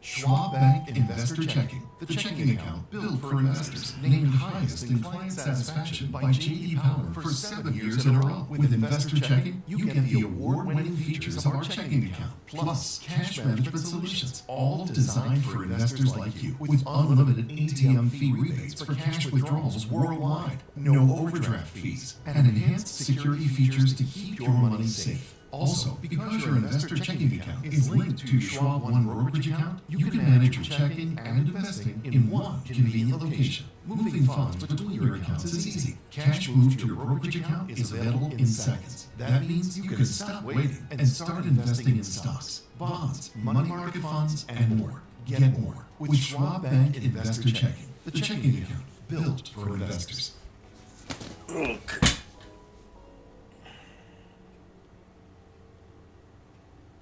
Welcome to Schwab Network, where real-time market coverage meets expert strategy. From the opening bell to the closing bell, we've got you covered.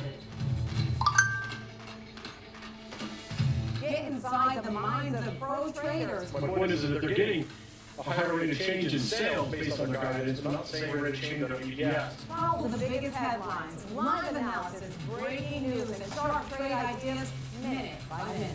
With shows built for action, we break it all down in real time with speed, accuracy, and precision. I think one of the most important things is you're making a play in a risk-defined way you're going into earnings. So that would be a further downside area to watch. Smart insights, actionable data, veteran traders, and trusted financial journalists. Streaming live and on demand. Schwab Network, streaming 24/7, any screen, anywhere, free. SchwabNetwork.com. Hey, Bob. Last year, my dad had a stroke. Big shock to see this person that I've always seen as a force in our family be vulnerable. Wait, had a stroke? Yes. Now we're in the car together almost daily. I started to realize what can I pick up from my dad. He's been with Schwab for a long time. Jim, my financial consultant, I programmed that 20 years ago. Jim's really been there to answer any questions I ever have. Makes a huge difference when you have someone that actually cares. Stay connected to what moves markets. Download the Schwab Network app and stream live coverage wherever you are.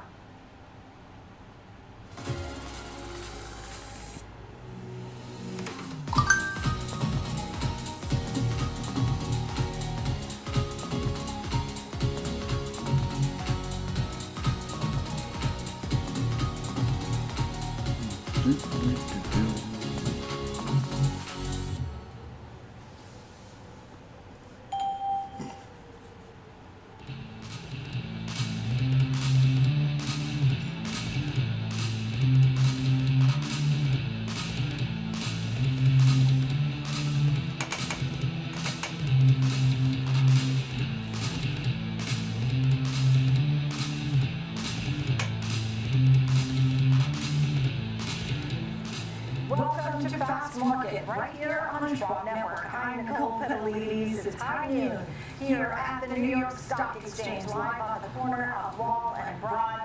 glad to be here with you and for my friend Diane King Hall and taking a look here at the markets. Where's the Santa Claus rally? Well, there's still a few days left. Right now you're seeing markets selling off, and we've been to the downside throughout the day. The Dow, for example, is right around the section lows, and you see materials and tech and also financials and industrials all lower. The S&P is at 68.98, down 32 points, down half of 1%. After hitting an intraday record high on Friday, the Dow's down 253 points, and the Nasdaq losing more than a half of 1%, and the small cap, the Russell, down more than a half of 1%. This is the 10-year bond yield is sitting at 4.12. Oil and gold are mixed. Gold is down $192. We'll be going through that for you as well. We have a roadmap for today's show, and we'll take a look at some example option strategies for NVIDIA and more, so you'll enjoy NVIDIA. We'll also have the team from Lightfolio to take a look at the latest sentiment data for FedEx, and we'll break down Broadcom. That stock is up 50% year to date. Should that be part of the Bag 8? I don't know. We'll find out in the meantime. Oh, you're so tricky. Tom White in our Chicago studio, and Kevin Haynes joining us live. Do not appreciate it. It's great to see both of you here today.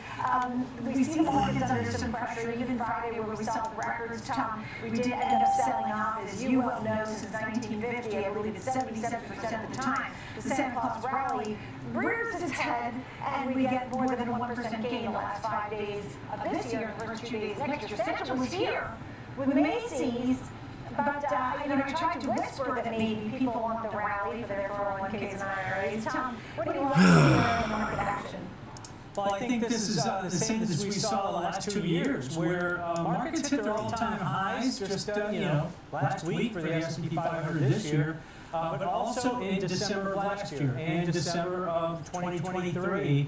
And then we didn't get that Santa Claus rally. So maybe it's not coming. Maybe people are taking some profits here going into the end of the year after we've had, over 20% gains in 2023 and 2024.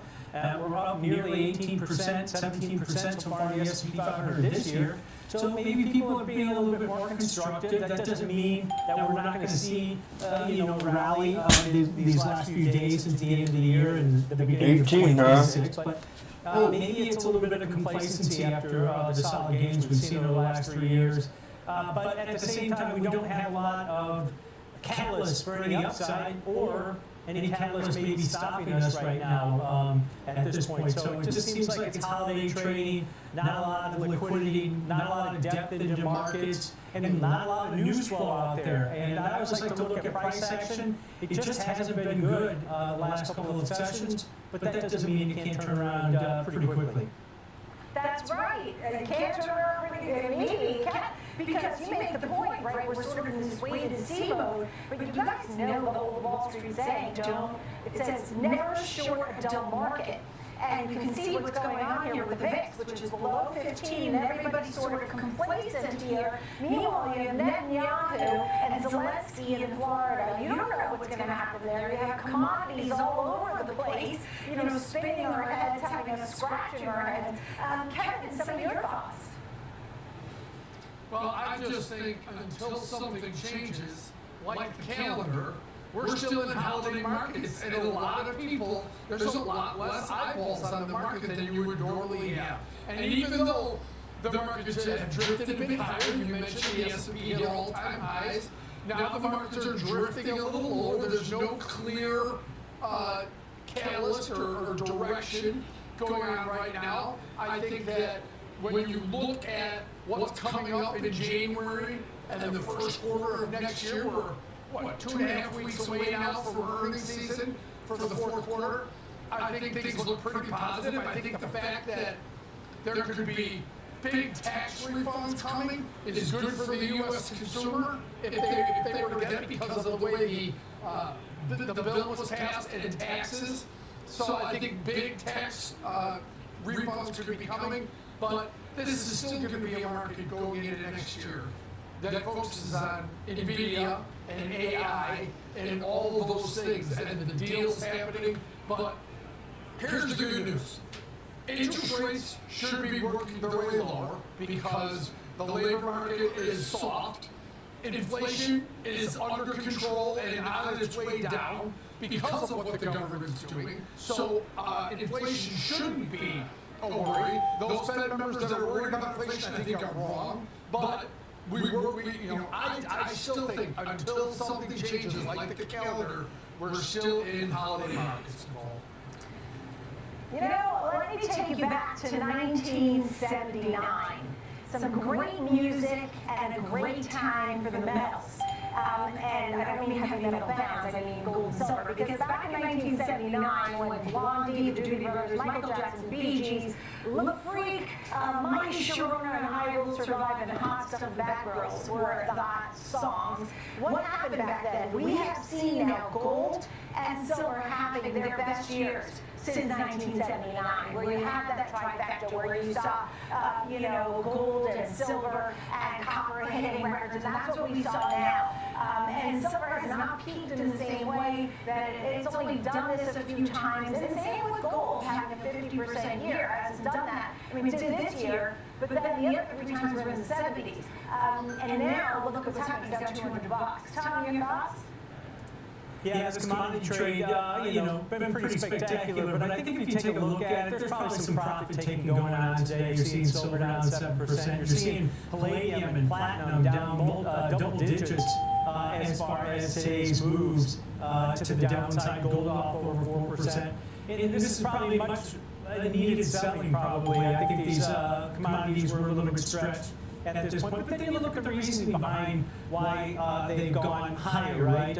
Geopolitical risks, investors wary of other risks like ballooning U.S. deficit, hedges against the U.S. dollar, weakness weakens. The dollar's been weakening due to inflation or economic uncertainty. So this is one of those asset classes where I've kind of said this over the last month or so. It doesn't feel like investors are getting out of the market in general. They're just moving into different areas in the market to try to trade this market. I think more than anything, as maybe the rally has stalled here a little bit, but not surprising to see a pretty significant pullback in some of these. With silver up over 100% this year, gold up over 60% so far this year. They've had spectacular runs.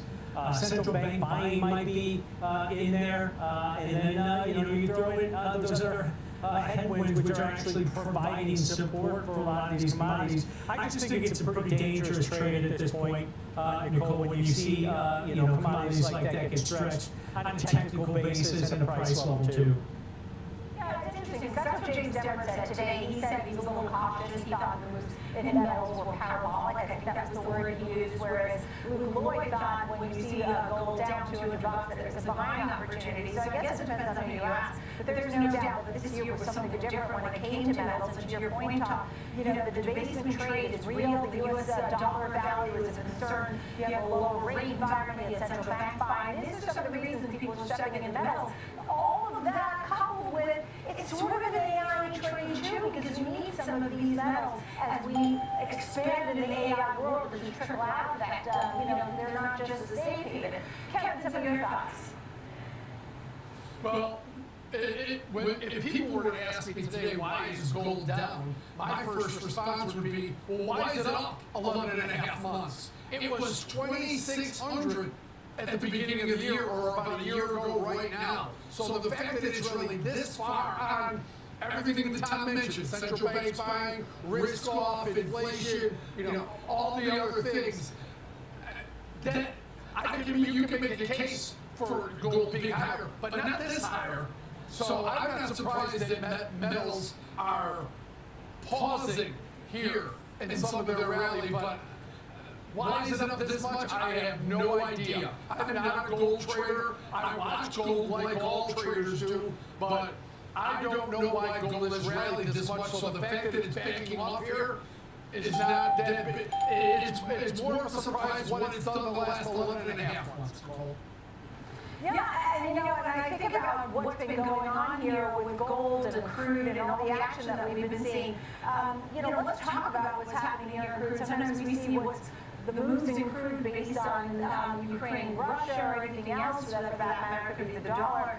What are your thoughts on crude today, which is still below $60? I mean, I didn't mention Bitcoin, which, is there a crypto winter happening as we came off the metals story? If you had Michael Saylor here and Peter Schiff, what a conversation or Bill Bear debate that would be.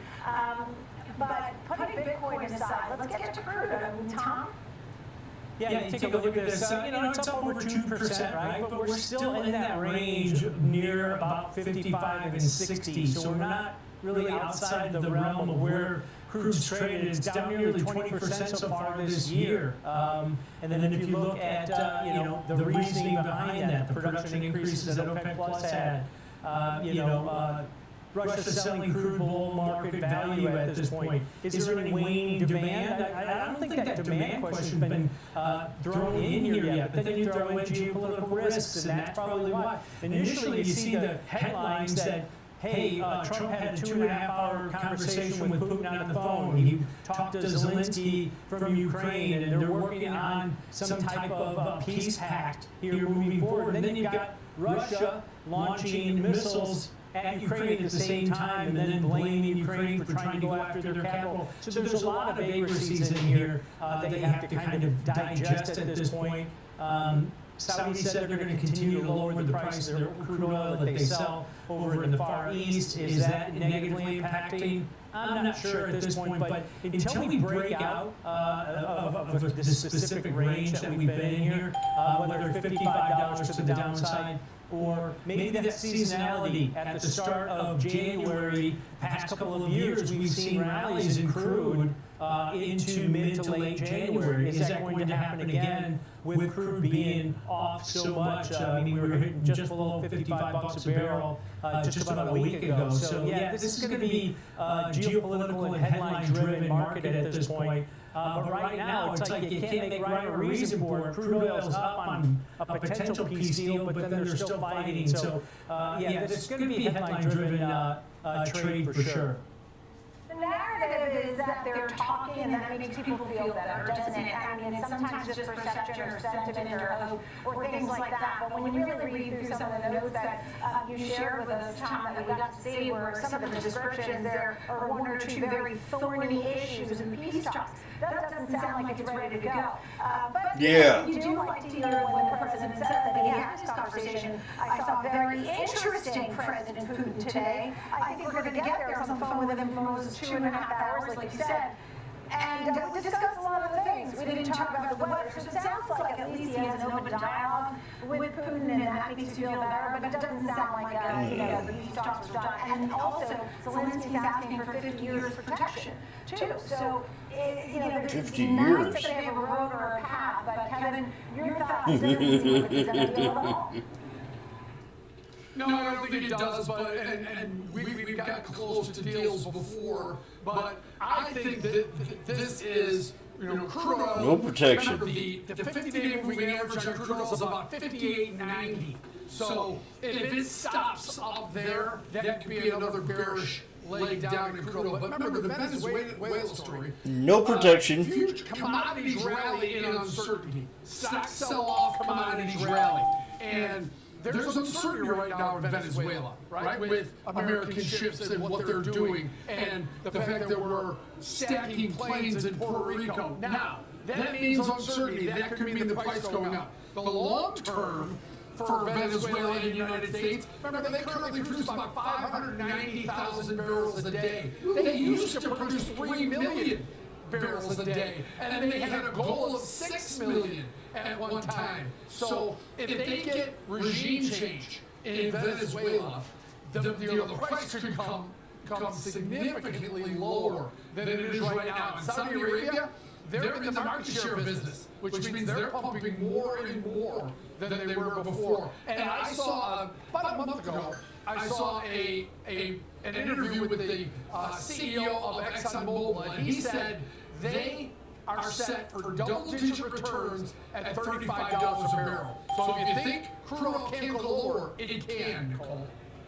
Oh, for sure. And the path of least resistance at this point still seems to be more to the downside than the upside. And I haven't really had too many guests who come on and say, hey, oil's going to 70 or 80 or $90 a barrel. I mean, we remember it at those levels, but we haven't seen those handles in a long time. Let's get to another story, and that's all about data centers, and that's the main story, right? I mean, we talk about metals, that's been a big one, but it's really been tech that has driven the rally over the last few years. And for example, James Emmer today said that he thinks tech continues to drive into 2026. You have SoftBank now moving forward and buying the AI data center investment firm Digital Bridge. Some of your thoughts here on this one, Tom? Yeah, this is, you think about SoftBank CEO, son, and he basically came out and said, hey, this is the second time they've gotten rid of NVIDIA stock because they need to make more investments in different areas within the AI data center build out here at this point. And this sets that up $4 billion as part of its AI push here moving forward. $16 a share in cash. So they're using some of that cash that they've sold their NVIDIA. Second time they've sold their NVIDIA, stock in the last 10 years. So yeah, I think if you take a look at this is just trying to reach and grab. And you mentioned this. The AI trade, is that going to be driven again in 2026? Well, think about the M&A activity that's coming down the pipeline probably with deregulation, easier to get deals done at this point. There's a lot of private companies out there. This one's not private, but there's a lot of private companies out there that might be ripe for the picking and wanting to stay private longer, right? So maybe M&A activity is going to be the next driver in this space. And you've already seen it from some of the software companies, whether it's ServiceNow and some of the others, putting their money to work in here as they continue to try to get that leg up in here. But not surprising that you're seeing them announce a deal so soon after selling their latest stake in NVIDIA and some others. Yeah, I mean, the AI trade in all facets and the way it moves, I mean, the digital, the centers, the data centers. I just finished talking about NVIDIA and the Grok deal, $20 billion, and that gives them inference technology. This is all about AI accelerator chips. It's just every day and more mergers and acquisitions and purchases. Kevin, it's the CapEx spending that has been driving this market, and whether it's circular spending, it's still spending a lot of buying going on to expand, because without it, I swear. Yeah, this is just today's Okay. What is it? AI, and this is SoftBank rearranging their poker chips so they can participate as much as possible. I disagree. Alternative asset manager. So they're getting into some of these other companies. I think that SoftBank saw a way to add them and just add their exposure. I disagree. Today's deal. We're going to see more of them, Nicole and Tom. This is just SoftBank, rearranging their deck chairs to get themselves ready. And you know what he keeps telling me? No. We're still early in the AI trade. Oh.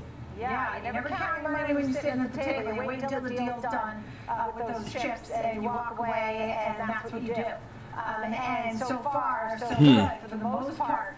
For these bags. That's what you do, she says. Last fourth quarter, you look over the last few years. I mean, I just finished saying. That's what you do. $14 3 years Okay. ago.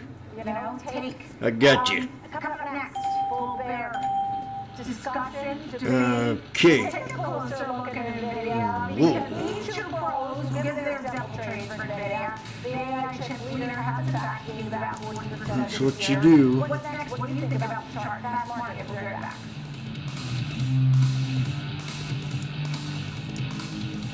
I like how she said that. That's what you do.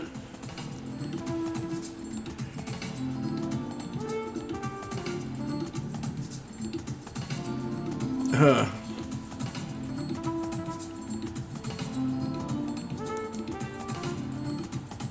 I don't know about that.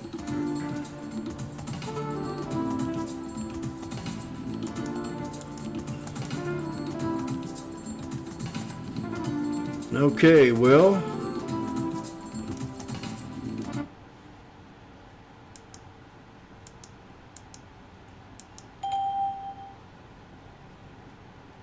Yeah. If I could plan a couple of weeks like this out of the year,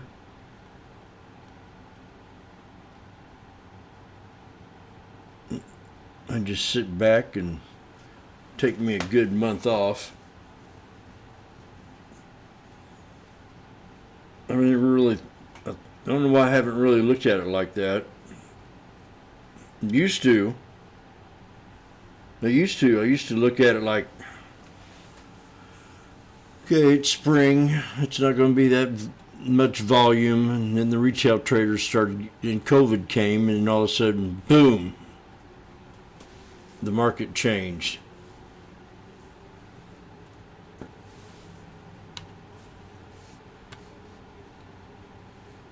So you kind of knew when to sell it, when to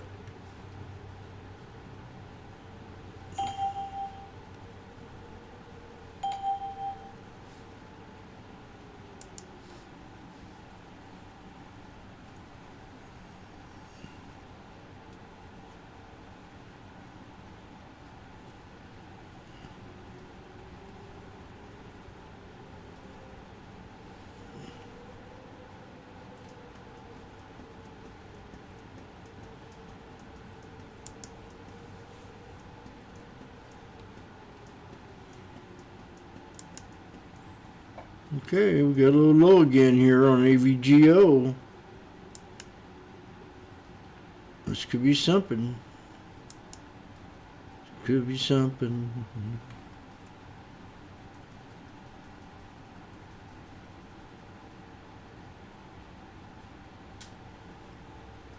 Netflix.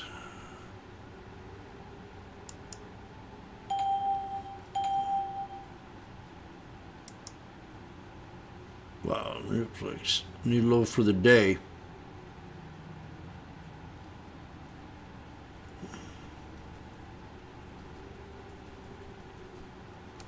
So it has a nice little breakout this morning, just does not hold it at all.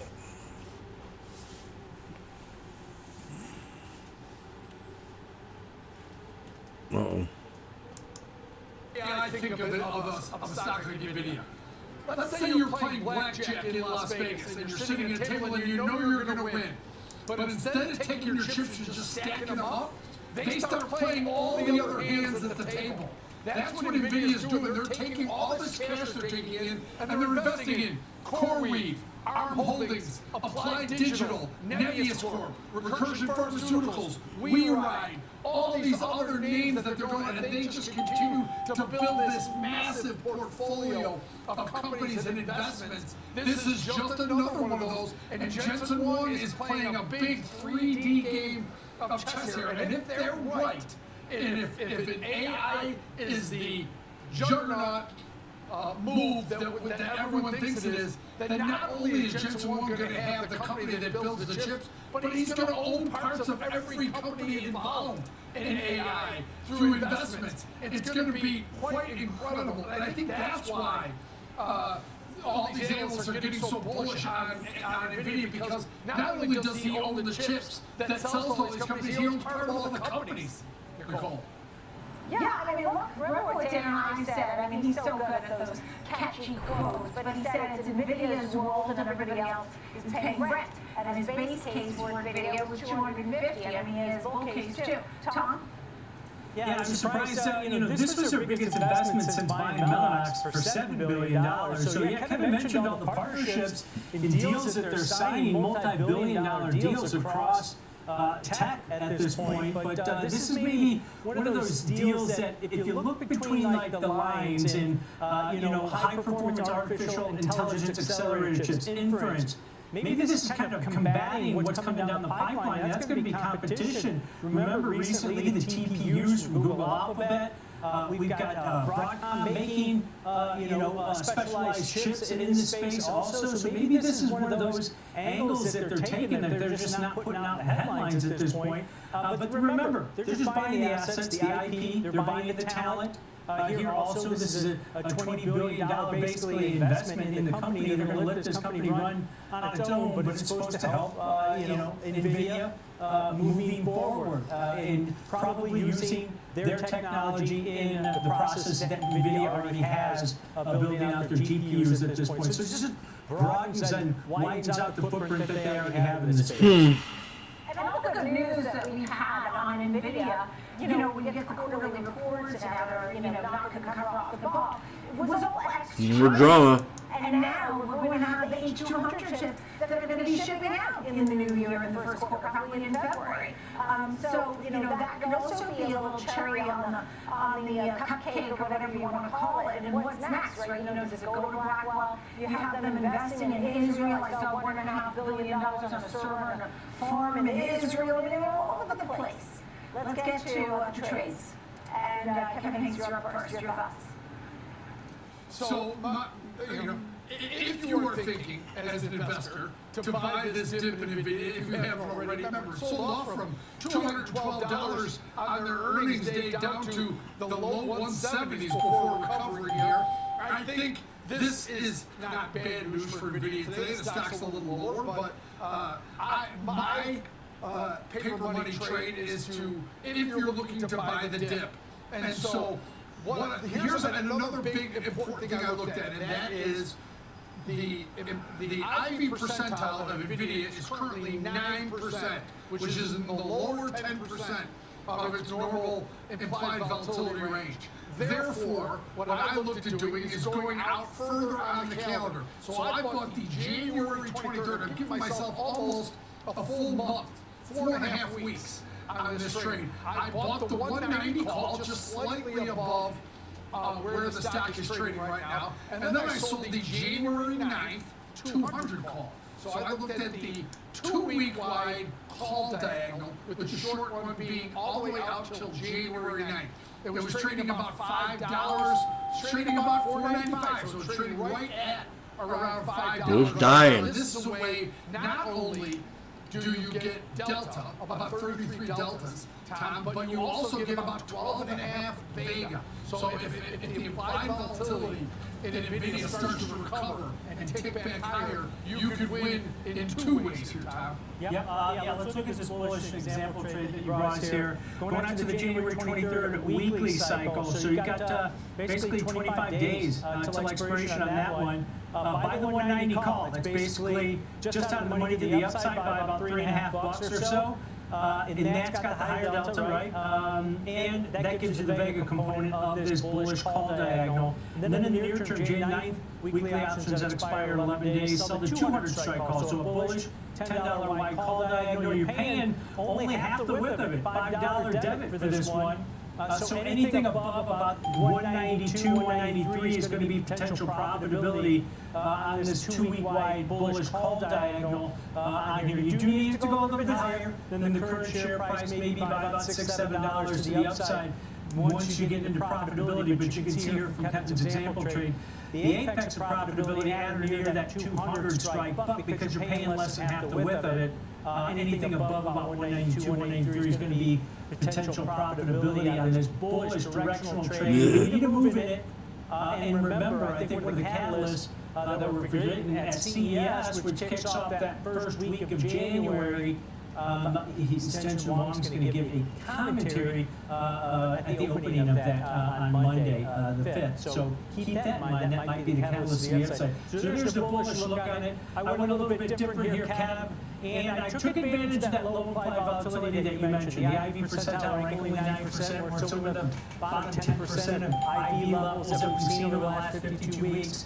But I looked at a bearish put vertical on this one, where I went into the January 16th monthly options that expire in 18 days. We're going to buy the 187.5 strike put that's slightly in the money at this point. And then against it, we're going to sell the 180 put. So a bearish $7.50 wide put vertical here, paying roughly about $285 debit, probably trading about $290 right now, so right there.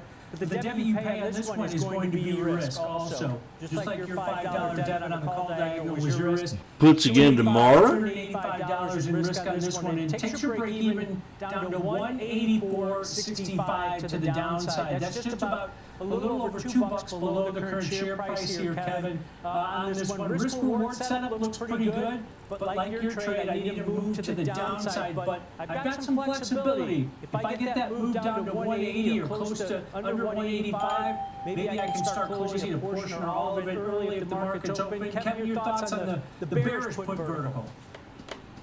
Giving yourself a couple of weeks here up to January 16th. This is one, paying just under $3 for a $7.5 wide put vertical.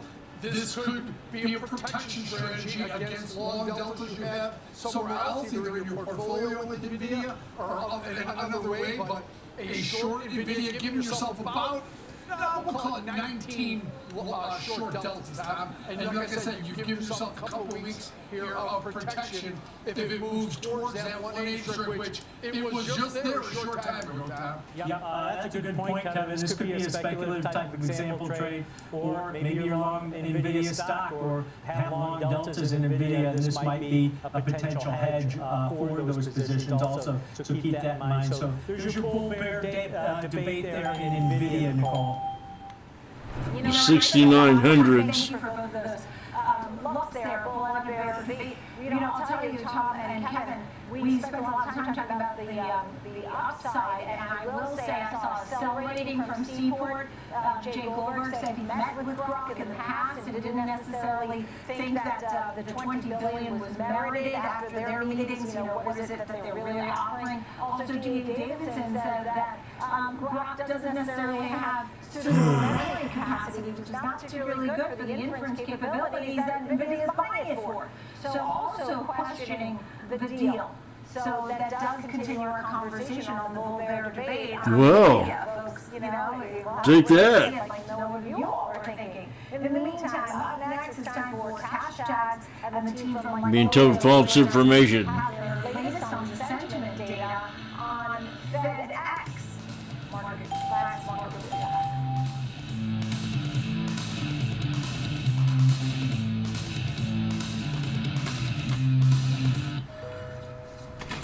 Hi, I'm Alex. I'm Eugene.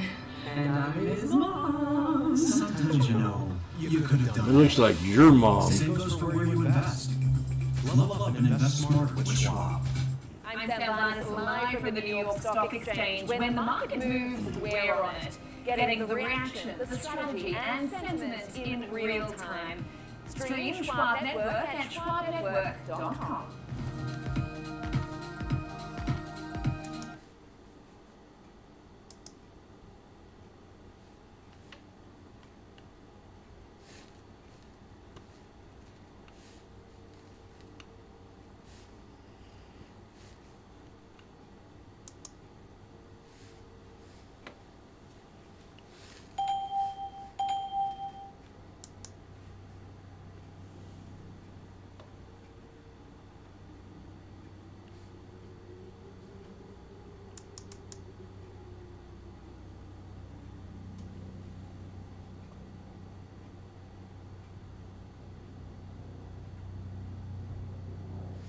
You got false information.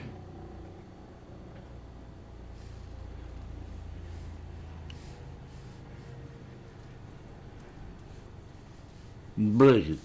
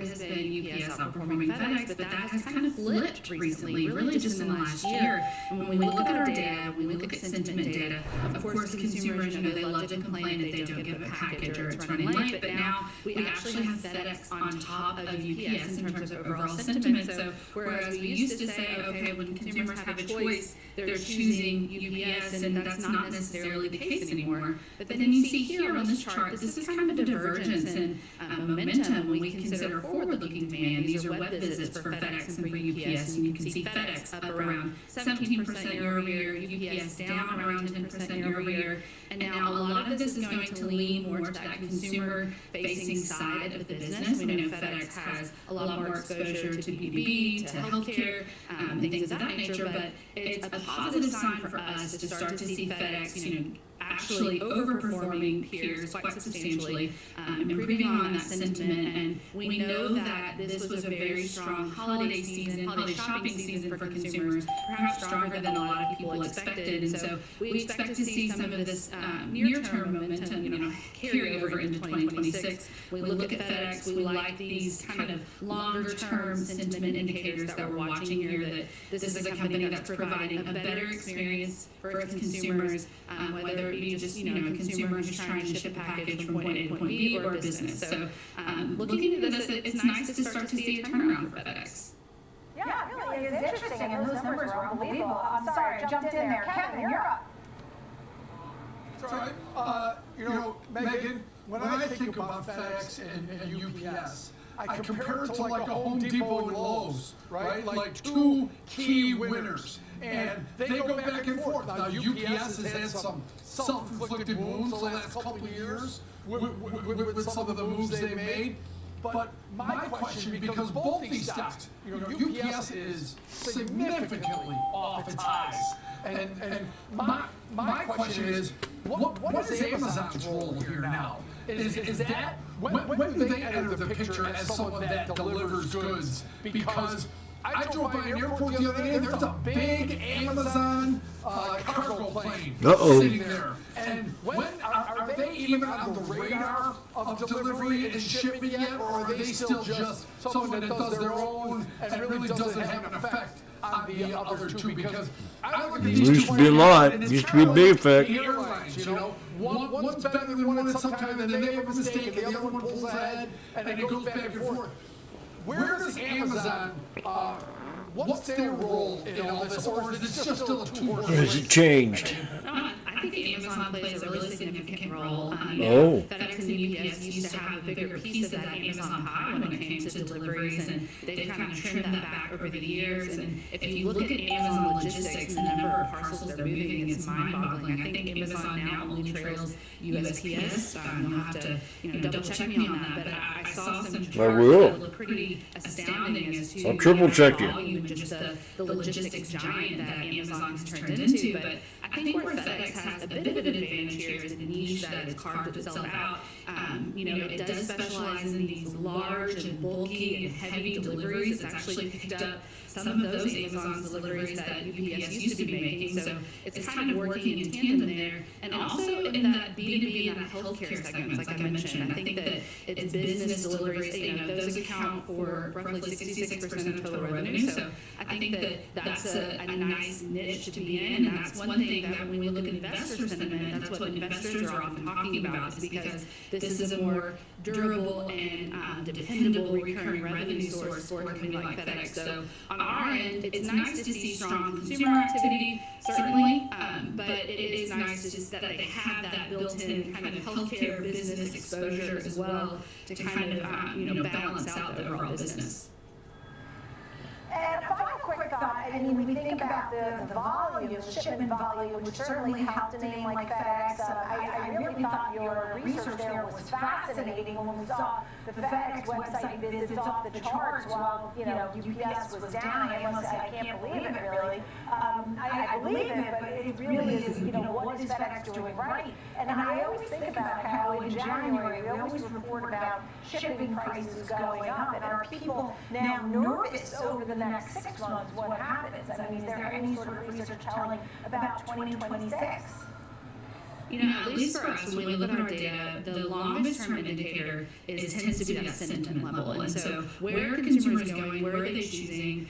Where do they, you know, when they have the choice, who are they turning to? And that used to be UPS. Now, when given the choice, because a lot of times whenever consumers are having a package shipped, you don't get to pick who's shipping your package, right? But when consumers do have the choice, they're increasingly choosing FedEx, and that tells us that they're getting logistics in line, that they're getting better, they're getting more efficient. And you can see on this chart here that demand is still, you know, for us, while it is a seasonal peak, you know, we're watching these every year, you can see that really sharp ramp up through the holiday season, but it's not only larger versus last year, but it still is continuing to kind of outpace the stock. So I think that, you know, Kevin presented an interesting point whenever you were talking about UPS and how much shares is sold off. But for us, you know, we see demand kind of drifting in the same direction. So we've got a little bit less of an edge there. When we look at FedEx, this is one where we actually see, you know, the stock starting to gain some momentum, and we actually see data preceding this. So I think that this is definitely, you know, a strong candidate to watch in 2026, at least in our data. We have a slightly bullish lean. Yeah, I like that. And we thank you for that. Megan Brantley, VP of Research at Lightfolio. I love to ship it out with FedEx and send present, love to receive with FedEx.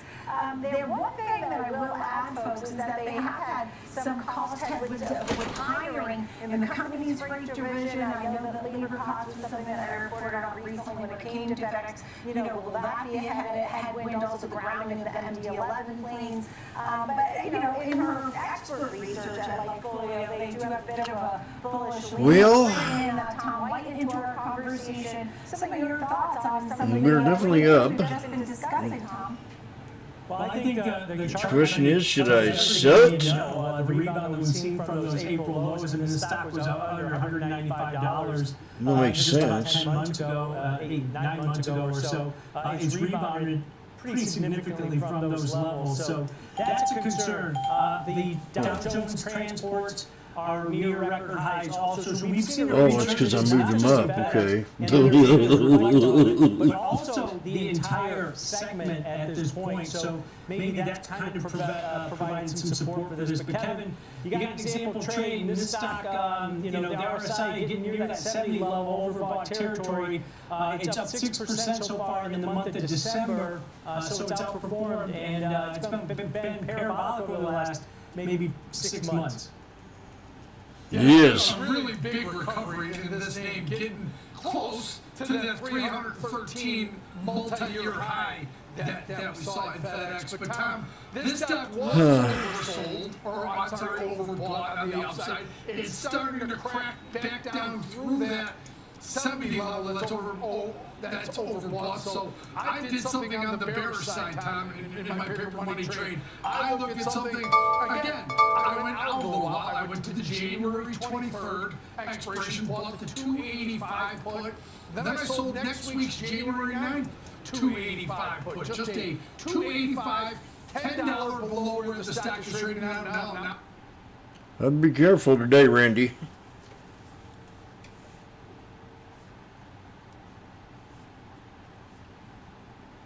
It's not one of them kind of days.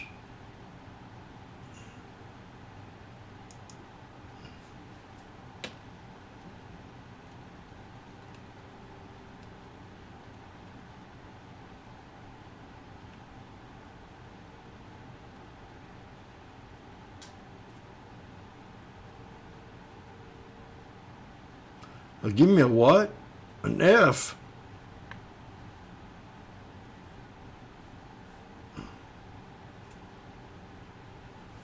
By Walmart.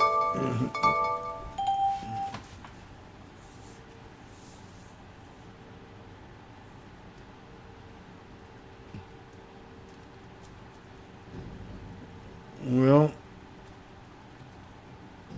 it's 11:45. Still gonna have 3 hours and 15 minutes.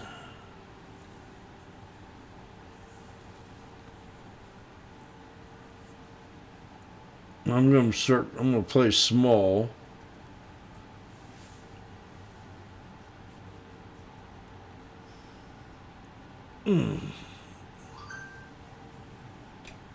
Let's just clean this up.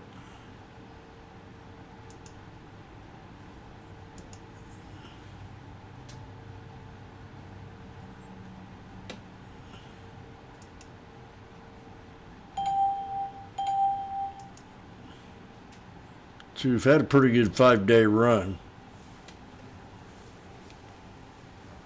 I mean, this is just a little bitty small correction on the SPX. You see what I'm trying to say? I mean, we got a lot. We get under 68.70. A low 68.80.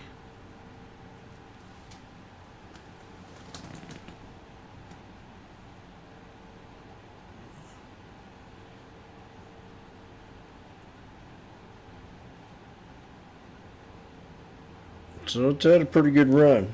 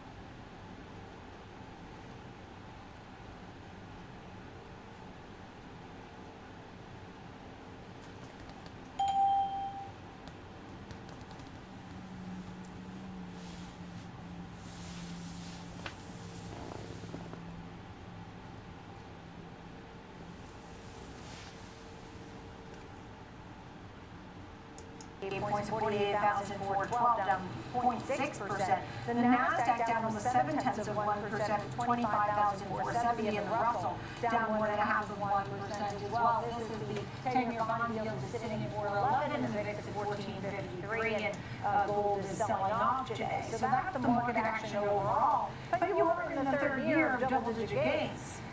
We've got to note what a great year it's been, right? And it's been a big year for Broadcom in particular. This chipmaker is up about 50% in 2025. In fact, outperforming some of the rivals such as NVIDIA. And since the April sell-off, shares of ticker symbol AVGO are up 150%. So it's pulled back of late. Broadcom is down over 15% since hitting all-time highs on December 10th, the all-time high of 414.61, sitting right now at 348 and change. Senior markets correspondent George Sillis is with me to break it down. Good to see you once again. George. Your thoughts and catalysts for Broadcom's performance or outperformance that we've seen this year, and maybe some thoughts on the pullback too. Shut up. Yeah, so I can start with the pullback. I mean, You don't start. No.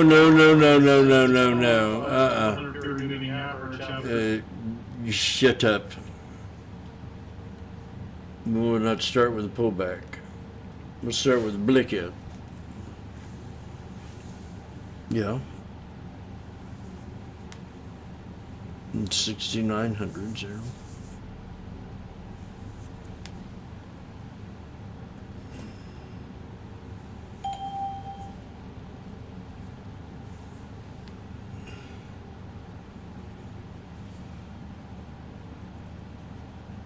tried to tell them.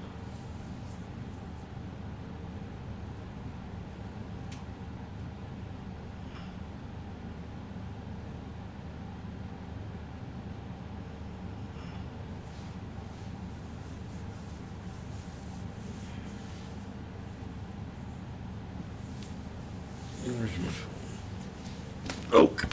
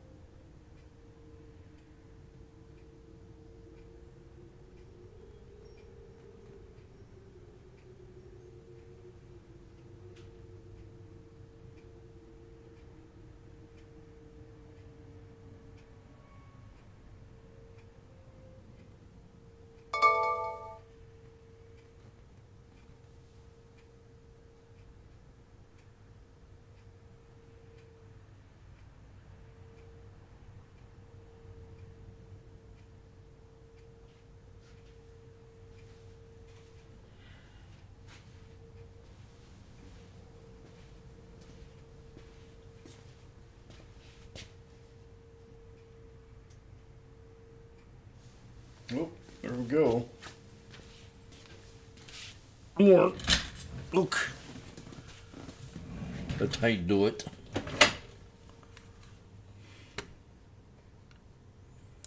High probability. Yep, that 335 strike's got a probability of 66% of finishing out the money, which is what you want. And you mentioned the option market pricing at about plus or minus just over $25 either way into that option expiration. And if you were to sell maybe the 325, 315 put vertical, it's still neutral to bullish, but you're only collecting at $1.50 as opposed to $2.50. So those are the trade-offs that Kevin's kind of hitting on, that, hey, you can collect more credit if you go a little bit closer to where the stock's currently trading, but that reduces your probabilities on this type of neutral to bullish short put vertical. Oh, yeah?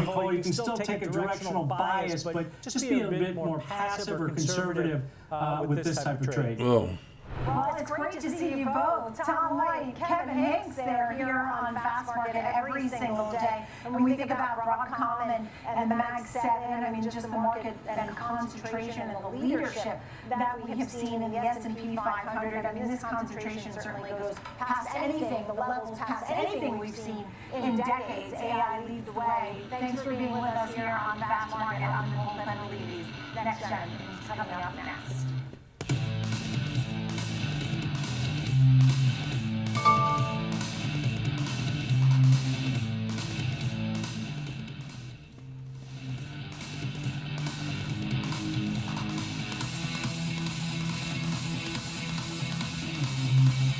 Schwab Bank Investor Checking, the checking account built for investors, named highest in client satisfaction by J.D. Power for 7 years in a row. With Investor Checking, you get the award-winning features of our checking account, plus cash management solutions, all designed for investors like you, with unlimited ATM fee rebates for cash withdrawals worldwide, no overdraft fees, and enhanced security features to keep your money safe. Also, because your investor checking account is linked to Schwab One brokerage account, $3.90. In one convenient location. Moving funds between your accounts is easy. Cash moved to your brokerage account is available in seconds. That means you can stop waiting and... Sorry, we don't do commercials for Schwab. They still haven't paid me for my last info commercial, which was about 25 grand. Once you pay me for that one, then I'll free up time to,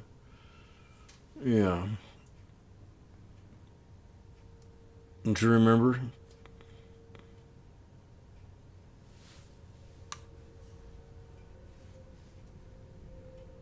Judge. Follow the biggest headline. Boom. Uh-oh. NVIDIA. Looks like their NVIDIA is getting ready to break out. It's at that resistance level. We're now at 390.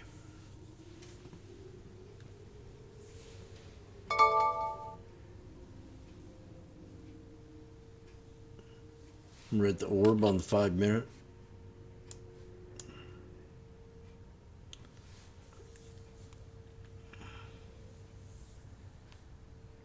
That's what it looks like.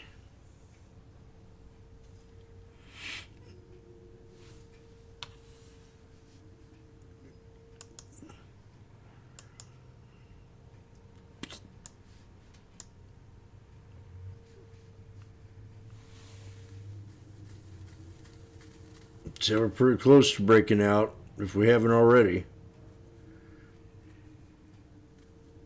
Definitely.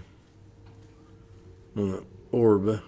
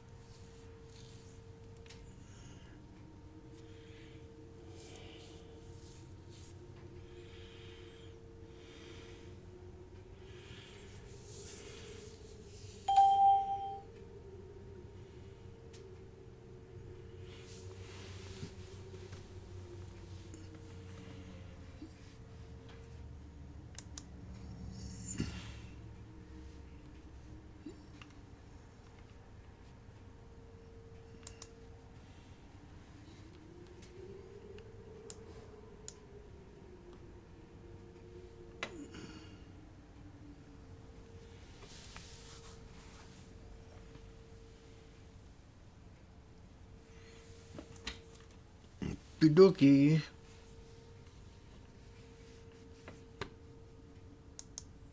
Next week to get that full traditional Santa Claus rally. Now, the one thing that's sort of missed on this is sort of built on the premise back in the day where you would see sort of selling at the end of the year and then rebuying at the beginning of the next year. Not necessarily what you're going to see given the sort of tax law changes and stuff throughout the year, but what I would say is I don't know that anything that happens, a long way of saying this, we said this on training, there's really nothing in my mind that can happen over the next couple of days that changes 2025. Now, you could have some sort of black swan event, but you're running out of time for that. And so at some point, you can see the end of the road, and we're very close to that moment now. And so, now that said, you look at some of the moves in things like silver, things like gold today, and that's approaching a little bit more of a crescendo moment, both to the upside and then the subsequent pullback. But you sort of already saw that. I never got to that point where I could say, well, that said. And certainly a name like Oracle, it just didn't happen quite as dramatically maybe as you're seeing in some of these metal products today. So a long way of saying, Jenny, I think a lot of the kind of jostling for positioning, as I like to say, as you're sort of trying to get prepared. With that said, I might have 500,000 followers. You're some sort of professional manager and you're buttoning up those positions. Like, a lot of them aren't waiting until now. That's already been done over the last several weeks. And if anything, these next couple of days are a little bit lighter in terms of liquidity. So, I would say, even that first trading day of the year on Friday is going to be kind of a quiet one just because of where it falls in the calendar. Now, you might get high volume. With that said, simply because it's that first day, but really next week is when I'm saying 2026 is kicking off, and then there's really no holiday disruptions for at least a couple weeks. Yeah, pretty relatively news-light time right now in these markets, as you can see. And you mentioned liquidity. Jimmy's birthday's coming up. And I would say this is a key piece too. So it's maybe more distraction because of the holidays, because of the travel, because of the weather, whatever it may be. You need to use your PTO because that matters for some on the calendar year. So you're away from the computer maybe, or maybe you're just taking a second and you're figuring things out, whatever. All of that, though, sort of resets next week. I would say for the vast majority of people, you come in with a clean slate. But the economy doesn't take a break and just say, oh, it's 2026 now, everything's different. You're largely going to carry into next year with the same momentum, the same stories, the same... And so, in my mind, not really. 2026 to look Depends where you are in life. second half of 2025. Unless you get some sort of significant update. We've had a really strong Buyouts and... The Fed is basically all but said they're not going to do anything to get in the way of the economy. They might help if it needs it. They might not if it doesn't. But I look at this, all of this to say, Jenny, that doesn't mean that nothing is going to happen. So it can be quiet, there can be less eyes on the screen, and you can have a day like today. It is very quiet today. But we're down 0.5%. We've been down 0.6% most of the session. And to your point, some of the geopolitical tensions we got over, headlines over the weekend, that will still exist right now, even if trading is light. So it's important to keep your eye on the last thing we can say, because I know we don't spend a lot of time on macro stuff usually, but if we were going to get a surprise, maybe it comes out of that particular narrative or that storyline, because, again, that's happening right now. It's not something that's always on the forefront of the market's mind, but it's kind of existing now with not a lot else to distract it. But that can be good outcomes too. And so that's the other thing. Surprise doesn't always have to be negative. That is very true, and I think that it's also a good lesson of historical price patterns are never able to predict in some of the geopolitical headlines that we do parse through as markets and really students here. So there's a lot of news to get through, a ton of analysts coverage, updates is really where we'll focus things off to kick off our show today with Apple actually. Wells Fargo reiterating its overweight rating with a $300 price target, citing some significant market share gains for these non-Chinese branded phones in China. So with Apple right now trading at around a $4 trillion market cap, it still commands, and seeing some pressure today, but trading around $273 a share. the target does represent roughly 10% upside potential. Now, we do also know that some of these non-China branded mobile phone shipments, which can serve as a proxy for iPhone performance, did reach roughly 6.93 million units in November. That was a 128% year-over-year increase, as total mobile phone shipments in China rose by another 2% to approximately 30 million units in November. Now, that was actually a slowdown from the 10 and 9% growth recorded in September and October, respectively. So all that to be said, different ways to read this report, but they did highlight the fact that at least as far as these non-China branded mobile phone shipments, which say that 10 times fast, those were still up 128% year-over-year in the month of November. Yeah, I did see too, per a Federal Register filing, this was, basically regarding the tariffs. Apple's expected to still be free of U.S. tariffs on chips imported from China through 2027, June of 2027. So this is one of those situations too where you look back and everything should be in the context of the full year. We've been lulled to sleep over the last 9 months, but the first half of last year, which is what is always going to be in the forefront of your minds, is what could happen, right? You can have substantial drawdowns that happen quickly, and Apple was absolutely a company that saw that happen. But that was all about this fear of tariff, and what is that going to do? Is that going to stifle the consumers? Is it going to cause inflation? Are these companies going to be able to do things? It's going to make Apple have to move everything to the U.S. It's going to cost, what, $3,000 to make an iPhone. How's that ever going to work? Let's slow down. Let's take a deep breath. And what has reality been? Nothing's really changed. No, if anything, I feel like Apple's actually had a stronger, as far as like the read on the iPhone 17s, we've seen actually a stronger year than I think many, or at least, the back half of this year has been stronger. And it's an important point too, because what have we talked about with the iPhone in particular? It's moved in our minds more from a discretionary product to a staple product. That upgrade cycle has started to expand. But if you're still in the iPhone 11 to iPhone 14 range, the iPhone 16, the iPhone 17 are starting to perform significantly different than those previous models. Now, 16 to 17 might not be a tremendous difference, but we're in that point now where some of those older models are being replaced, some of those promo deals around the holidays, and some of those opportunities to get into an iPhone 17, the various models, the Pro Max, the big size, the regular size, extra processing power less. There's a lot more choice for the consumer now. There's a lot more choice with the cellular provider in terms of how to pay for them.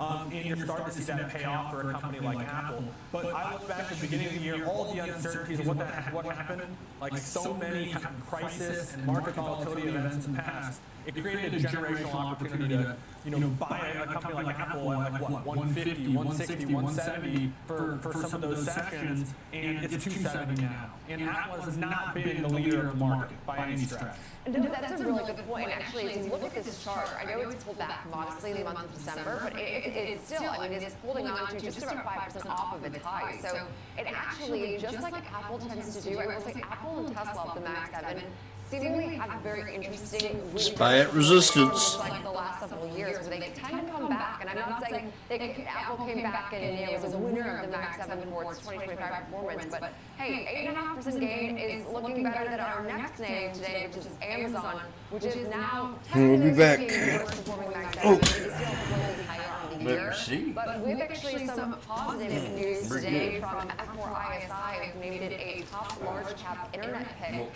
for now 2026. They pointed out the AWS momentum after the business showed about 20% year-over-year growth in the third quarter, which was the fastest in 11 quarters. Also did easily outpace Microsoft's Azure growth rate for the first time since the third quarter of 2022. But this analyst does believe the AI narrative has flipped positive for AWS to help support investor sentiment.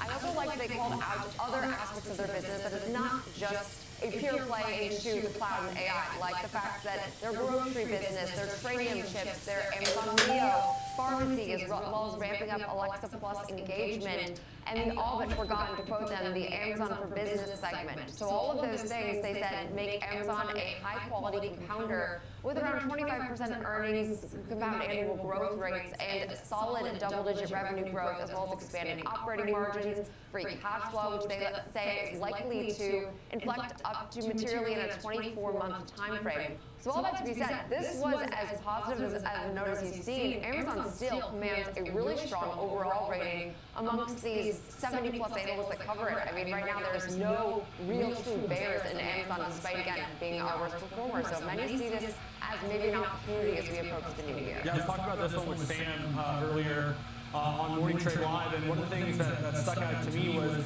you had to go back to November 18th to get a Rothschild & Co. From Alex Hazel over there downgrade, and that was a downgrade to neutral. Oh, and the price target was 250, which still implies like a 10% rally from where we're currently at. So all that to be said, even those that would be considered bearish relative to their peers or less bullish than consensus are still quite bullish for a stock that is one of the most important names in all markets. Another thing I think that's important to note too is we talk all the time about, hey, extended valuations and like this impending correction that needs to happen to get the fundamentals in line. Well, one, Mahaney over at Evercore talks about accelerating growth rates, so that can actually be reason for higher multiples.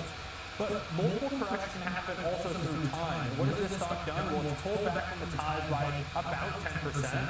It's gone sideways for 6, 7, 8, really 12 months. If you consider all of the movement basically unchanged over the last year. And so it has started to correct. It's just corrected through going sideways over time as opposed to pulling back. Okay, it's amazing when you point out the fact that it's basically gone nowhere in the last year, because obviously anyone that has covered this today knows that it has not felt that way by any means, but that's where you reassess when you say. This is a very fun conversation. I wish we had more time and we had more names, but this is both at the same time the argument for passive index-based or buy and hold investing, right? Because, hey, if you just bought, yeah, it's been a roller coaster ride, but you were passive, you held your head, you didn't sell on the way down. Didn't do anything, and you slowly but surely weathered the storm, and you basically got back to where you were slightly higher in the year. Totally fine, right?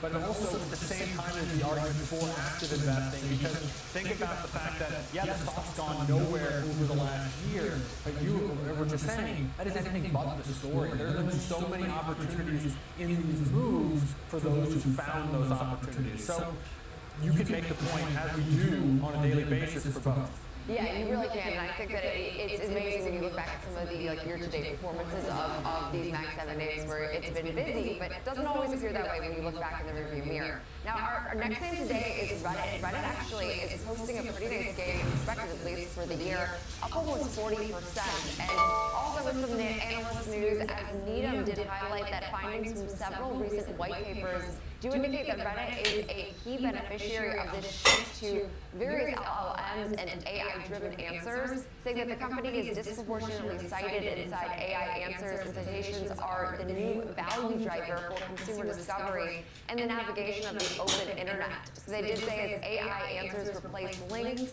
economic benefits shift to citations that AI answers can give, and about 20 to 40% of these citations are to Reddit. So they keep a buy rating, they also have a $300 price target. But this is really amazing because I am an avid Reddit user, so I'm not discounting the company's importance, but it actually is something that is annoying when you're searching on the web and it's a constant, like source that is generated. Like if you're not an avid Reddit user, I can just so speak to this because I do notice some of these citations are frequently linking to Reddit. Yeah, the next big discussion, and this is happening in real time, is data as a commodity. You think about what data centers are, they're essentially mines for data. You think about what a company like Reddit is, it is a mine for data. And I hope that it doesn't get to a point where AI is pay for play, the same way that the traditional search engine has become. The reason that so many things pop up on Alphabet's Google first is because they pay for that spot. And you just want to, we hope that this LLM movement, the ChatGPTs, the Geminis, etc., with sort of the uncertainties around licensing around data, etc., that it isn't just too unique to deal with. And we know that there's been deals inked with Reddit where they're licensing out some of that data. Is that the primary reason why it's cited first? I mean, maybe, but it's because they have access to it. So it's a certain revenue driver for a company like Reddit that needs one. where the traditional ad space has its limits. It's not like they're reinventing the wheel at Reddit. Facebook and Meta and everything that they've done there, sort of given the roadmap for how you monetize social media. Different companies have had various degrees of success. You think Snapchat, you think Twitter, pretty publicly has struggled to do that. TikTok's done really well. Meta's done really well. Reddit at the moment finds itself somewhere in between. Very expensive valuation, but really impressive comeback because when it pulled back during that tariff uncertainty and that de-risking, it didn't come back with the overall market until late in the summer, and then it really started to catch momentum again. So impressed with Reddit. I like the moves that they're making, but you're spending a lot for that potential upside. You are, and this data does have some lofty now forward-looking multiples, but Reddit is near and dear to my heart because anytime you ever have the most bizarre question, Reddit also will have the same question and lots of answers to that question, which is wonderful. Now, last time today here at KB Home, we did see a more neutral to pessimistic tone from JP Morgan as they did trim their price target on shares to $50 from 71 with a neutral rating. Now, that price target would imply about 13% downside from where we closed last week, but highlighted that we saw revenue was down about 15.5% year over year in its recently reported quarter, materially lower earnings than we saw in the same period a year ago, signaling this ongoing weakness. And did say that, well, overall, I mean, this is still a very neutral rating, that they do see some more pressure that could weigh on shares as a result of the uncertainties in the housing market. So an interesting call. KB Home is relatively a smaller home builder when you compare it to, say, like DR Horton, just as far as market cap. But we're still down about 13% this year, and I think earnings serve as a great reminder of when you're in this downbeat, just sort of range-bound trend, you can always continue to drop, and that's what we've seen, unfortunately, for KB Home. Yeah, that's a really tough business right now. We know building costs, labor, everything associated with building a home went up dramatically, causing the price of the home to also go up dramatically. But the cost of financing is kind of been more stagnant, has not come down as fast as I think many of these builders hoped. And while that's largely because the economy's been better than feared over the last several years, we've talked about that K-shaped nature of things. And for the next generation of home buyers to break in to this home market is very difficult right now. And so as they slowly but surely build their asset base up and decide that's what they want to do, we might see more of that. But really, it's been difficult because you're not seeing a lot of new home buyers. It's the same home buyers who've been frozen because they're locked into lower financing rates. Will need just time to pass. It's just a slower moving marketplace than traditional equities, and so that's the tough part. When you look at a company like KB Home that's a home builder in this space, it trades in public markets, but the products it operates in move at a much slower pace, and those cyclicalities move far slower too. Think back to the great financial crisis. It was a real estate-related crisis. Well, the equity market bottomed in like 2009 in March. Well, you didn't see the real estate market for residential bottom until like 2012. So not saying that we're in some sort of bottom or topping pattern or anything like that for either. They just don't move in tandem the same way that we maybe think they do. Yeah, and I think that also speaks to the length of this recovery that we keep waiting for, that frankly we haven't really seen evidence yet at all. But we have seen prices at least come down modestly. So win for the consumers, not a win for, of course, these home builders. We'll leave it there for the top of our show today, though. Coming up next, we'll discuss the charts and example trades in Lululemon as well as Nike, two actually underperforming retailers on the year, but having decent Decembers so far.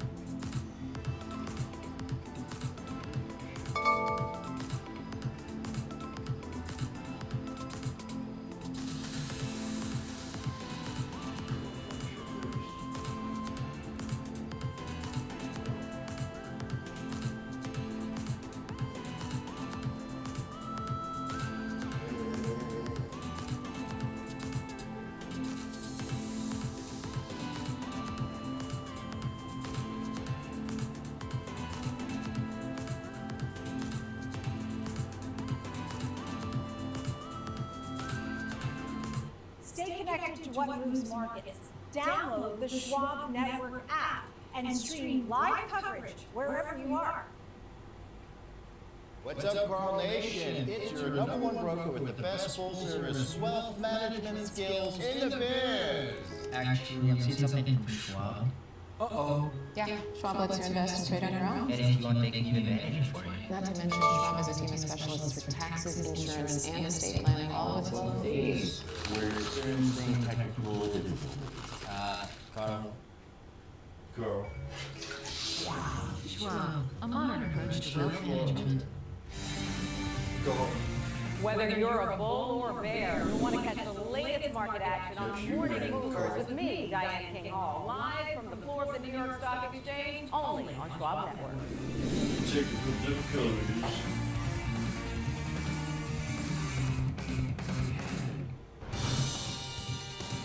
Welcome back to Next Gen Investing. It's now time for the Chart Master. Today we are talking to two underperforming retailers we've seen in 2025, Lululemon as well as Nike. So joining us is our strategy chat, of course. Here to help us look at some of the, gradual improvement we have seen, especially when looking at Lululemon. It's up 15% this month, and I know driven by now this proxy battle, which is a whole saga in its own right. But as far as assessing this year and some recent trends, what are you watching for Lululemon? Yes, a bit of upside activity here. We can see that Lululemon had bottomed out here around our yearly lows, 159.25. 6,900s or 580s right now. Fairly consistent floor. From there, we formed an upward sloping channel type shape here, and then we recaptured an important level here. So we had the low point before our gap down and the high point that we saw before the gap down between about 198 to 212 or so. So for now, prices remaining above that 211, 212 area here that we would want to see the bulls hold on to if we're looking for exactly what I thought. Uptrend here. But back within the boundaries of our channel, hanging on to the gains we saw after earnings, we have not yet filled that earnings gap that formed as well. So those were some a bit more positive signs for the bullish crowd. When we do look at our moving averages, we are right around our 5-day EMA, our weekly exponential moving average here. That comes in right around 210.50 or so. We can see below that, our 21-day EMA, our monthly EMA in teal here, lines up with our trend line. So that area right around 199, 200 stands out even further as a potential breakdown point. We can see our RSI study, our measure of momentum, also shows a decline here. We are below the 70 threshold that signifies the overbought area, and we have also broken below our trend line. 6,900s now, or it's $5.80. The bulls hope to reassert themselves. When we do look at our volume profile study, we can see our heavy trading areas. We broke the 200. One is down here at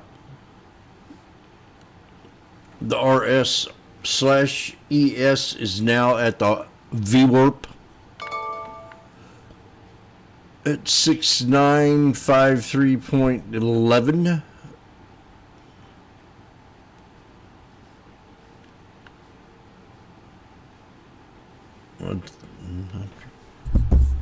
Make sure if you're in this trade, that you're thankful every day.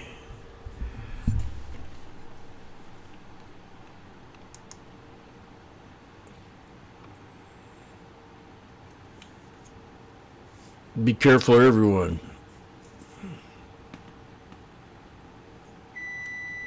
Up. It's time. I pulled out my coffee 3 minutes too soon.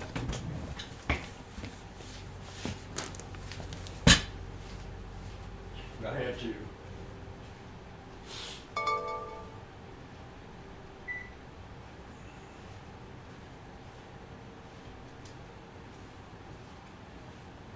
Okay. The freak-out show there on Washboardjim's behalf. One more chore to do before I sit down and come up with a craft.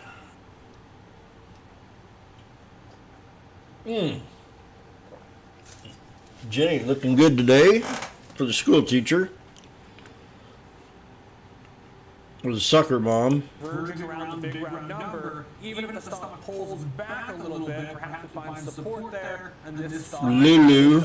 option strategy on this stock can still perform as designed, where you can make that max profit, even in the event where the stock goes down a little bit, as long as it stays above 200 through February 20th. And now we are finally at the dreaded 2026 expirations. I knew we were going to get there eventually, but it just feels Good like job. It is very hard to avoid it now, as we are now wrapping up officially 2025. But the 2025 that was also not so strong was support Nike, as we've seen a disappointment really weigh on this retailer all year long. I will say it also has seen some interesting volatility as of late. Rick, we got our earnings, of course, very late in the cycle, but walk us through this from a technical perspective here. A different picture, but a similar struggle here. Not really too much better in the short term here. I guess you could say we did stay above these lows that we established after our tariff. What's the chart I want to sit on? Over here, our low point here, 52.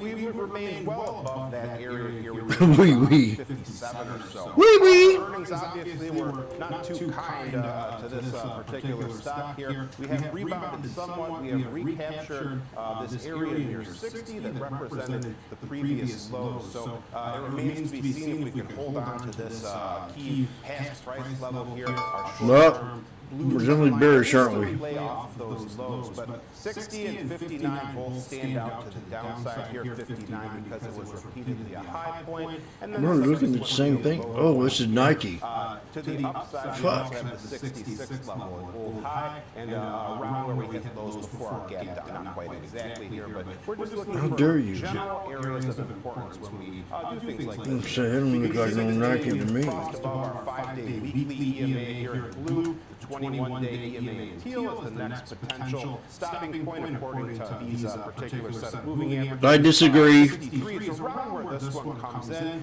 Finally, when we look at RSI, It's not a wedge. out of the oversold area after only a very brief stay there, and we have broken the downward sloping red trend line, but we have not yet crossed above the 50 midline, so still more of a bearish lean despite some mild. If I draw it out different, he does. Momentum standpoint here. Our important volume known areas, we're coming up to the key one, the point of control, that's just around the 62 level, but we've also crossed above See what it looks like. near 60 and this one here near 57. So those would be the standout levels. The next stop to the upside, if we do cross above the point of control, comes in right here around 65. Okay, yeah, Nike today also seeing some modest strength, up about 0.4%, so at least starting this week off on a relatively brighter spot. Would appreciate it if you cat for the technical help, of course. Dude, there's my wedge. Now as we think through trading, So that would be a wedge. Alex, again, similar but different performance this year. Yeah, looking to the middle of January. But it's not drawn like his. Strategy involving selling the 60 straddle, then buying wings to define the risk. So $5 wide wings, 65 to the upside call, 55 to the downside and put. I'm sorry, we won't do that. 250. So that means you have a range of $5 wide where you could be at least breaking even or small profitability. That's from 57.5 to the downside. Man, it was cheap the other day. 62.5 to the upside.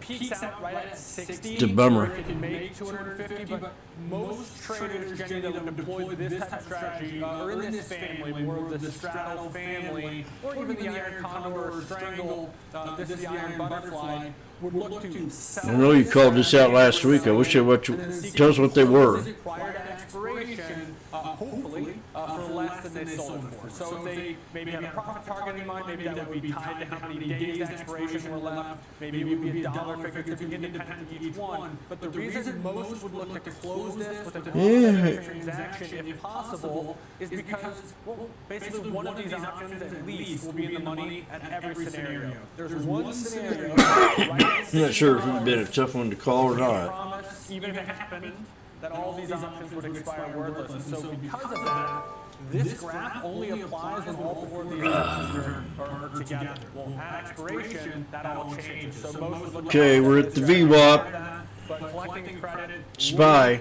To capture some of that credit if this stock remains somewhat SPY at the VWAP. in the next couple of weeks. which trading at just over $61 a share right now, and of course it's slightly higher today. So maybe boring is always a strategy. Neutral, as we always say, is still taking a stance on a lot of these names. But we'll leave it there for Chartmaster today. Coming up next, it's time to discuss NVIDIA as their deal with Rock announced last week, raising some questions about the overall spend into AI. Shares are down about 1.5% to kick off this week.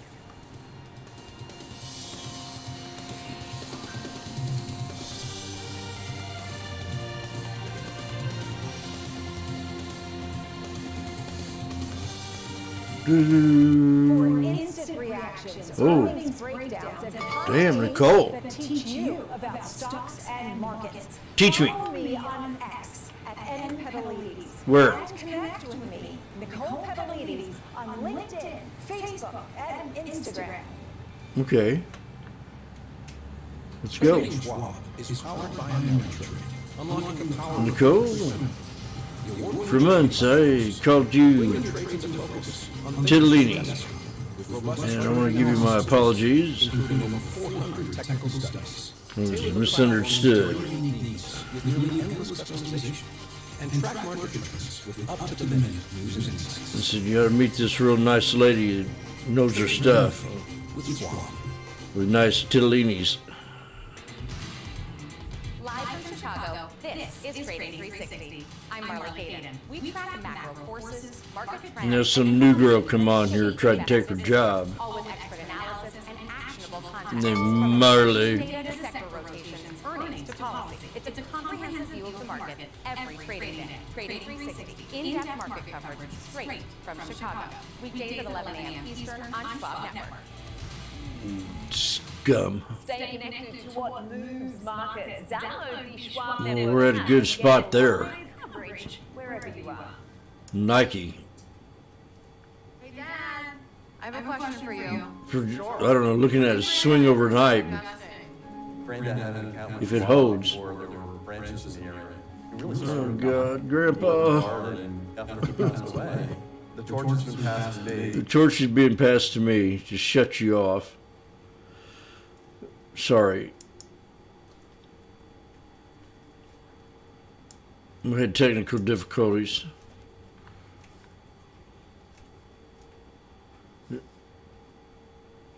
We have to apologize because we don't allow such intrusion. And then the overall street reaction to this deal announced with Rock last week, I'd now like to welcome Anna Sambadas, host for the Schwab Network. And so, Okay. Sam, walk us through some of the analyst commentary and sort of the market's feeling with this Rock deal, which I initially read as a positive, but we've seen varying opinions, let's say, on that deal and their spend in 2026. Don't like it, huh? Yeah, thanks so much for that, Jenny. We are seeing a bit of a mixed reaction. Obviously, we saw this headline coming out on Christmas Eve, and so we've had some time Oh, there goes the break. This year, NVIDIA actually rallying up over 5% last week. We're seeing a pullback this morning in trade. There are two stories which is really driving the action today. Obviously, we have this Intel deal as well. SPX double top break. So let me just run you through some of the analyst notes which have hit the desk this morning as far as what they're saying about this particular deal. I mean, for the most part, the reaction seems to have been positive, as you pointed out, Jenny. And so let me just run you through a couple of commentary, a couple of notes and commentary here. UBS saying that this could bolster NVIDIA's ability to service high-speed inference applications. They remain bullish on NVIDIA shares heading into 2026. They expect the appreciation from here to be driven mostly by higher earnings. They've got a buy rating here, $235 price target there. Truist believes that this is intended to fortify its competitive. Ladies and gentlemen, something's about to happen here that we've been waiting for a long time today. Is that for us to break the VWAP? And you would think that this would be the month of May. Because we might spring forward and we might just to get a little bit of relief, but at least let's have a breakout to 68, 58, 95. And I'll never see that again. Should have been a setup because I'll never see it again. So we're going to change it.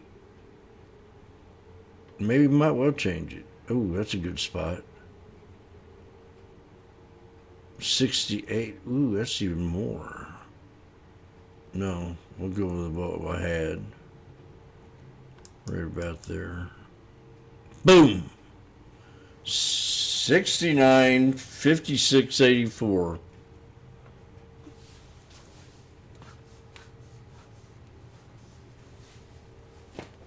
I don't know how he does it, but we'll find out.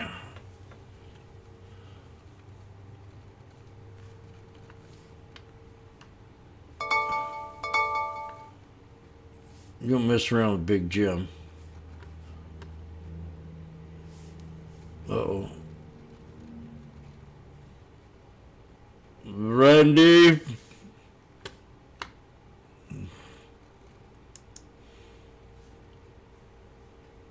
I tried to tell them and they wouldn't believe me.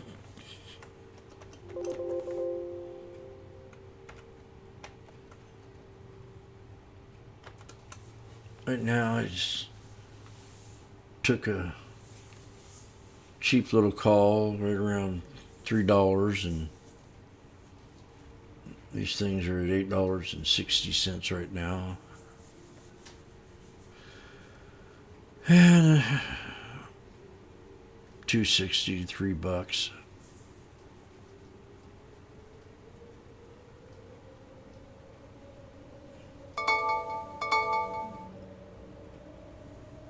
Randy.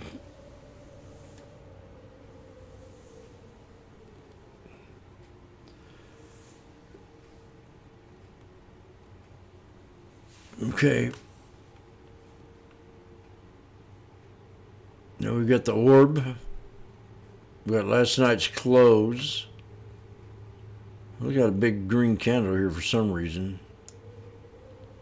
I don't know what that's all about. I'm drinking my coffee.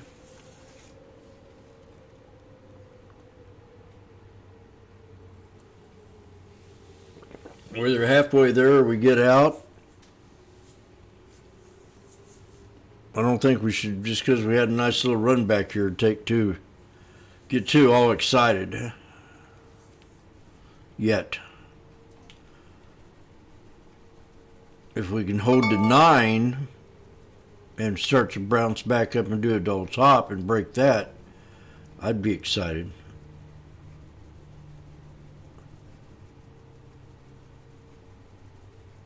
I would too, Jimmy.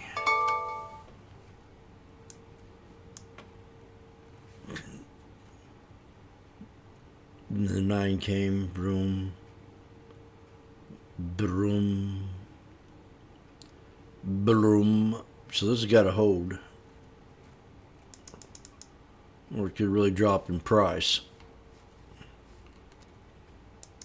That if it does move towards 210, we'll have an opportunity to potentially have pretty significant gains. That's not true. I'm sure we will continue to see this drive a lot of the overall market activity just because the media is so huge and still does make up a good portion of some of our major averages. So one to always keep on your radar, of course. We'll leave it there though for FOMO. Now coming up next, we will discuss the road to retirement and some trends to watch in savings and some of the wealth building trends we're seeing now into 2026. Okay, dokie.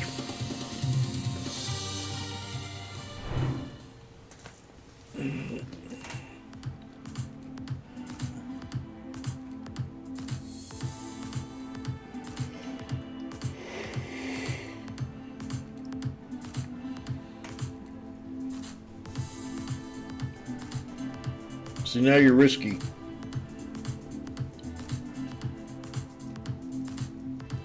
Not completely risky, but if that candle breaks below this blue one here, creates a new one, then you're got that.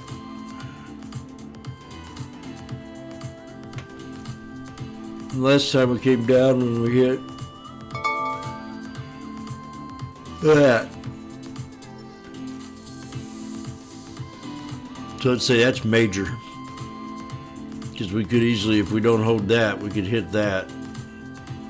Things happen in threes.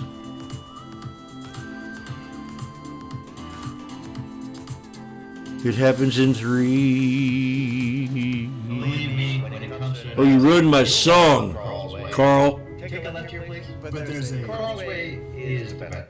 Carl's way is the best way. We won't sit here and listen to you ridicule him.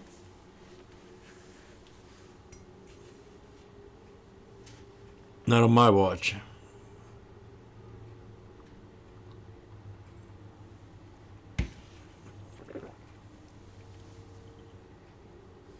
We're now at the 21.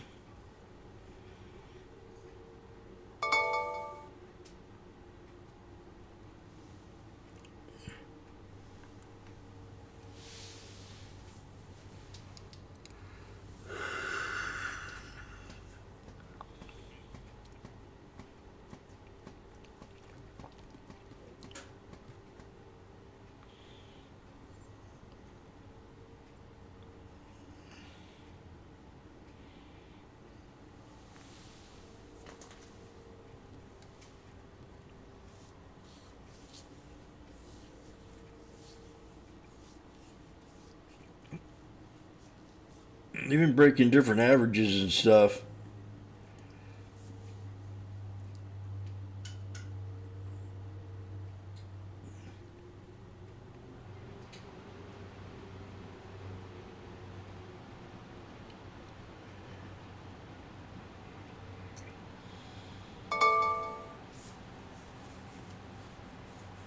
It's a pretty good drop from just $4, but I mean 6, 5.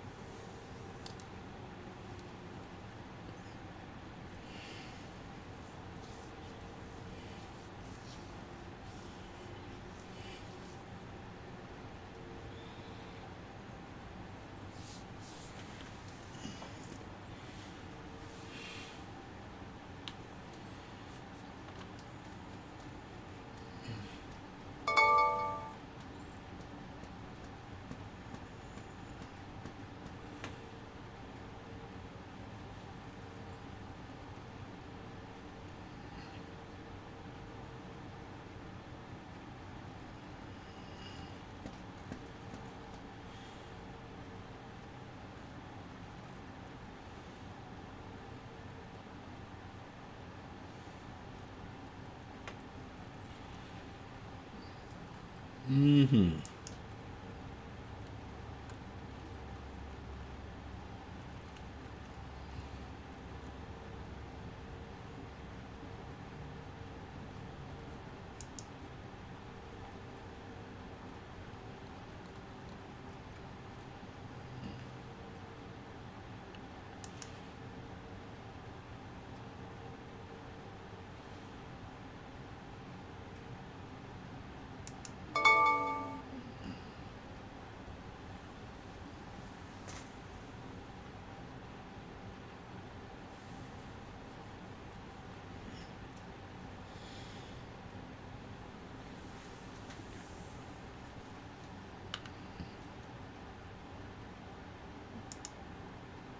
Values based than savings based. Okay, so Jessica, this leads me to a question that is probably more for the, I guess, traditional financial advisor or investment professional as opposed to the end client.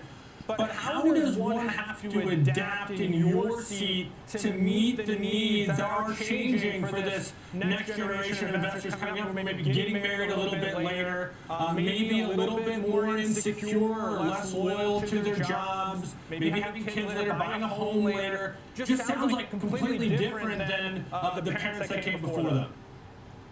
I think it's all about active listening and meeting them where they are. These investors really want to focus on what's most important to them. They're not really looking for a financial advisor to tell them how to live their lives or how to invest their money. They're looking for, as someone referred to it recently, as a non-romantic life partner to help drive financial decision making. So So really listening to these investors, seeing what's important to them, and helping them find the right ideas or solutions to meet those needs, letting them be in that driver's seat, I think is really working out well for that generation of investors. Okay, and walk us through now these FIRE goals and how advisors should be guiding various clients in these multiple income streams, how to navigate that. As of course, I think many have the mindset of we need a financial reset to kick off the year.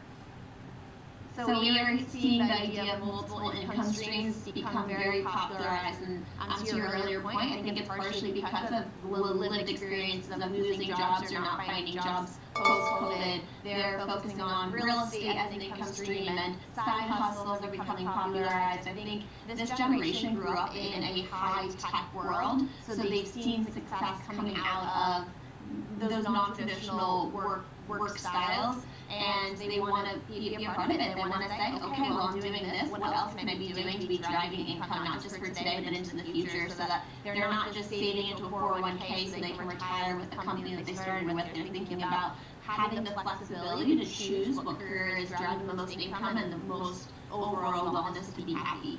Jessica, a lot of our viewers are self-directed, kind of active within the market, so maybe their financial literacy is a couple of levels up than the average person who maybe has some sort of a stock portfolio through a 401k plan. Speaking more to those who are set to decide and let somebody else handle it, what is something that you feel every single person should do to level up their financial literacy just a little bit? I think everyone should take advantage of digital fluency. So information is available, it's online, it's powerful, and while we all fall victim a little bit to information overload and not knowing all the different options out there, taking the initiative to just educate yourself a little bit, and then partnering with someone who's an advisor that can help guide you maybe a little bit better, puts you in the driver's seat and allows you to come in with a level up versus just trusting what someone else is saying. Okay, and I think a great place to leave it. We so appreciate your time and all of that insight as we all think about some of these wealth-building strategies we approach the new year. Appreciate it. Jessica Wright, Senior Lead Advisor for Brighton Jones. Now coming up next, we will discuss the latest that we're seeing with SoftBank as well as Digital Bridge. SoftBank announced it will be acquiring Digital Bridge for roughly $16 per share in cash.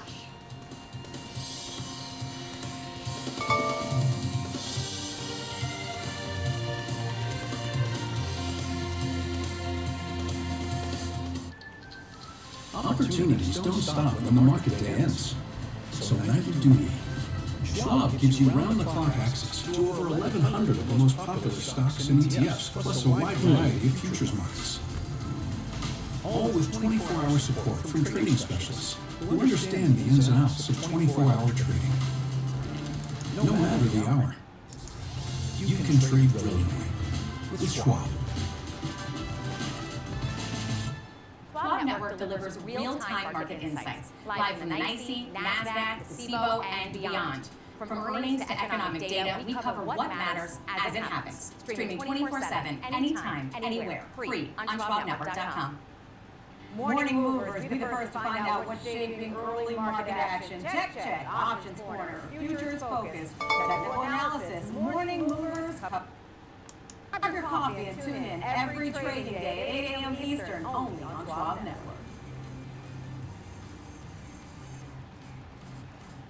Stay connected to the markets with the Schwab Network. Tune in 24 hours a day, 7 days a week on SchwabNetwork.com and on all your favorite streaming services. Schwab Network, available anytime, anywhere, on any device for free.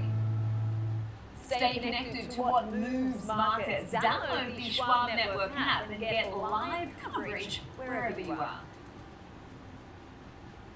I'm Nicole Petalides, live at the New York Stock Exchange, and this is the Watch List. Your midday view into the trends driving the markets with a sharp focus on technology, innovation, and companies leading the next wave of growth. Big movers, real-time interviews, and insight from analysts, founders, and market voices you trust. The Watch List, 2 p.m. Eastern, only on Schwab Network.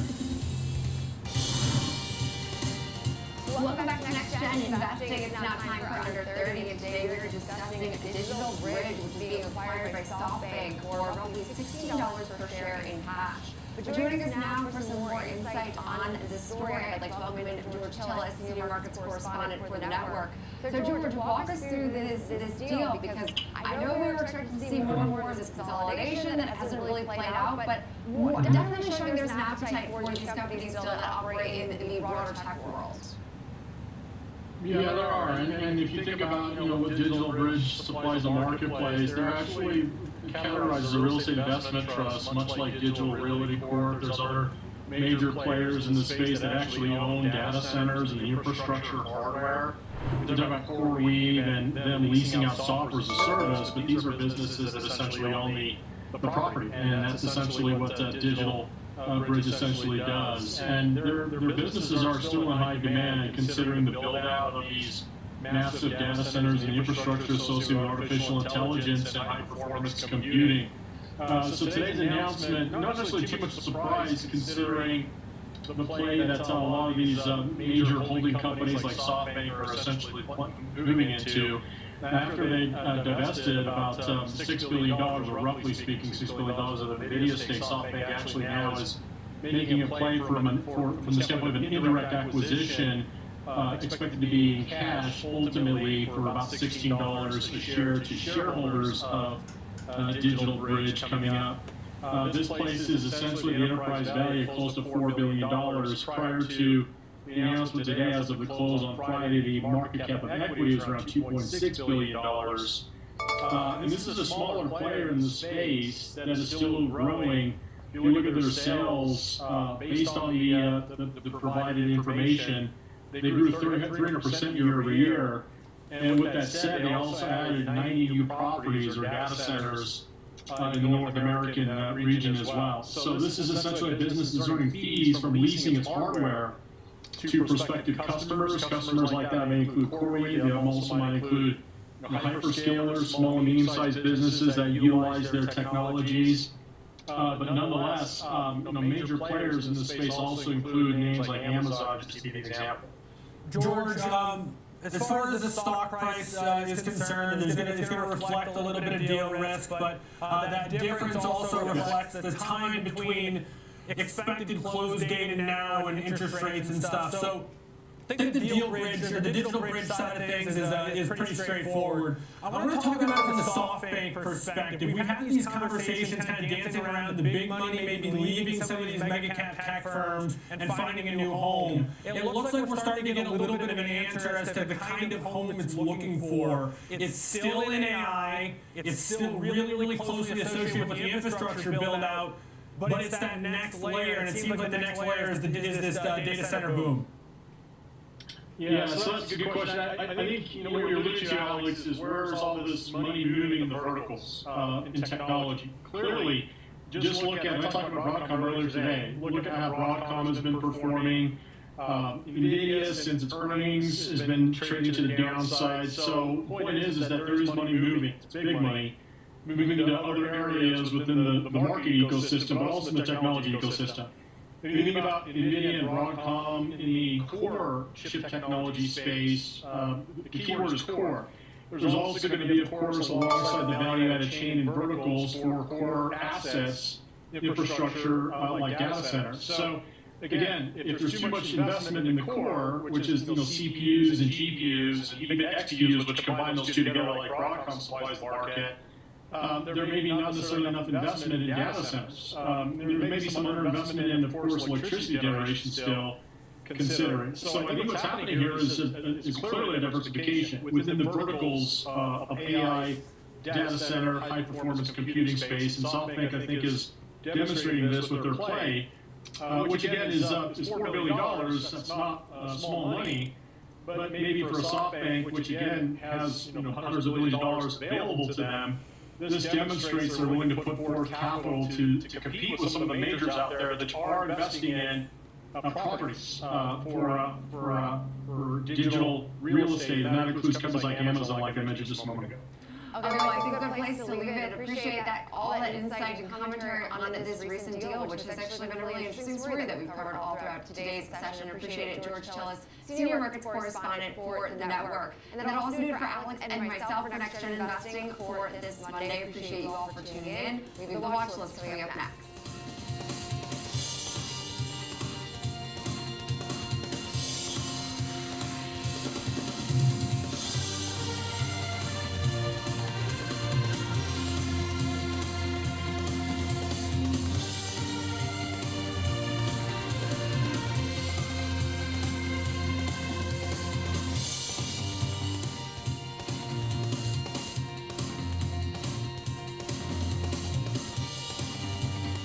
Well.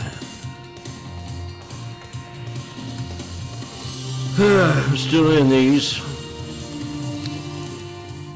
I'm up, but Schwab Bank Investor Checking, the checking account built for investors. needed to hold that other one, but didn't get it. JD Power for 7 years in a row. With Investor Checking, you get the award-winning features of our checking account, plus cash management solutions, all designed for investors like you, with unlimited ATM fee rebates for cash withdrawals worldwide, no overdraft fees, and enhanced security features to keep your money safe. Also, because your investor checking account is linked to your Schwab One brokerage account, you can manage your checking and investing in one Let's have a breakout. location. Moving funds between your accounts is easy. Cash moved to your brokerage account is available in seconds. That means you can stop waiting and start investing in stocks, bonds, money market funds, and more. Get more with Schwab Bank Investor Checking, the checking account built for investors.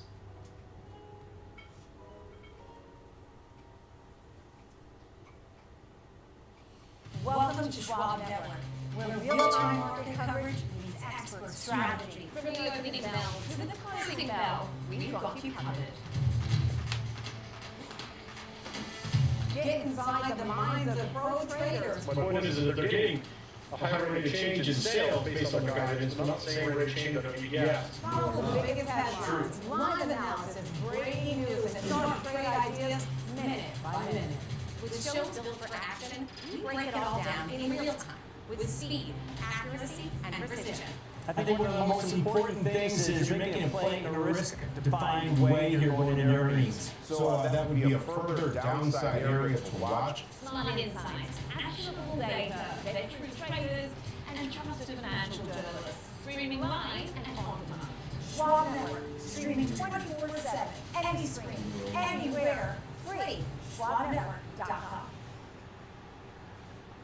Mom, when my grandparents moved here, did they know what our family would become? I don't even know if they could envision it, to leave everything behind, literally come across the entire world. I think that we totally met what their wishes were. Schwab has been with us for almost 25 years. Through purchasing houses, opening up our business, having children, they've always been there for us. I want to invest with a company that can help me give my family a happy financial future. Stay connected to what moves markets. Download the Schwab Network app and stream live coverage wherever you are.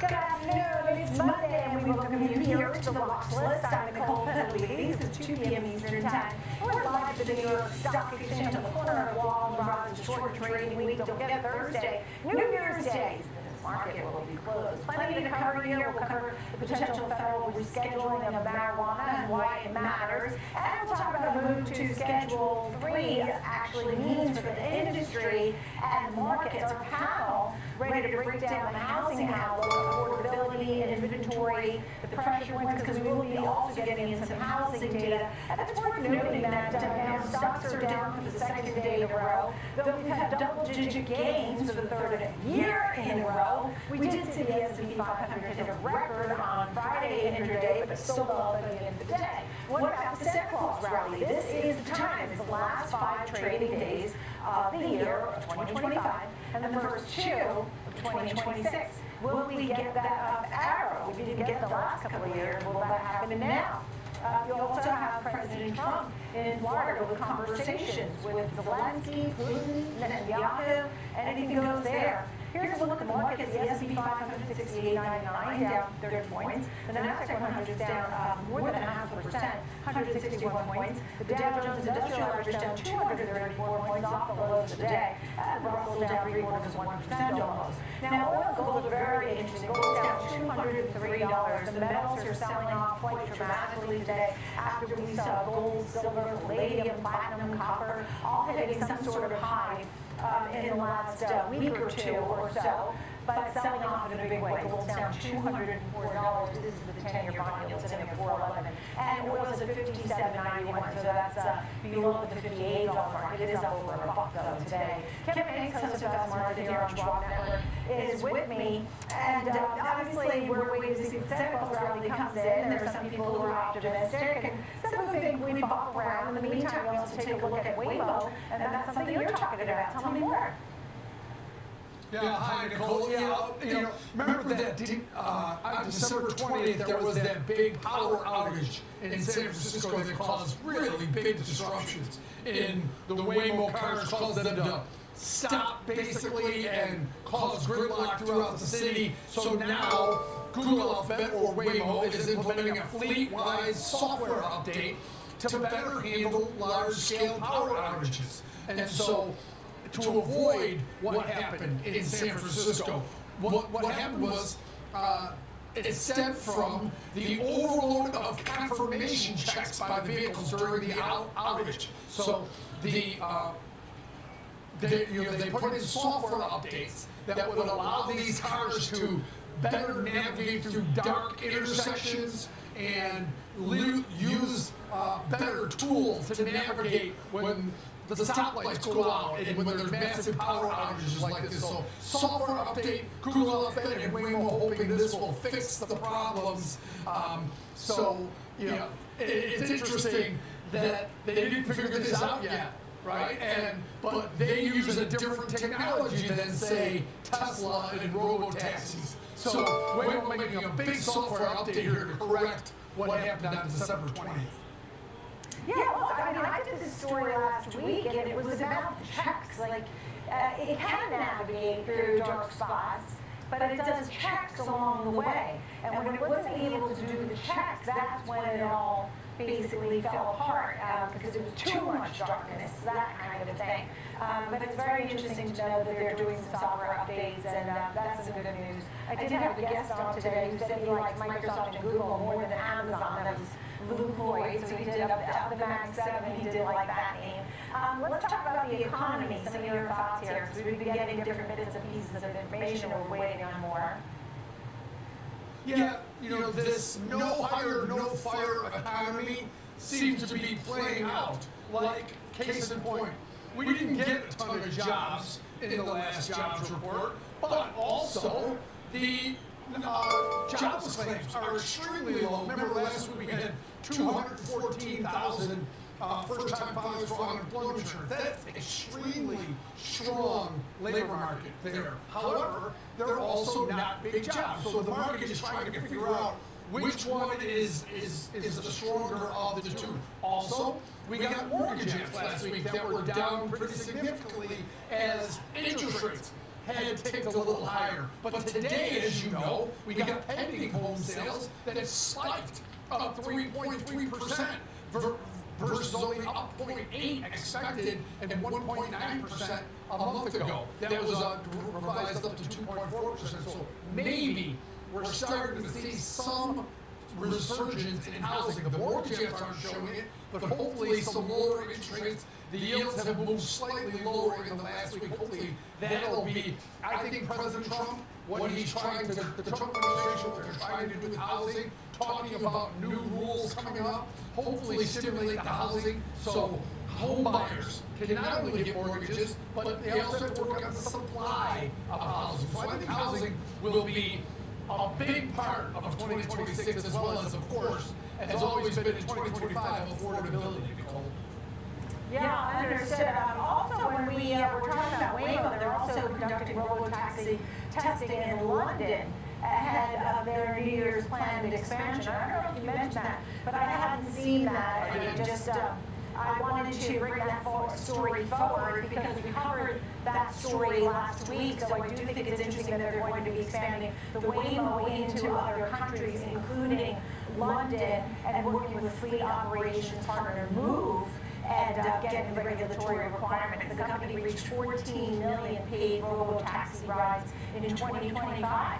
That's pretty impressive. Next week, anything catching your eye for next week at all? Well, this week we get just a smidge of economic data. I believe in my career, the first real day of serious trading that won't have a holiday feel to it will be Monday the 5th. That's when we'll start to get real trading, all eyes back on the market. Hopefully we'll get economic data that week. It's hard to, economic data has really been, continued to have been disrupted throughout the holidays and into this thing where we were supposed to get data today on international trade, didn't get it. So we keep working, as traders, you just want to see the macroeconomic data so you make a decision about the overall economy as well as individual names. So hopefully, as we get closer to the start of fourth quarter earnings season, January 13th, we'll get JP Morgan and Delta. The 14th, we get Bank of America, Citigroup, and Wells Fargo. And the 15th, we get Goldman, Morgan Stanley, Taiwan Semi. So we have to wait until the 13th for earnings. Hopefully, we'll start to get some accurate and timely economic data, Nicole. Yeah, and when do we get payrolls? Are we going to get payrolls on the 2nd or on the, you don't know if we're going to get them, like usually we would get them on the first Friday as long as it's not the first, right? Or maybe the following Friday. I'm curious to see if those come in. Because I know that December we got in that sort of mishmash payrolls in December 16th, so I would like to finally get some good economic prints coming out. So we'll have to wait and see on that as well. All right. Right. Okay. Right now, non-farm payrolls on the schedule for January 2nd. Right. Okay. I mean, we did see the GDP growth looking good, but some of the first print that we got was before the government shutdown, so we needed a new GDP print too. It's good to see you, Kevin Higgs. All right, catch you tomorrow, Kevin. Think about that. Now here's a look at the big picture. Jim Morgan, CIO, Wealth Consulting Group, is joining me. Let's talk about some of your targets that you have. First, before I get to the 8,500 that you have for the S&P for next year, do you have 7,000 for this year? I mean, are you expecting to set a close rally? Yeah, good to be with you, Nicole. That's right. So this year, our target was 7,000. It's still 7,000. We haven't moved that at all. Oh, really? Even through the months of April, too much. Things felt a little bit dire. We still held that as our target. That there was a path to get there. It's not good enough. We have a few days left. We think that it's still very, very much doable. We're not all about precision and when exactly we're going to get there, but we believe we will get there around this time. Maybe before the year end, maybe first part of the next year. Last year, our price target was 6,000. We hit that early, and so we never know exactly when these things are going to play out. But that's kind of what we're looking for. Yeah, I know you have an 8,500 target for next year. What will be the catalysts for that? Yeah, that's right. So if you asked me a few months ago, I was actually not as optimistic going into next year. Things changed. Really, what has changed has been what I call the healthy, wealthy consumer, and we talk about this with the K-shaped economy. So there's that piece of it. There's all the AI spending. But we also have a Federal Reserve that needs to pay attention to the other part of the K, and that is the weaker consumer, that is financial conditions. We believe inflation is under control, and that the Fed needs to be more dovish here, and so that is going to help out that weaker consumer. It's also going to help assets, and that's part of the reason why we see that we certainly could hit 8,500 on the S&P 500 by next time this year. I also think about, the inflation worry versus the labor worry and what the Fed may or may not do. What do you think is on the mind of the Fed? What do you think should happen and will happen? Yeah, it's a great question. It's something that everyone wants to know. We believe that the Fed should be focused more on the labor market rather than inflation. Inflation has been coming down. We saw some signs of that. We'll likely continue to see signs that inflation is coming down. It's the labor market, particularly those areas where companies aren't hiring as much, where we could see some layoffs. It's the small businesses. It's the students that are coming right out of college trying to get a job. There's a lot of weakness there that we see, and we believe the Fed needs to be proactive to ease rates, and we believe that they're going to cut more than a few times going into next year. So tell me about some of your stock picks or strategy going forward. Yeah, Nicole, so we continue to like, some of the Mag 7 names, NVIDIA, and, Microsoft, Alphabet. Okay. We also like things that are not part of the original Mag 7, but Broadcom being one of them, Palantir being another one. But we recently added Oracle. We just thought that the sell-off with Oracle was just too much. Oh. We believe that there's Really? price support where it's at. So we added recently to that name. We think that there's a lot of upside. Really? But listen, we're very diversified. We own a lot of boring names, names that haven't. I think I looked at it today. There's a lot that have done quite well. 3M being one of them. It's funny. Albemarle being another. Caterpillar. There's some financial insurance companies that we own, and some Tesla's at a double bottom. Industrial companies that we like, and so we really just believe diversification is key here, and position sizes. So that is one area where, as bullish as we are not liking NVIDIA at 8%. We're liking NVIDIA at 2.5%, 3%. I don't appreciate you. All right. When we think about who may run the Fed next, I know that Waller is thinking about inflation, that it may likely come down a bit.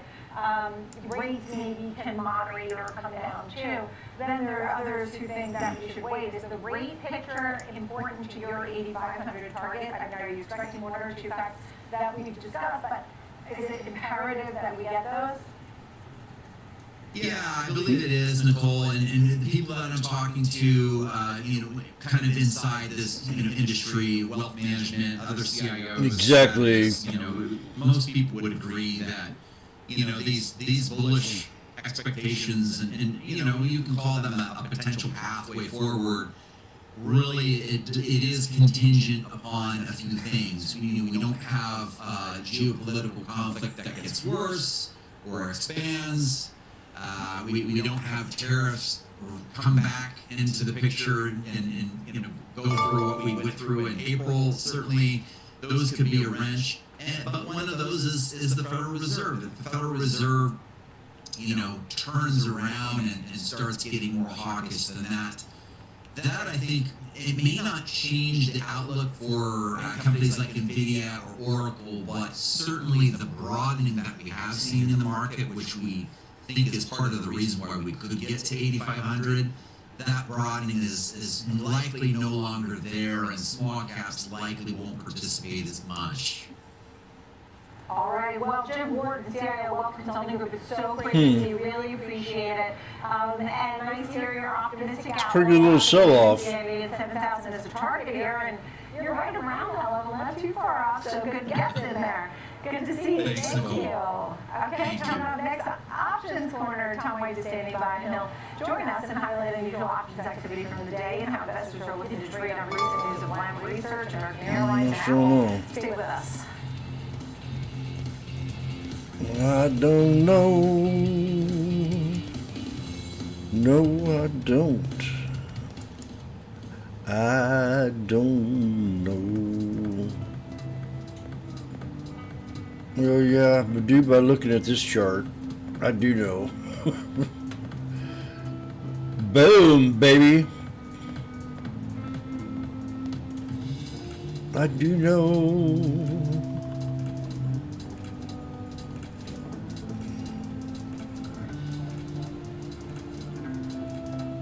Yep, I know.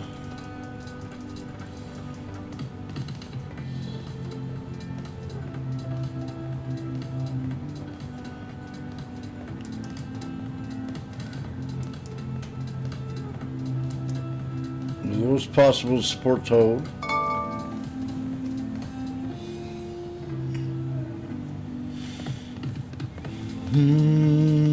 Yes.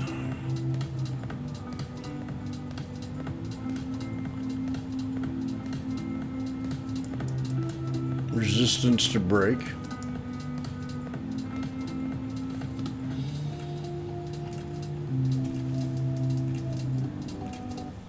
Whether you're an experienced investor or just getting started, Charles Schwab offers a webcast that's right for you. Pivot point. Are you a long-term investor? Our investing webcast series breaks down different investing styles, including growth, This value, week. income, and more. Best of all, you can ask questions by chatting directly with an education coach. It's interactive learning at its finest. Tune in live Yeah, or see. on demand. Head over to schwab.com/coaching. Broke down below that there. Today.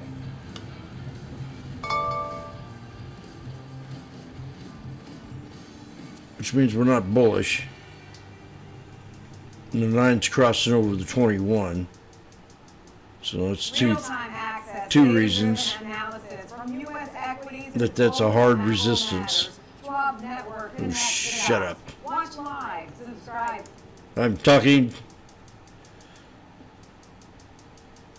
So we came out, we broke out, they came back and found support from the previous resistance.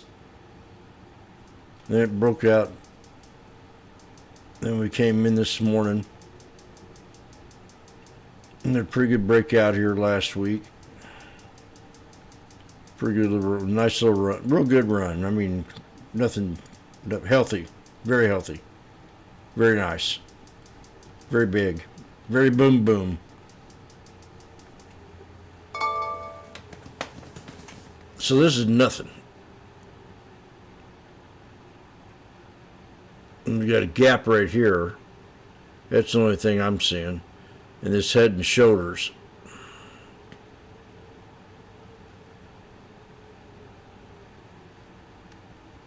For support. And it's support right there, no lower than that. And then definitely hold that. That'd be I think, when we hit that, I'd be buying into that. If it came down there. I'm just saying if. I hate to be Mr. Negative, but last week, look at that.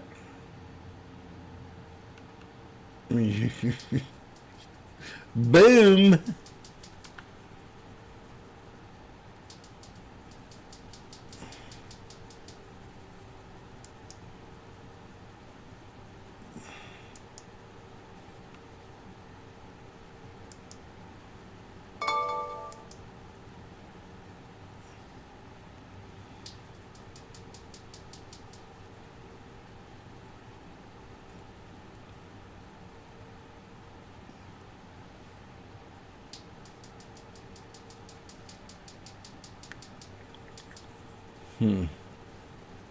That's 15 minute and a 30 minute.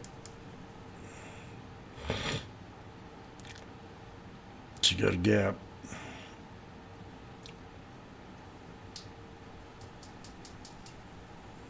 Yeah, I like 30 minute on these here. On what I got on that one time frame.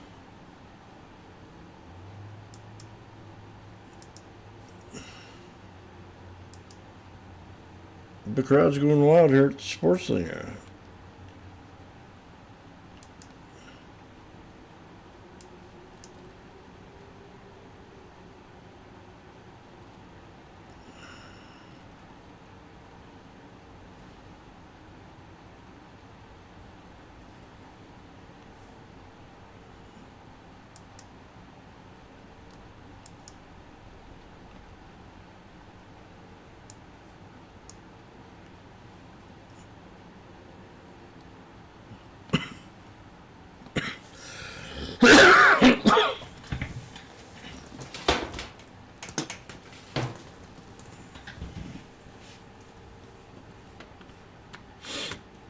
Nicole. Yeah, stock's down nearly 2% today, but up about 7% so far in the month of December. We've seen a resurgence and maybe a reset into some of these more discretionary travel names recently, whether it's been the cruise lines, the airlines, some of the hotels also. Still down about 13% so far this year, but we're seeing demand continue to be robust, and we've seen that across the board in the travel and leisure industry at this point.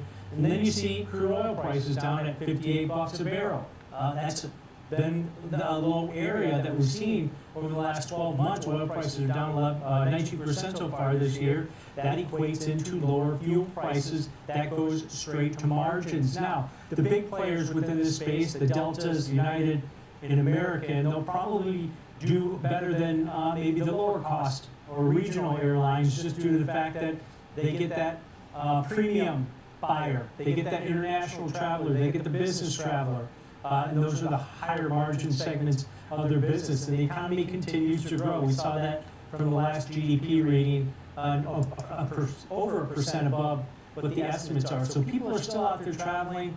Jobs market, although it's weakening, not really hitting the travel industry at this point. But we did see some bullish activity in here, and this was all the way out in the January of 2027 options, so about 382 days to expiration. So this trader gave themselves plenty of time. They bought 4,000 of the January 2027, the 17 strike calls, paid an average debit of $2.30 on those, so the break even of $19.30 over a year. That's about 28% above the current share price, but on a dollar per dollar basis, not that much higher. I think the key with this trade, instead of buying the shares, this trader just bought basically an at-the-money call with the expectations that, hey, over the next year, we're going to see some more gains in the in American Airlines stock. Right, understood. And Yeah, I've got a new. Was at some new recent highs. I mean, there's no doubt that people are spending. Pound of hamburger. Get a pound of hamburger and go out and get you some hamburger helper. Everybody's cooked that before. So we're sitting here trading SPX, and Jim says, "Hey, I think we got us a little sloppy play here. A little." What do you mean? Yeah, a little sloppy inverse head and shoulders helper here. Would you get in the kitchen and make us some hamburger helper? Yeah, because what do you mean? Because, well, that red line showing sloppy, kind of not a resilient support level, but it does connect and respects it 2 or 3 different times. Either way, but most of the way, it does respect it. And then now it comes up and it breaks out. It's starting to break out again. But you got your little inverse head and shoulders, which I don't even know where I would have drawn mine. It kind of, you can't, I mean, it's kind of hard to say. I mean, right here would be my low. My low And that's giving her even a little bit more time down. I mean, that's the way I look at things.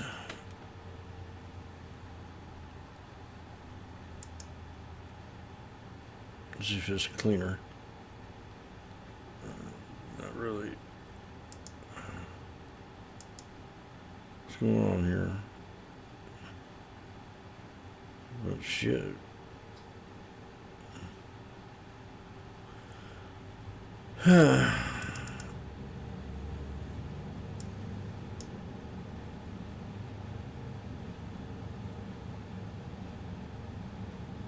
Yeah.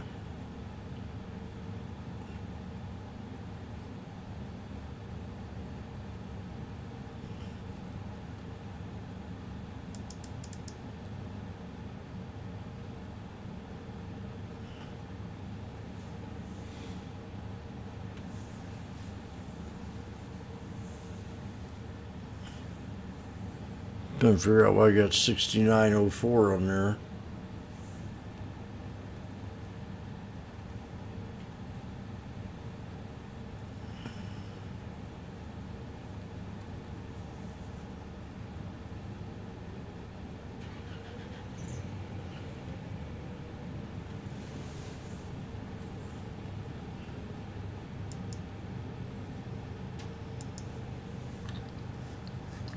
It'd have to be that because of the 5 minute.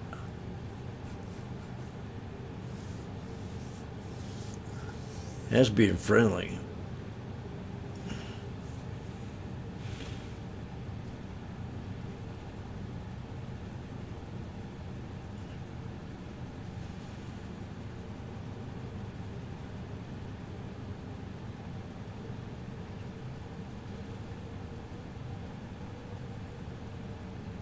So yeah, that might be too late now.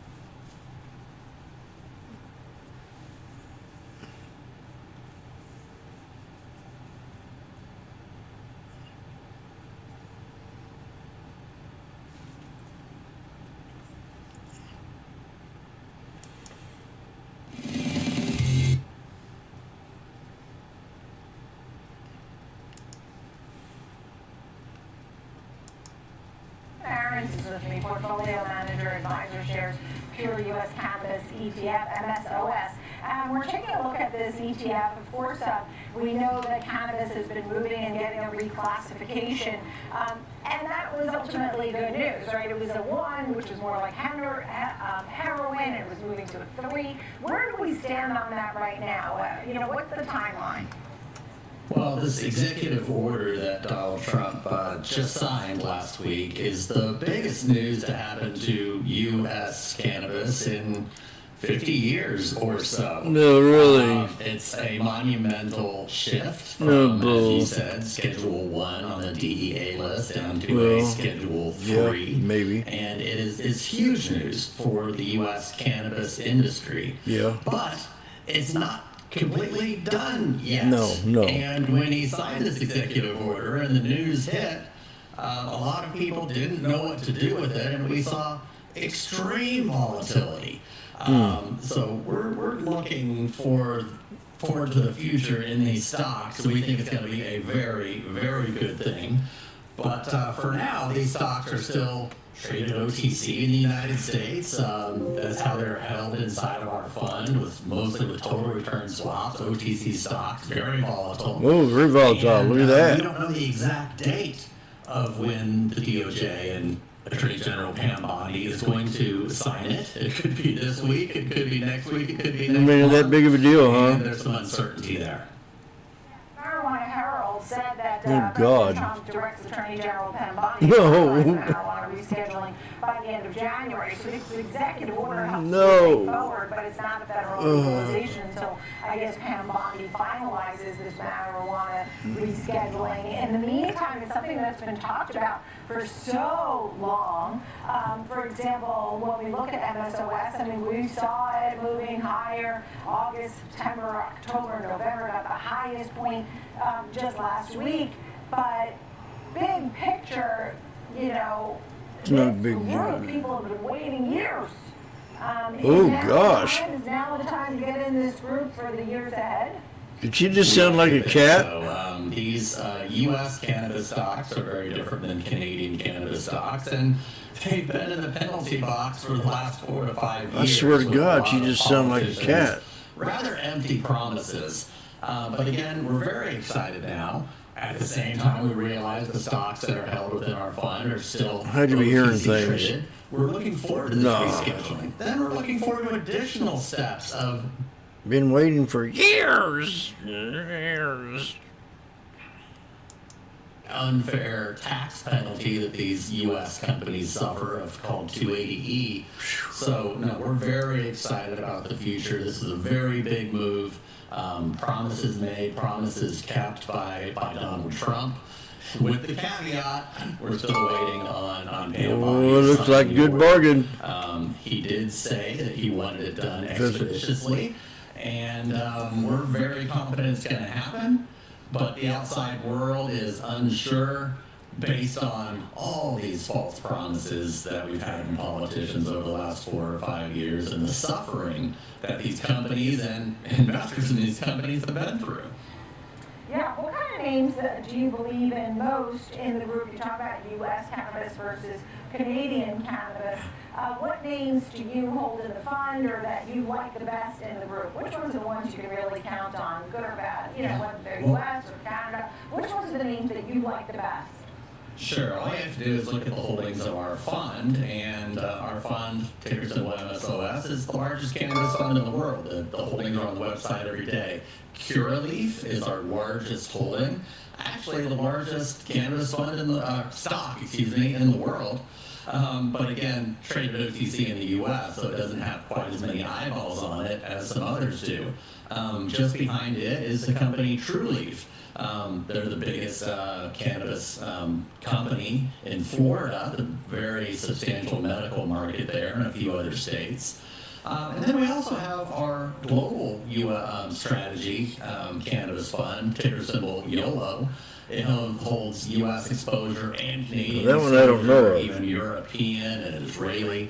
Our top holding there is TC? Village Farms International. NNF? Because they keep their THC cannabis business on the Canadian side of the border so far, but they do have a lot of U.S. interests. They are able to list on major exchanges, list on NASDAQ, and they're the largest holding in our global strategy, YOLO. Any way to know the fund flows or any sort of rebalancing or repricing that might occur here in the first quarter? Well, again, we are very bullish on this happening. We are told that the Pam Bondi signing off in this order could happen any day or any week or any month. It's going to happen soon. We very, very strongly believe, and we think that's a big leg up. But the caveat, this is still a very, very volatile area to invest in, and we see multiple legs of this move up. Signing the order, again, it's the biggest move in cannabis legalization in the last 50 years in the United States. But another leg is when these companies can actually bank, some sort of safe banking act. Then we need them to list on major exchanges in the U.S. It's very unfair that these U.S. companies with U.S. employees and U.S. operations can't list on major exchanges yet. We see that as another big boom to these companies, getting more institutional investment and everything that comes along with it. So we're excited about the first quarter of this year and what's going to happen. Oh, but again, what the heck? a lot of volatility, and I see Uh-oh. legs up with multiple steps of partial legalization. Talking about cannabis, and I got daydreaming. Look here, double top. Bingo.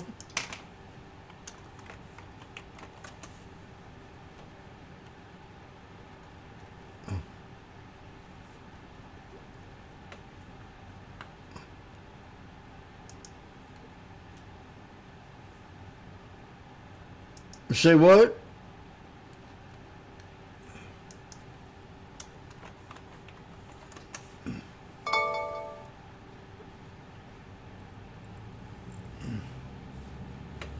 I think after it was double top. Well, we were sitting here watching, and Grandma said, "Damn, what the hell was that?"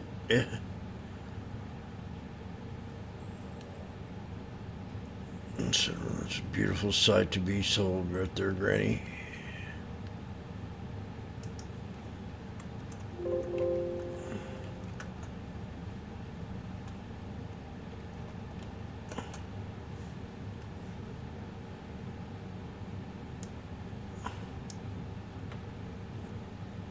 Well, that's beauty. Oh, this might go higher. We might just go a little bit higher.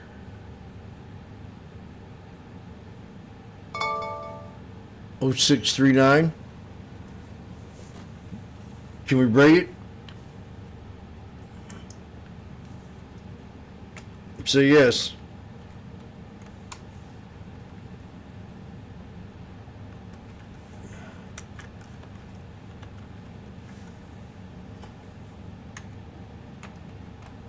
Say yes or no.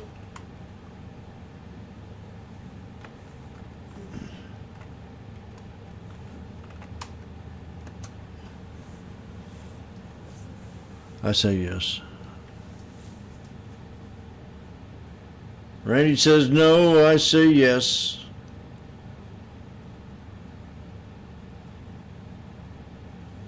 What the hell's a buck, man? Shit.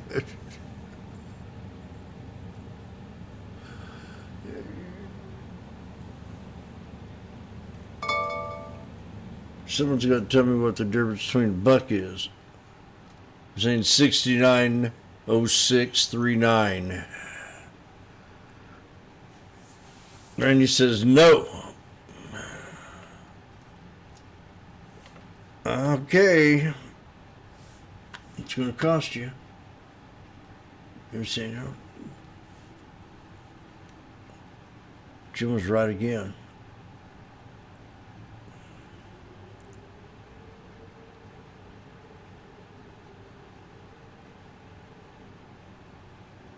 He doesn't want it not to move. Okay. I understand, Randy.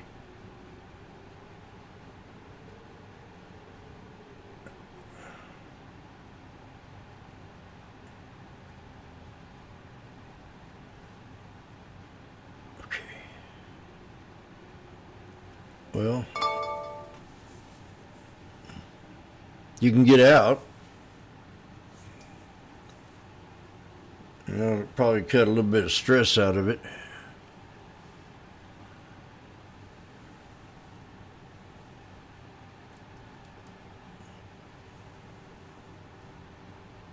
It is 1:39. It's going to get about that time of day when things start to get a little bit tricky anyway. I'm up pretty good. I could make a business decision.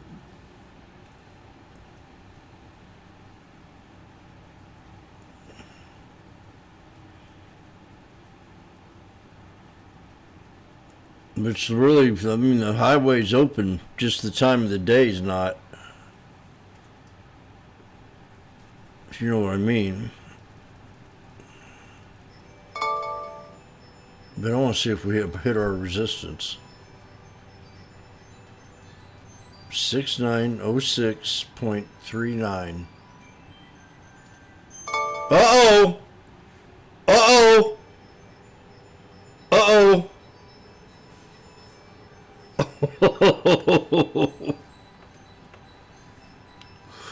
Uh-oh.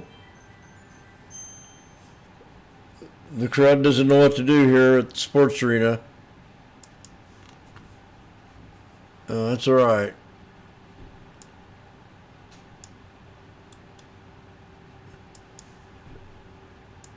Yep, it's all right.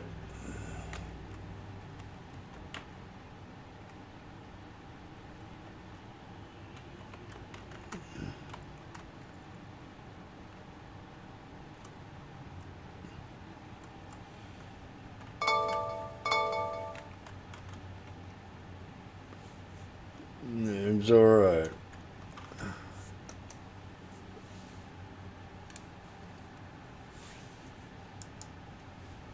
Oh.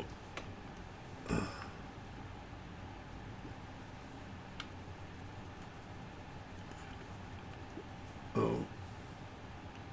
Rennie doesn't know what to say. It did something.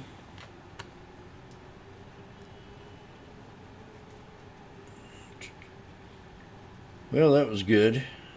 That's a reason for a sip of cold coffee.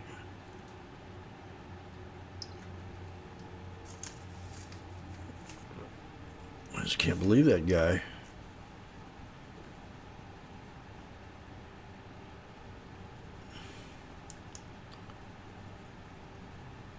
He broke past resistance.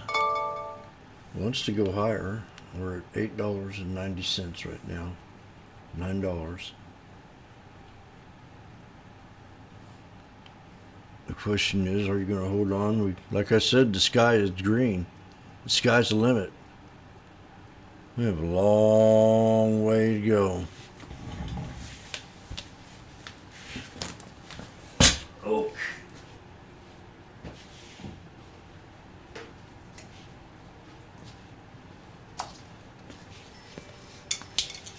Oh, God.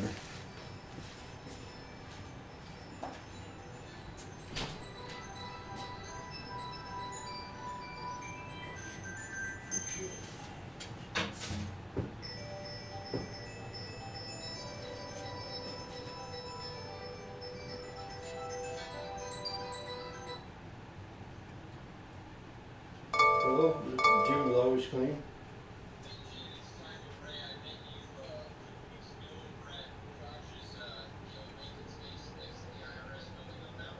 Yes, sir.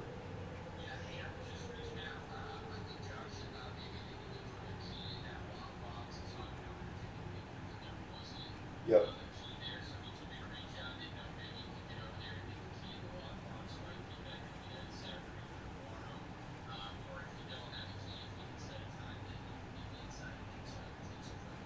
Yeah, how's tomorrow sound?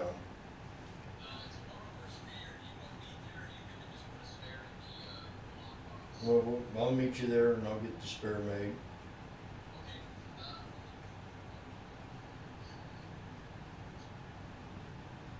Or today, whatever's best for you.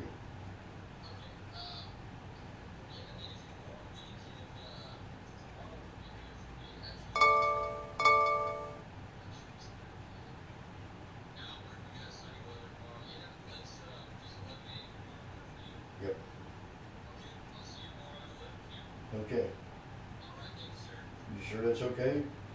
Today be better? Okay.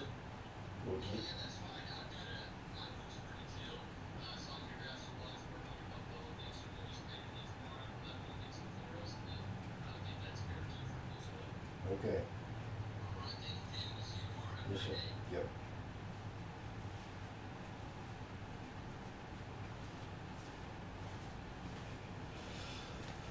Okie dokie. Well, I got to do this afternoon, so what time is it? 1:44. Oh, did we have new highs? Oh.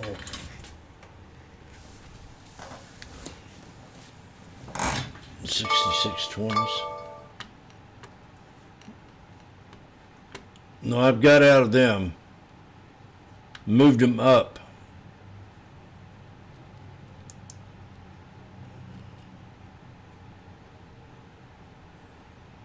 They're a little too far out of the money, but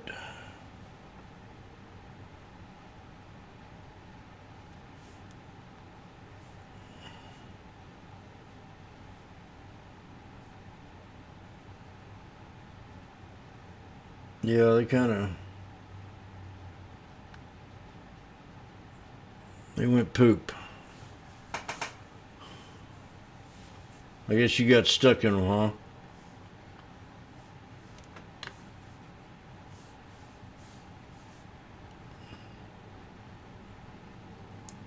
Don't tell me you did. Oh no. I told you, the wife told you to tell you to go to Walmart.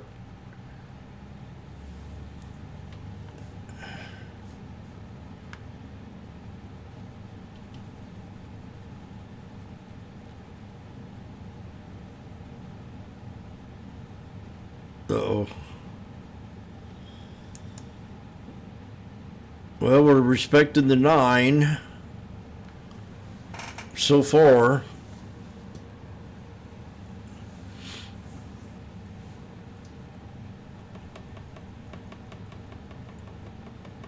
It's kind of hard to say what the 20s are going to do.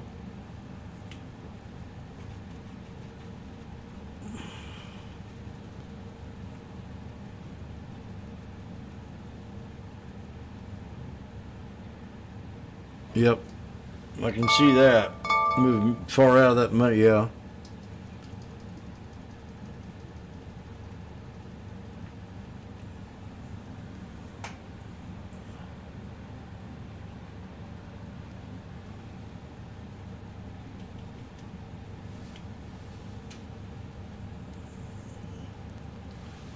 Well, shoot.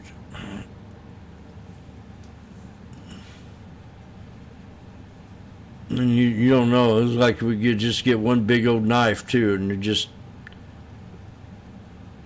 be 10 cents.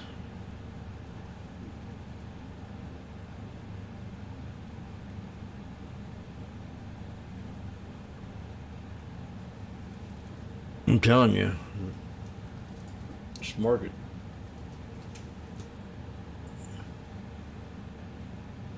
You were at 10 cents earlier.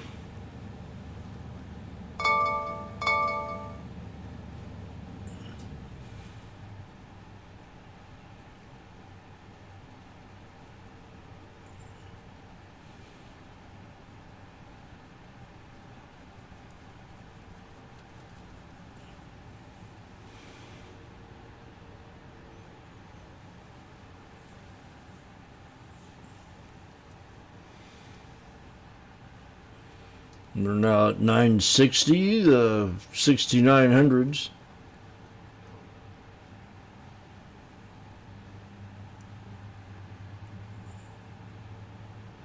Well, there it goes. Don't get finger happy. Oh, shit. I'm busy, can't you see I'm busy? It says detected spammed the caller. Tyler wasn't a spam caller. I gotta get keys made.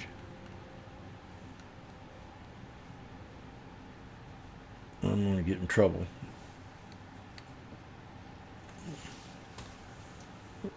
I will do that when I leave here.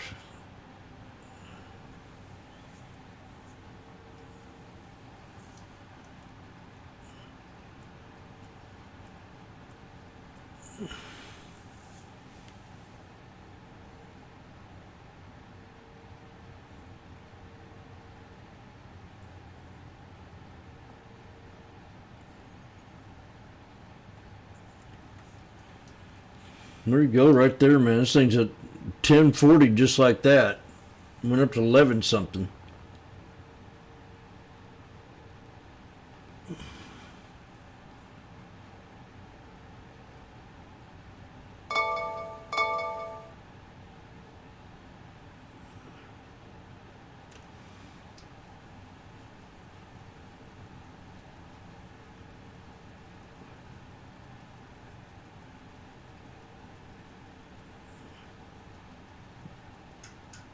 $1,000. $1,000.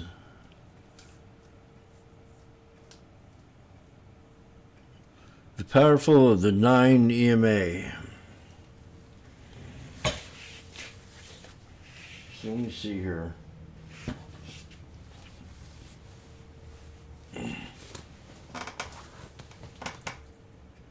It was kind of funny. I was figuring out what I was in the middle of. I had two things going on.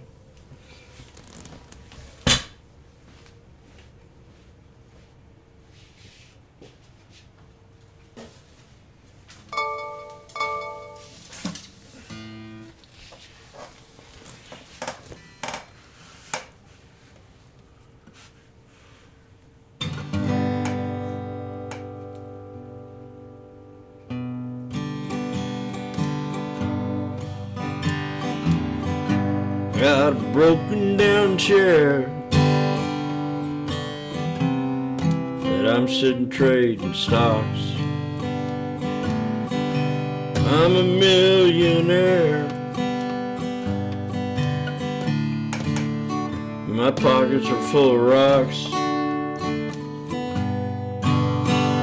I've sat here for a bit.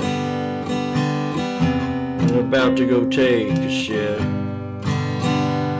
I'm gonna get my guitar. Boom.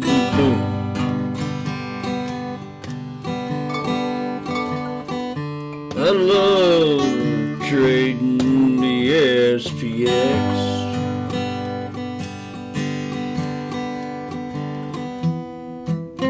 From 360 for a pack of cigarettes.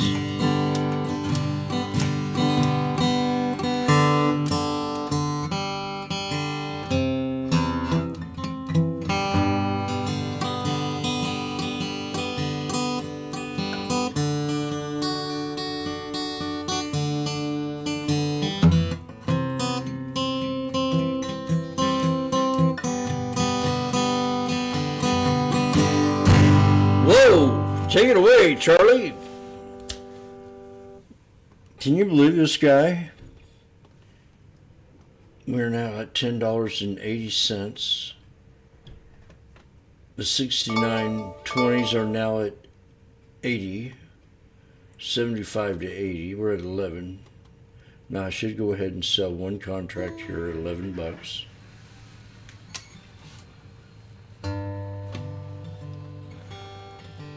Well, you broke resistance at 69.06.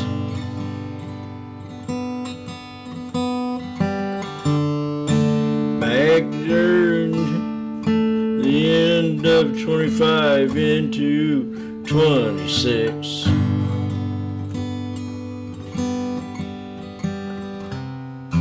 They were gonna talk about the Santa rally.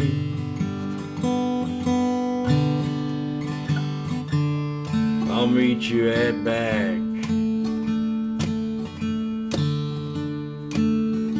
at the Fime and Dime Alley.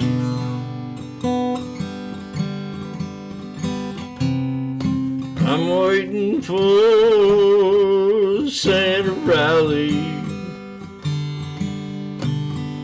Sounds dandy. The Santa rally. Can we have a new high? Can we have a new high? Can we have a new high? We have a new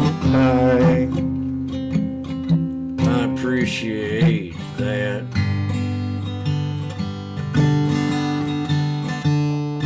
$69.06. You little brat. We're at $69.10 now. $69.10, give me another win. $10.20. Oh man, $10.90. Looks like $11.20.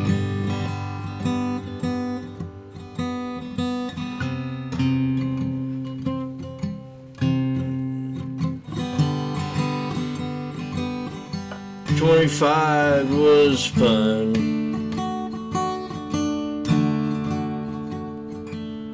$26. Oh gosh, here we go again. $12.28. Within 3 seconds, I made another $100.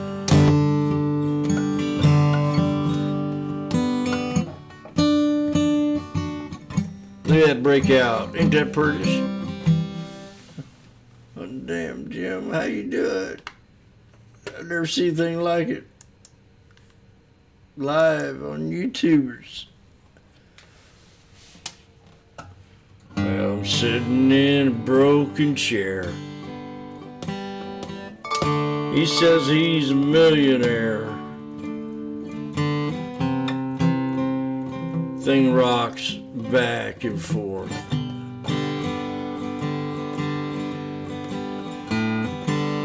I counted them the other day. That first 5 years went by fast. Then I had to update my computer from a Gateway to an Apple.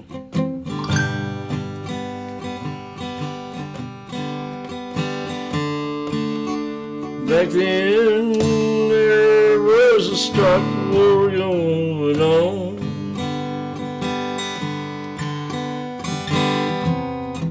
The internet crisis.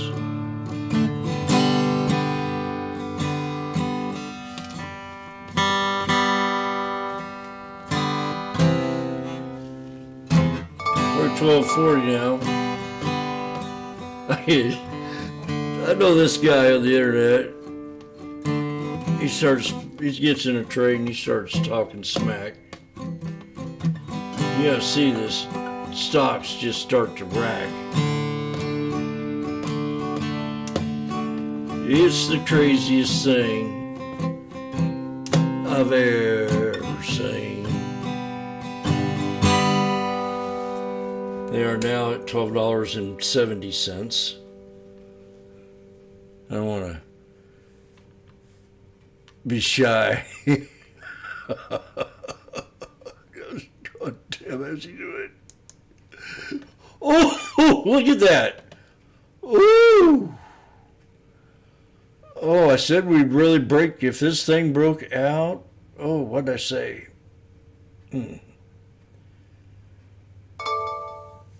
Randy, remember what I said?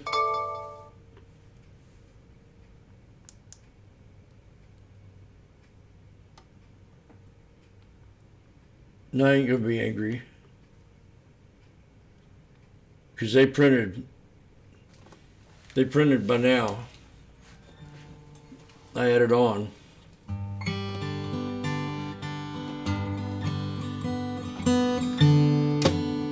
So I didn't really lose. I lost, but I didn't. Oh, it's over $1 now. Well, they're over $1 and Jimmy sold for me. That's a victory. Hey, Aunt. Hey, honey, now. You be proud of me. Jimmy sold at a loss, and I sold at a victory. Or they call me Randy. I'm a stock trader. I'll walk any roof. I'll fight any gator.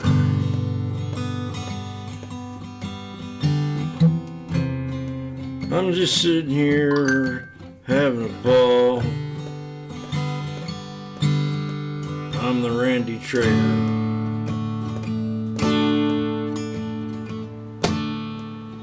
The stock trader. Thank you very much.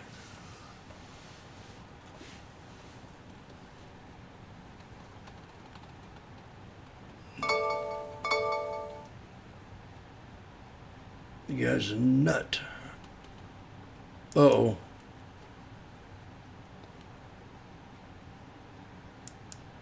There she is.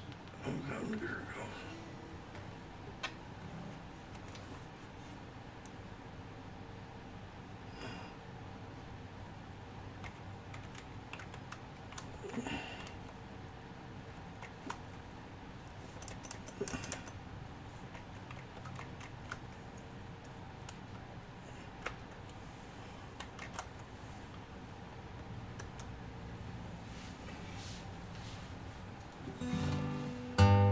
what's it take to make her happy?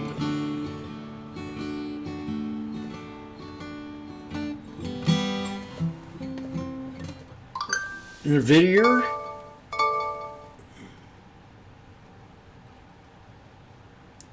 What's catching your attention in the market today? You do. Not a ton in terms of movement, Sam, but there is a different color than we've been seeing from the market Okay. today. That's the color. She asked me what got my attention in the market today, and I'm going to say the SPX. And we just called out the SPX and run this up 300%. And I said, watch it break below the 9 and see if you have any money left for rent. So now it's broke below 9, and you got to ask yourself a question. Do I get out of this stock for its next destination? So I said, I'm going to hold on to this thing. It might be my gravy train.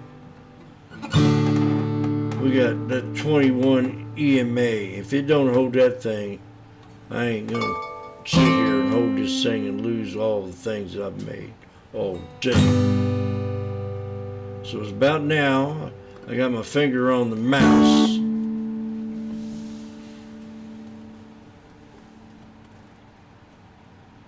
And I make a business decision. See, it's important here. If this thing get to 1,000, I'm gonna go, you son of a bitch.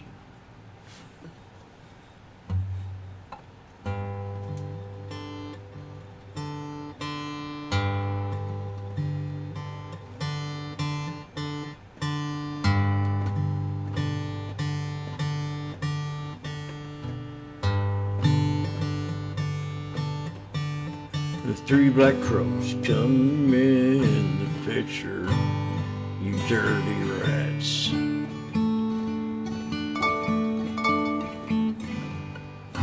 3 black crows come in the picture, you dirty rats. Okay, we did have 3 black crows. Now we got a hammer, and we're at, I mean, this is a good idea to get out of this trade. If you had any sense at all. $3.60.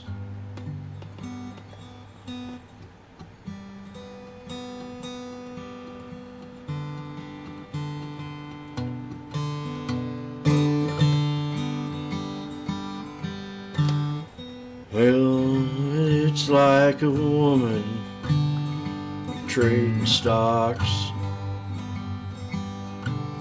She'll give you a second chance.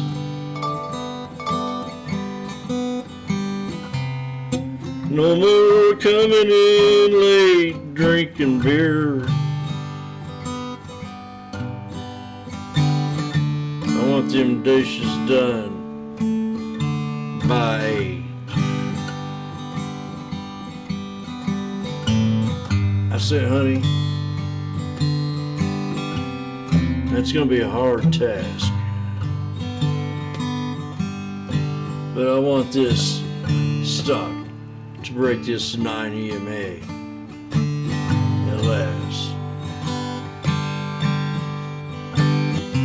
I could take you out and sell this thing at $11.50. It's gave me a minute and a half. And that'd be awful biffy. I got in at $3 and at $3.60. Now we're at $3.20. Back at the 21. Getting ready to squeeze, fellas. Take it on, Jimmy.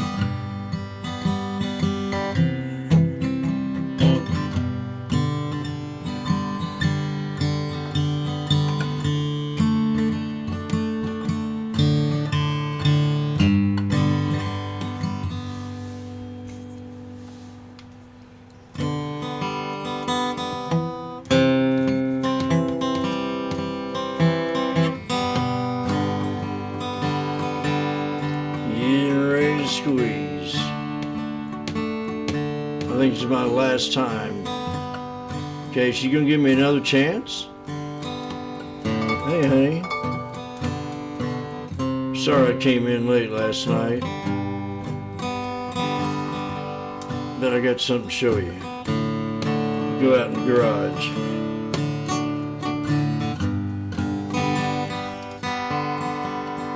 Hope you like the color of it. I got the biggest one I could get. It's a washing machine we no longer have to rent.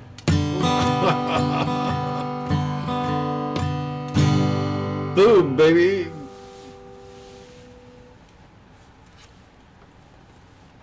That's it. That's it. You got to do something. Now it's kind of pushing you.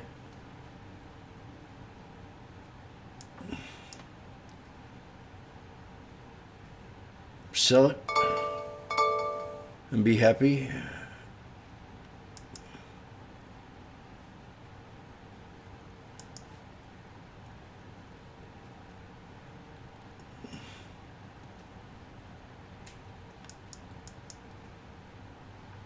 Or give it a second chance, third chance. We're at 1150, 1160. Still good. Damn.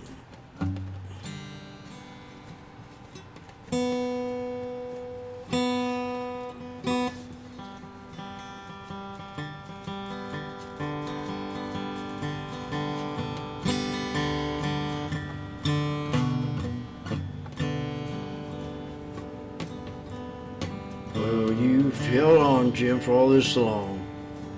And you wrote not one, but 2 or 3 songs. Is there a story behind this yet?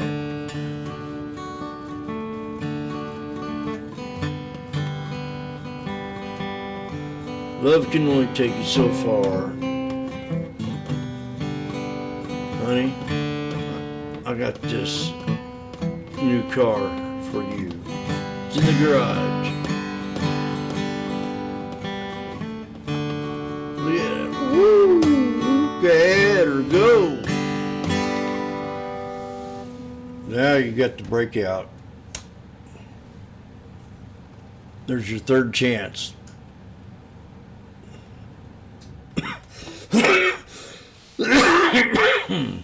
Very good.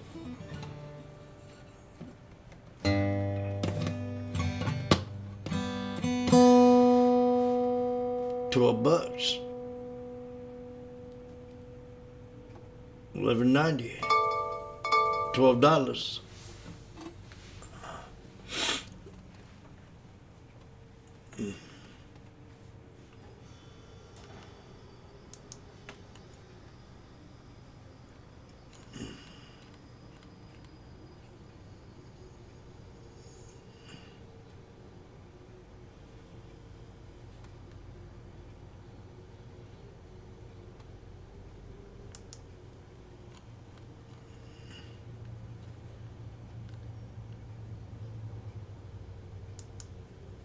Did we not do it or what?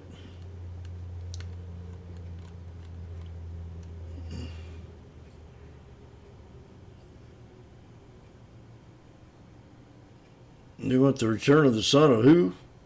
They can't have it.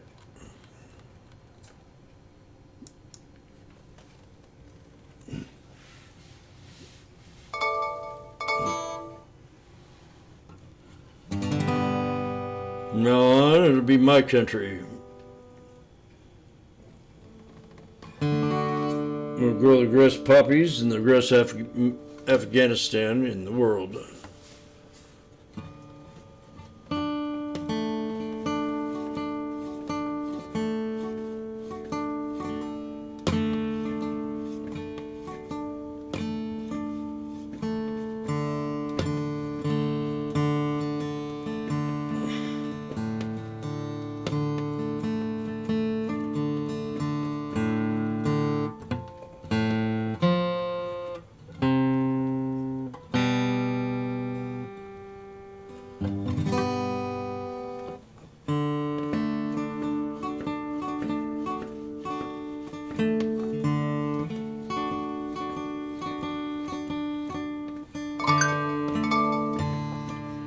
6900s are now at $12.20.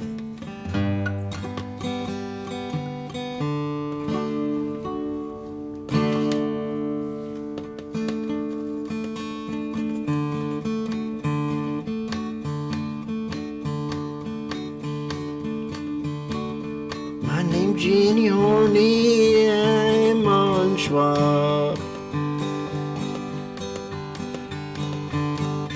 My husband's fat, looks like a slob. But I heard a guy on YouTube. Gotta go out, honey. It's Jimmy and Jenny. YouTube Power Hour special. We're 12 minutes into our Power Hour show. Jimmy, you gotta go.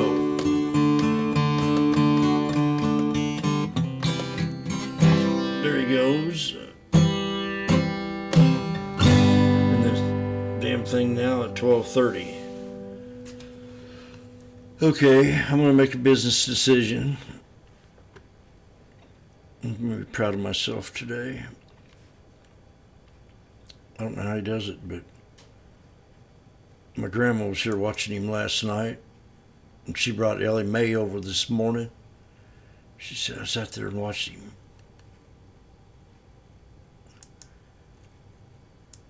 He was sitting here, and he said, Orb, and I said, damn. What's he talking about my belly? I said, no, baby, I ain't talking about your belly. Orb. Oh, she says. And he woke her up. She put $5 million on the orb, and it run up about $3, $4 contract. She made $250,000, almost $2.5 million there in a matter of minutes.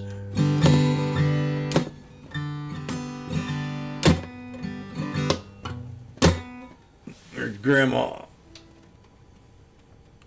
Okay. 12:20, huh? Are you stuck or what? I don't think this is fair.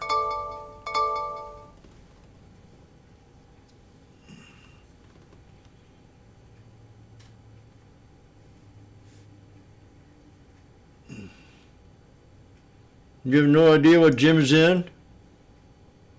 The 6900s?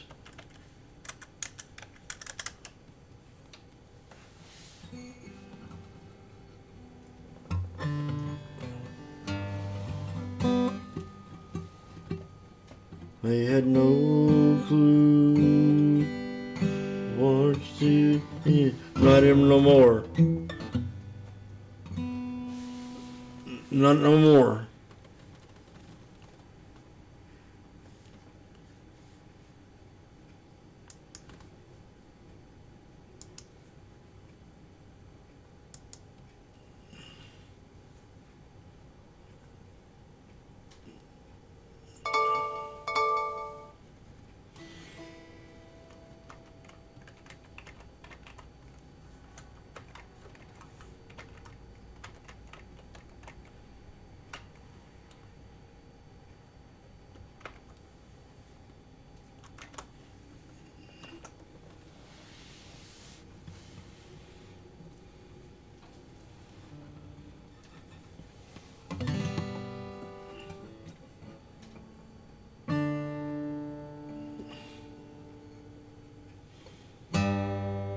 Hey, gum.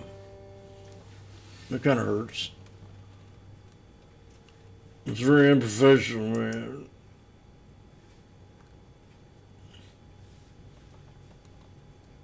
Ugh. No, no, no, no, no, no, no, no, no, no, no. Okay.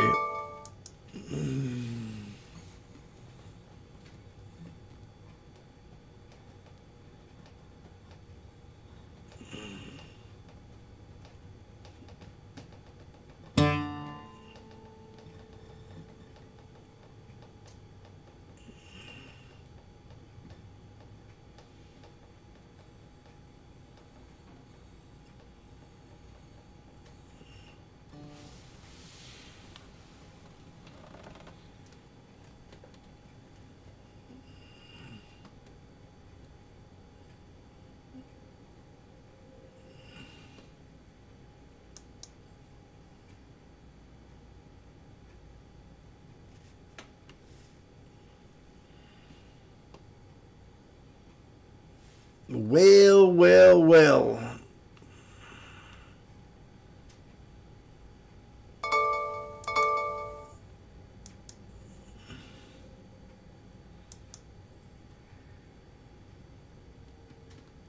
I have to say it's pretty clean. Holding support like it did.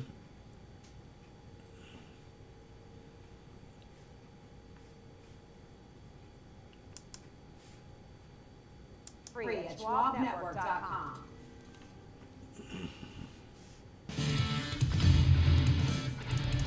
Welcome back to Market on Fire. I'm Sam Biles alongside Alex Coffey. Let's welcome in our next guest. We've got Dr. Wayne Kim, Associate Dean, College of Business, the University of Alabama in Huntsville. Thank you so much for your time. Look, let's talk about tariffs first and foremost, because I'm looking at Investopedia and it seems that this was one of the most searched words. In fact, it took the cake as one of the most searched words last year. And it's still on the list because, of course, this has been such a big topic of conversation in, all these earnings that we pass over every quarter. As we move into 2026, you do believe that things are stabilizing, but that doesn't mean a reversal. So where are we at in the tariff story? Can we declare victory? Is the worst yet to come? Or do we continue to see this sort of passing through and chipping away at margins depending on how you're able to absorb this somewhere in your supply chain and as far as the pass-through is concerned to the consumer? Yes, I'm really concerned about that pass-through effect, right? I think we've moved past the most turbulent phase of tariffs going up and down and being unpredictable. We haven't had any big changes in tariff rates in the last couple of months, at least. That seems to be stabilizing. But when you look at the GDP data, it looks like we're seeing a drawdown of inventories, which means that a lot of what firms had accumulated trying to get ahead of tariffs, they've now drawn it down. And so what they're going to have to buy now is really going to be subject to those higher tariffs. And I would not be surprised if we start to see some effect on prices as a consequence of that. Dr. Rowan, you mentioned dance around, I think, kind of the idea that the danced around. How dare you? The nature of the tariffs was what kind of drove the financial market volatility earlier in the year. One area that always you made that. And up and down and back and forth is geopolitics. It's in the news right now as negotiations are ongoing on several fronts. What's your assessment of the geopolitical landscape and those risks that seemingly always remain and persist across the world? It's impossible to say, right? We're in very volatile times. I think that's kind of what I'm just. No matter how this tariff thing turns out, no matter, they've been wrong about it almost 100%.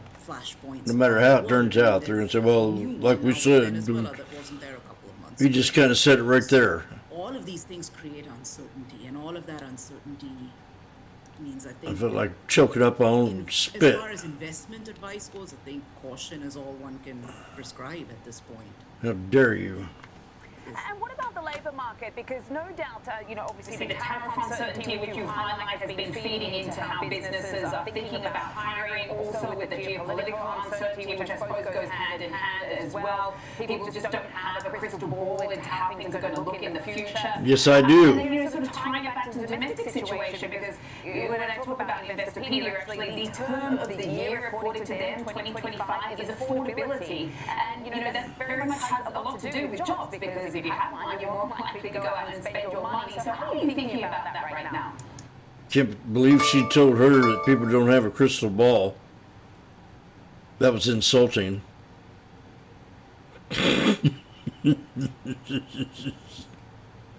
Jib. That was rude. What happened here?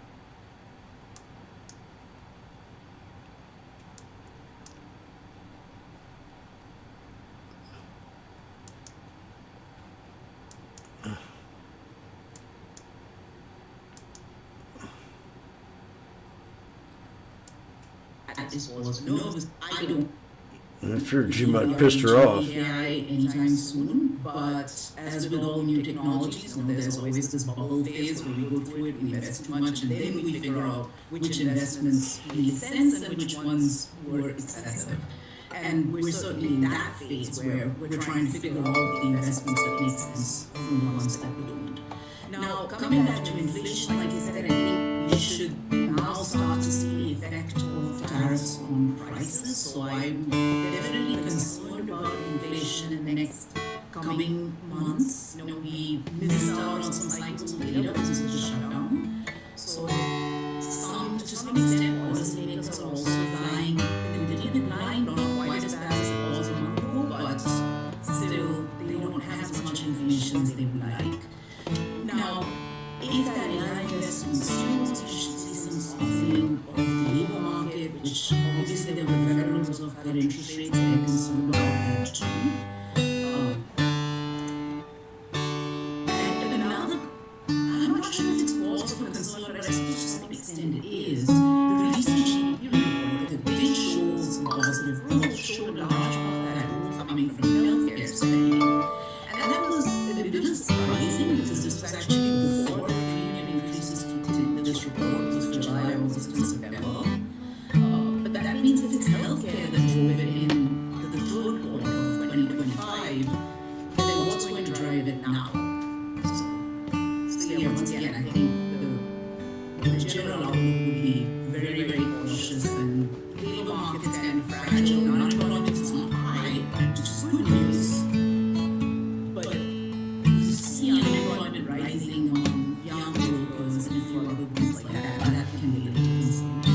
Yeah, especially with some of the job opening things coming down, that beverage return, which I'm sure you guys discussed in the College of Business at times. But Dr. Warren, I want to talk a little bit about an outlook for 2026, because whether you're in school, semester to semester, the year-end marks a pretty key time. As investors, you wipe the slate clean from a performance standpoint, you reset, you start again. But the economy doesn't just restart. It's largely a continuation of where you were. So taking together the tariff uncertainty, the geopolitical risk, the inflation, the labor market things that you just discussed, it kind of sounds like we're setting up for more of the same going into 2026. Where do you think the key differences will be?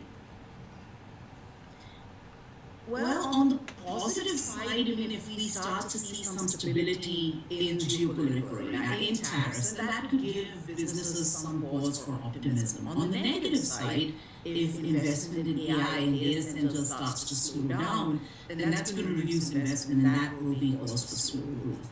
Again, as I mentioned before, I think inflation is still a concern. The Federal Reserve's target is 2%. We haven't been there in years. They're still not close to 2%. They're still quite a bit above it.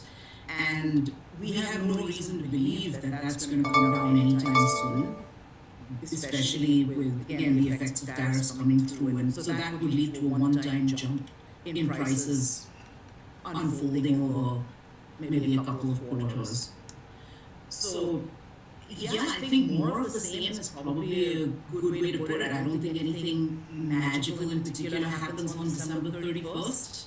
I think things just continue. So I think to the extent whatever investment strategy people have that's working for them right now, I would say continue with that. Yeah. Because I don't see any big changes on the horizon. I don't. So Go for it. Worried about the fragility of the labour market, and we know that the Fed's obviously trying to address that. They have certainly acknowledged that. We've seen it in the data, but you're also worried about inflation. Obviously, we've heard some Fed officials that share that view because, of course, they're not really comfortable with the cadence of the cuts. I can think of a couple that have spoken in the last couple of weeks about just the front loading, not really subscribing to what the Fed has done. Do you suspect that we're potentially entering somewhat into a stagflation-like type scenario? And then what are you hearing about amongst your peers about the potential prescription if it's not rate cuts? It's really tough, isn't it? Because we are dealing with the possibility of rising unemployment, and that's why we had the rate cut.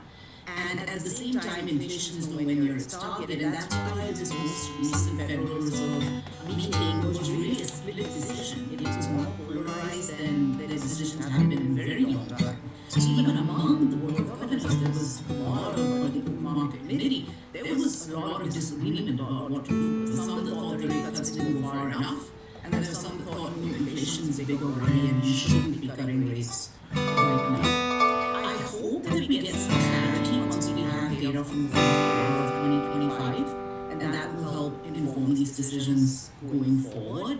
Yep. Now, as for the stagflation, one option would always be that we just accept that inflation is going to be closer to 3 than 2% and just move on, right? And don't try for that 2% target anymore. I don't know that they're going to do it. They certainly haven't made any indication that they want to go away from the 2% target. But they have been, the fact that they've Well, that's the way it's been. That's the problem, baby. less concerned about inflation. But we don't. It's, We'll be getting those FOMC minutes tomorrow. I'll be in that conference. I'll tell her why. More clarity will be the big event for this week in what's otherwise a data light one. Thank you so much, Dr. Ullman, for joining us today. Really appreciate your analysis and insights. Associate Dean, College of Business, University of Alabama in Huntsville. All right, coming up, we will take a look at some of the lessons we learned in 2025 and how to position your portfolio for 2026. What lesson did I learn in 2025? That's a good one.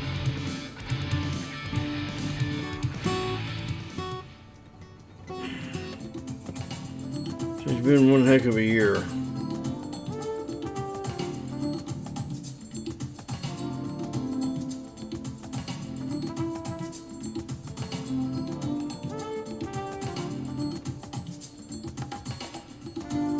There's a lot of lessons learned in 2025.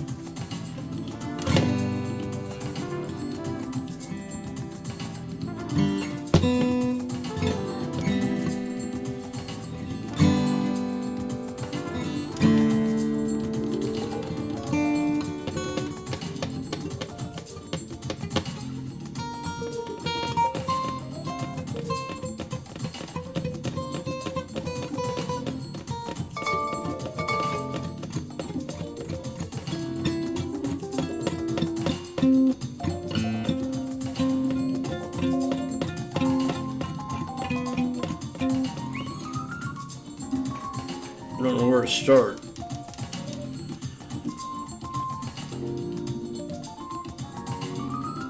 How not to let rain bring you down. I really had a lot of projects I wanted to do.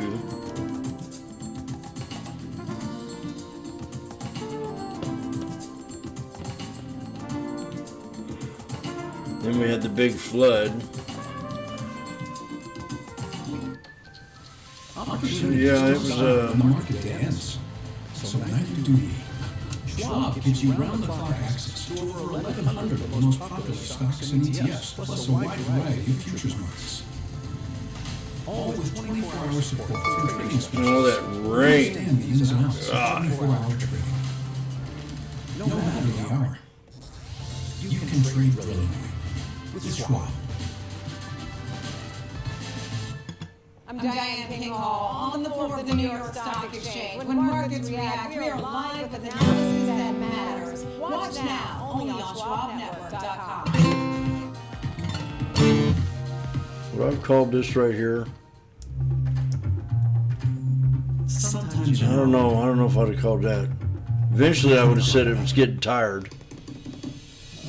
So what I've called that yesterday, I'd call pulled back to the 63.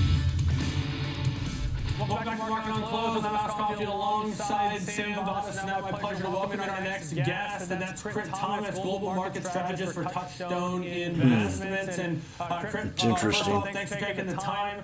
This is a fun time of year for so many. Some holiday time, family time, maybe time away from the office. But professionally, it's an important time because it gives us a chance to look back at the year. So Crit, as you look back at 2025, what were your kind of learned and thoughts that you took away from the market? Well, I guess some of the key ones would be to pay as close attention as possible to earnings. The companies certainly had a better finger on things than what we were seeing coming out of some of the data. Did pay less attention to survey data and more attention to the actual raw data releases. I've said that. And this economy remains quite resilient, and we've thrown a lot at it and have held up quite well. And so we continue to be somewhat optimistic as we go into 2026. Oh, I know what I need to do. We see that there's a lot of investor concerns out there, so the market's been climbing a wall of worry, and that's pretty typical. But the Fed is easing. If you go back historically, every bear market that's happened since the 1970s has been preceded by the Fed tightening. So that's less of a concern. You have fiscal stimulus coming from the big, beautiful bill, which is going to lower the cost of capital for corporations and provide a little bit more just money for consumers, although it's a little bit top-end loaded. We anticipate more deregulation, and that's going to spur continued M&A. We've already had a big spurt in M&A and a lot of announcements that will be completed in 2026. So the capital markets seem pretty healthy. I was hoping that we might get some signs by today that we were on path to get some sort of ceasefire or end to the Ukrainian war, but that doesn't look like that's happening. But that would be a big positive, especially support on Tesla. Who wants to hold? Like as far as the commentary coming out of that crit, there's some thorny issues to continue to iron out. But let's see, at least that gives us some optimism, as you say, moving into 2026 if they're able to get that across the line. But it's why we enjoy our I don't think I'm in no hurry at the end. views, because our previous guests sounded a little bit more cautious than you're sounding. But still, your 2026 outlook is one of guarded optimism. If we dipped real hard, I'd buy him and move it up. Yeah, well, there's a number of reasons. I mean, We'll know here in a second. Guest had talked about the sort of the low-end consumer. We have sort of this K-shaped economy. The latest readings that we've been seeing suggest that things aren't improving. They might be worsening. And that's true for small businesses as well. And by small business, I mean businesses We've that got employ support. So quite small, but that is. Then I come over here to /ES. Group is one of the largest employers out And there. we had support right down here. And the market's done a lot of work. We've got it off the 63 years, here. The S&P 500 is up 80% on a cumulative basis. That's on a price basis. Earnings up less than half. Right now we're holding support.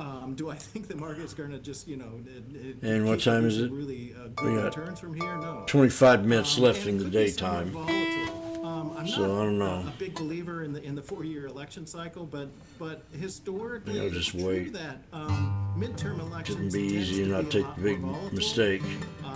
Going back to the 1930s, 2/3 of the time, the market during a midterm election year has seen a 15% drawdown or more, and so that creates some caution. And there's the whole AI thing. I'm always concerned just because it's concentrated in such a few number of names with really high concentration in the index, which creates a lot of stock-specific risk. And we've been, sort of looking at EM as a way to get cheaper exposure to some of that AI story. If you look at the MSCI EM index, the largest weight in that index is the technology sector. And you get a lot of companies that are important in the AI supply chain. And yet it's selling for 16 times forward There she goes. estimates, which is a huge discount Slow to it what down. the technology sector here in the U.S. is selling for. So that's another thing that we've been focusing on is just, I think diversification is going to be a bit more important as we move into 2026. Active management has not been very helpful in 2025. We anticipate that there's going to be some dispersion and just in terms of returns of the top 69 names, which tens. should give active managers a bit more of a leg up. Additionally, the quality style. So, companies with strong balance sheets with decent returns on equities. That quality style has done really poorly in the last year. That doesn't happen too often, and typically it mean reverts pretty rapidly. So we're also suggesting somewhat of a quality emphasis, so that sort of evens out our optimism. Is that we're taking somewhat of a gradualist approach, and in our guarded optimism. Craig, you mentioned some of those positioning things in terms of diversification, emphasis on active. You also tied into some of the reasons why you're guarded. What would be sort of the trigger to make one decision or another? I know it's not that simple, but in terms of what are you looking for as like an actionable reason to maybe switch to more of the guarded or more of the optimism, if that makes sense? Sure. So a few things. One would be if for some reason the Fed changes course and they start raising rates, that would be a signal to potentially get a little bit more conservative.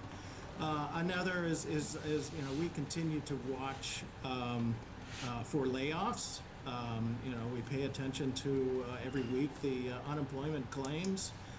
And those have been very calm just in terms of the numbers. But if that started to spike up, that would create more concern for us. On the other hand, if we start to see better performance out of small caps and mid caps that's supported by earnings, that would be a really healthy sign, and that would get us a bit more excited. Of course, we're going to be. Don't sound too excited. And that's going to help us also determine whether we need to make tactical adjustments. Yeah. Right now, we're pretty close to our strategic weights. Sort of in Warren Buffett parlance, we're not seeing any big fat pitches out there. So we don't really want to stick our necks out. We do think that being fully invested is the right place to be. And again, it's just because we're still in this secular bull market. And even if you got a pullback, I think that would probably be just an opportunity to add if you do have cash on the sidelines. Really fascinating stuff and exciting outlook. Guarded optimism may be a term we start using more in 2026. Appreciate you taking the time. Crit Thomas of Touchstone Investments. Coming up next is Options Corner. Rick Duke is joining me here in our studio. We're looking at Amazon after Evercore ISI and its top large cap internet pick for the year. Be right back.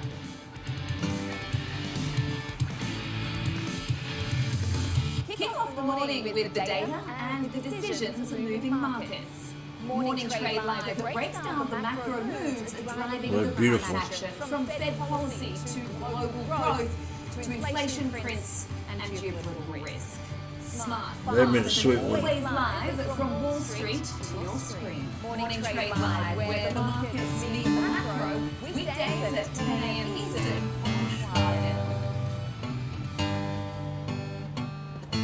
Whether you're an experienced investor or just getting started, Charles Schwab offers a webcast right for you.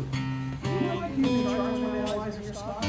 Our technical analysis webcast series breaks down different charting techniques like trend analysis, price patterns, moving averages, oscillators, and much more. Best of all, you can ask questions directly to an education coach. It's interactive learning at its finest.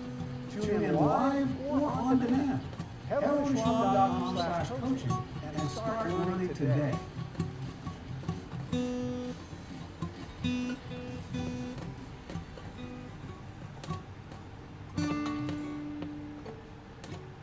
I'm Kevin Green, and I track options flow daily, identifying who's buying, who's selling, how it's going to impact markets.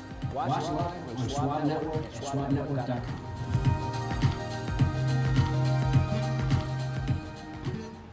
Trading at Schwab is powered by Ameritrade, giving traders even more ways to sharpen their skills with tailored education.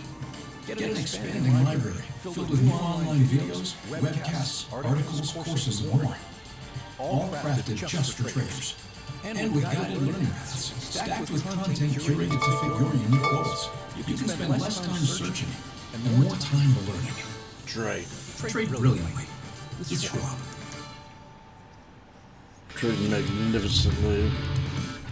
Welcome back. Time for Options Corner. I'm talking alongside lead market technician for the Schwab Network, Rick Educator, here in our Chicago studios. We're talking Amazon after Mark Mahaney over at Evercore ISI named the company its top large cap internet pick for 2026. Now, that's just one headline, Rick. There's always stuff going on in Amazon. I know it has a few other headlines that you wanted to discuss briefly. What else are you watching in Amazon? Yeah, not too terribly much. Kind of a slower week here, but we can see that Amazon is notably the laggard among the Mag 7 group here. Kind of a tough group to make direct comparisons to, but as you can see, Amazon, the underperformer, 5.5% versus the broader Mag 7 group, up 19.5% here. If you were to just look at big box retail more specifically, you can see Amazon kind of in the middle of the pack here among its U.S. counterparts here. Alibaba's the outperformer. Now, if we were to more specifically look at Amazon's charts here on a yearly candle basis, we can see that they have moved beyond this downward sloping trend line here. We've had a small breakout beyond that level, but we're stuck at our previous resistance here, our old relative highs near about 232, our red line here. A couple other notable highs, 239, and also back there at our red line, 242. To the downside, 211,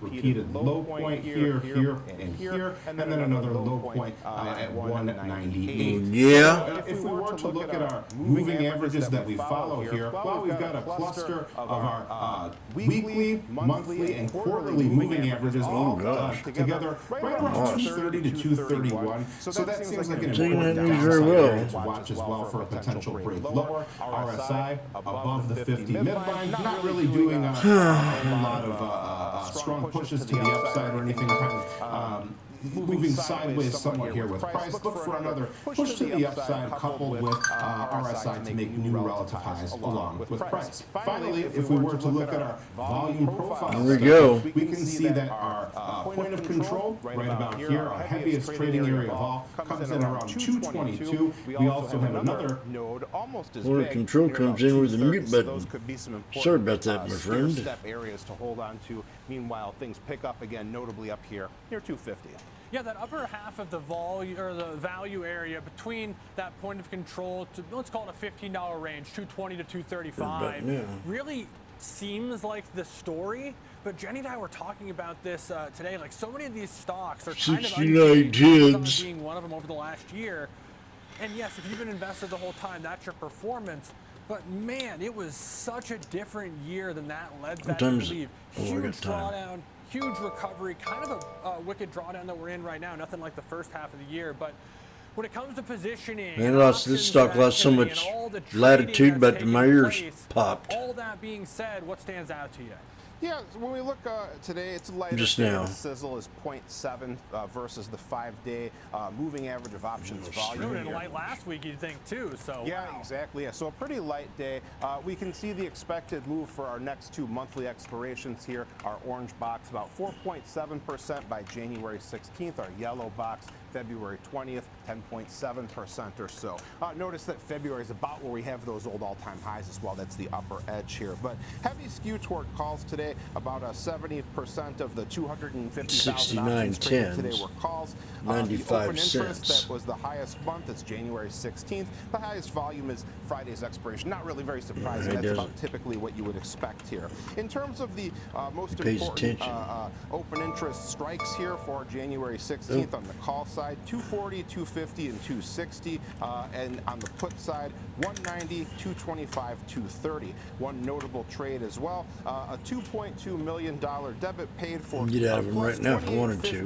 2,850 March 20th, 220 strike puts here. Not clear opening or closing. If it was opening, though, it would be looking for a 23% decline to break even during the next 81 days for a potentially bearish play. 140. Lots of stuff to digest. That'd have been $450 maybe in my pocket. Market technician really appreciate it. So send it back to New York and Sam Bottoms. Thanks, Rick and Alex. Well, coming up. Marilou, let's go to Fancy Steakhouse. We'll break down the news about that company, what you need to know about the stock performance. Coming up next. The oldest steakhouse in town was a fancy one to go to. So Whether me you're an and experienced Marilou investor or just getting started, Charles there. Schwab offers a webcast that's right for you. And all of a sudden I started hearing Our active trading webcasts are designed to help you develop a deeper understanding of technical analysis. sounded to me like everybody had to clap. Best of All the waitresses and shit were singing, coming up, singing some kind of it's interactive learning at its historic finest. song about the Tune in past. live or watch on demand. I didn't Head want over to nothing but my schwab.com/coaching glass. and start learning today. Whoa! They're now at 120. I'm Jenny Horn. We go beyond the headlines, tracking the trends, sector moves, and fundamentals. So you're at shaping the $25 markets a in real time. contract. This is Schwab Network. Subscribe at Which you sell. schwabnetwork.com. Yes. Especially if you only got 10. Sometimes, you know. Next. Try again. You could have done better. Please. Same goes for where you invest. Level up. Yeah, you can get 115 out of them here. What's up, Carl Nation? It's Just hold your on, local mister. broker with the best full-service wealth management It's not the end of skills in this the here biz. sorry country song. Seen something from Schwab? Yeah, Schwab lets you invest and trade on your own. And if you want, they can even manage it for you. Not to mention, Something Schwab is just a team broke. of specialists for taxes, insurance, What the and hell estate happened planning, all here? with low fees. We're experiencing technical difficulties. Carl. Whoa. What Schwab, situation? a modern approach to wealth management. Stay connected to the markets with Schwab Network. Tune in 24 hours a day, 7 days a week on schwabnetwork.com And on all your Now it's favorite acting streaming very services. funny. Schwab Network. Available anytime, anywhere, on any device for free.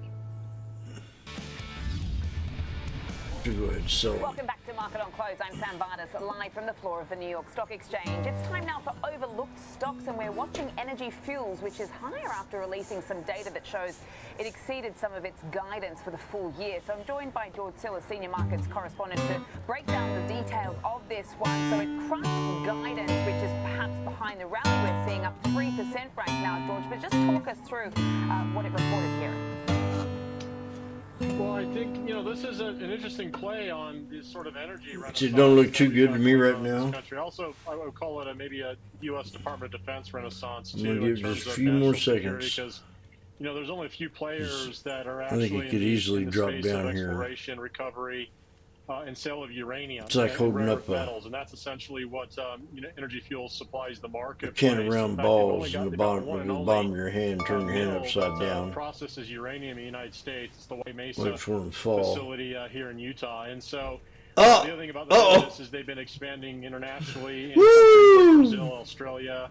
And How does he do it? But the company's actually performed quite well this year. It has pulled back from the highs earlier this year. It has to do with some How dilution effects. does this guy frickin' But the do whole it? premise behind this business is the renaissance I've never behind seen anything nuclear. like it. And the challenge with some of those nuclear plays we talked about over the months is many of them really haven't manifested any productive revenues, or they're still in planning phases. When if you look at Energy Fuels, this is a business that is in operation. They're generating sales.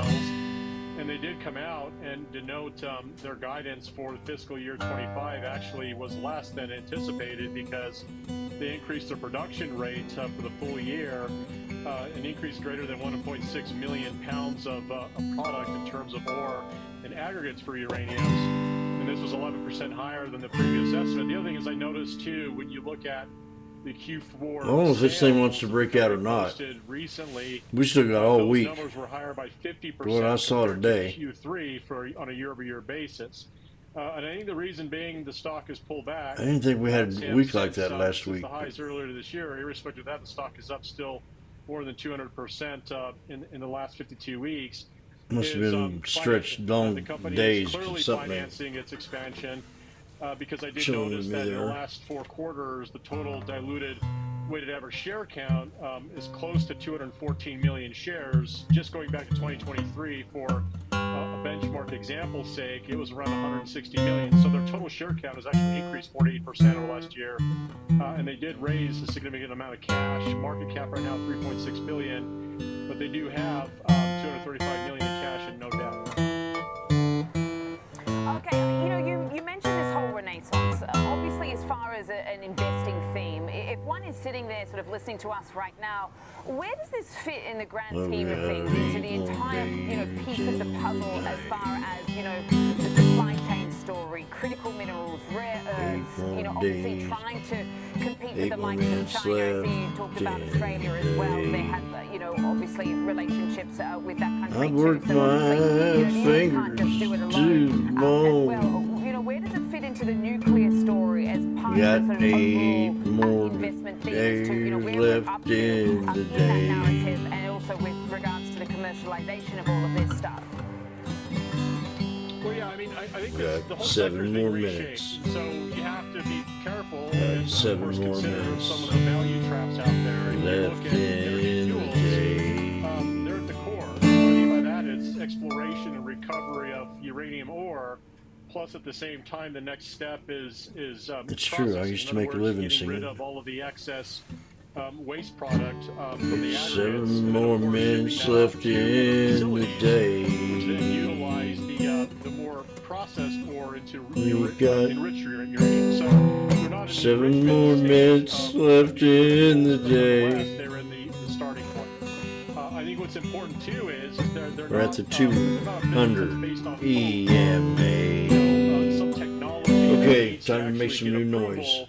from the Department of Energy and out dealing of with national those, security and there's issues, up which is, you know, transporting nuclear fuel and these, here, you know, what's microgrid power installations that so Aqua and other companies expensive. which haven't generated revenue are going to face challenges going into. Energy Fuels is actually selling uranium. They have 2 major customers. If we that drop they down one reestablished more, supply and we agreements only with. got These are 6 nuclear more power minutes. customers. And so, again, for Yeah. what it's worth, the prices of uranium have actually Yeah. increased. Volume 6 production has more increased. minutes And that has actually left catalyzed the stock from a tremendous low base of around $3 to the high. You know, looking at the chart, it was over At $20. So this 6 is essentially a more huge minutes renaissance left in energy, in the but day. there are still some risks because, again, you know, this is a high I'm capital waiting intensive, high for cost, the you know, 200 business. And so I think that the SMA. company did what they should have done, which is they've issued shares Got to 6 shore up their cash less than position and 6 continue more steady state production, minutes in the day. processing of the uranium. Awesome stuff. Thanks so much for getting us across that name, George, as you say, rallying over 190% or so year to date. Left in the Performing day. here. Thanks so much for helping us unpack Okay, that oh, today. there it is, a I'll little send this bit. back over to Alex in Chicago for now. That's to the support level now that this moving average is coming up here. See, I would have jumped in that right there. That would have probably got me a good price. I was thinking, I better wait. Because all I've got now is only 5 minutes left. Watch live, I got less than 5 minutes in the day. Opportunities don't stop when the market Less 5 minutes in the day. 1,100 of the most popular stocks and ETFs, plus a wide variety of futures markets. I've been writing all night long. Understand the ins and outs of 24-hour trading. I got less than 5 minutes in the day. I'm Alex Coffey. And I'm Jenny Horn. This is Next Gen Investing. Now I got We'll less than track 4. trends shaping tomorrow's market. From tech to energy, crypto to consumer, we focus on what's driving investor sentiment right now. Clear analysis and forward-looking market coverage every trading day. This is a make or break level for this stock. Okay. Short to near-term catalyst. Next Gen Investing. Let's get right to that 200 too. Only on Schwab Right where I Network. want it to be. And it's only going to give me like 2 minutes. Okay, here we go. Sometimes, you know, Ladies and gentlemen, Washboardjim, that's your finest. For I've taken many risks in my lifetime, and I'm going to take another one. These are the 69.05s at 70 cents. Traders, the biggest headlines to start 69.05s at 70 cents. to the earliest analyst calls. In and out of them within 2 minutes. 8 a.m. Eastern. Morning movers only on Schwab Network.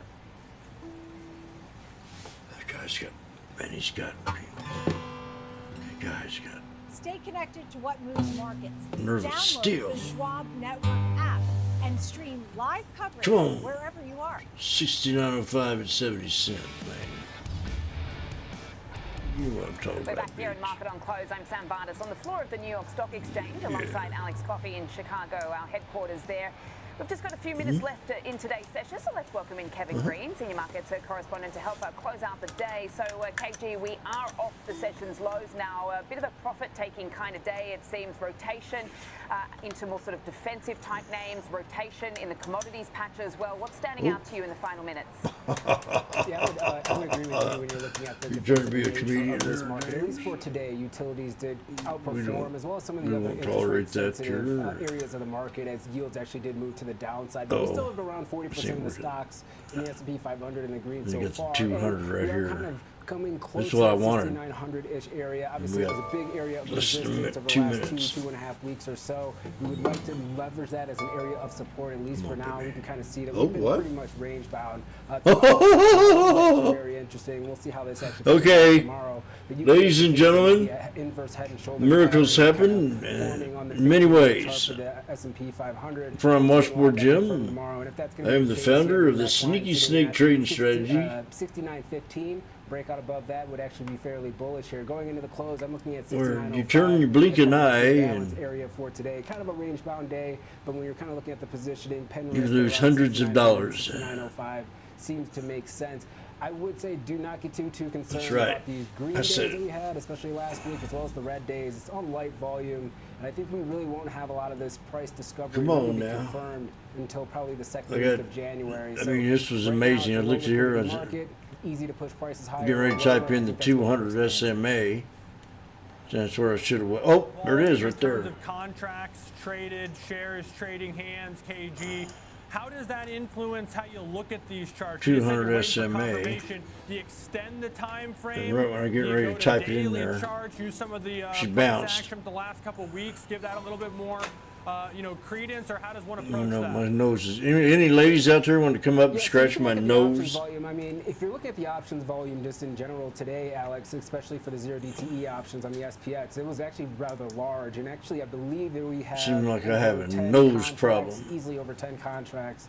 They have over 100,000 contracts traded on the day. That actually might be one of the largest volume sessions that we've seen on the 0 DTE options. 200 at least, for EMA. a very long time. In fact, maybe the highest volume that we've seen all year. We got less than a minute. Volume on the S&P 500 options. A lot of that's being premium or those that are selling premium in this market that has been through the most Oh, there's the ding-a-ling. So you want to just look at not only just the price action, but also maybe the futures contracts as well. Having that overnight. So 9 out of 10 times, I would have took this trade definitely this morning, or this afternoon, and then as you get closer into the day, you go, oh my gosh. There's no way I would have probably took this trade like I did, but I did, and within a minute, went from 70 to 270. Sweetheart, I can get away from pig farming. I found a new way to make a working man's pay. Just wait for that semi. 9 out of 10 times, she dances off at her every day. Right into close, I took a chance, and I bought call. That's this thing they call an option trading. I said, bartender, how much is that going to cost me? He looked in my eye and said, 70 cents. I said, here's 70 cents, sir. And he said, no, mister, that's $70. I said, what? That's $70 a contract. You just bought 70 of them. About 100 of them. I just wanted to buy one, mister. Well, that ain't the way it goes around here, sir. Okay, mister. How much is tipping? Is it 10 to 1? Just having fun.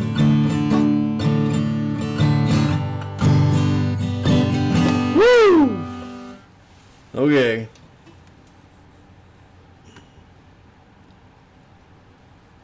Well, there was something I did today, and it's about habit.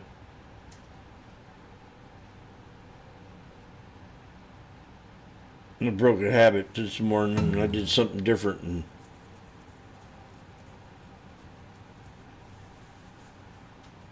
I had to go back and double check something because I did something out of form, and I was right. Okay, well, I'm going to get out of here.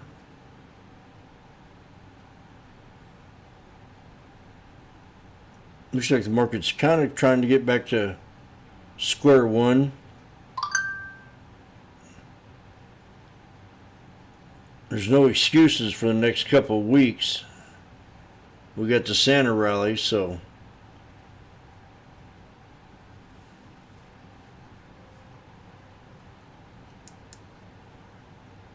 I'm going to get out of here. I want to say thank you very much. Thank you very much.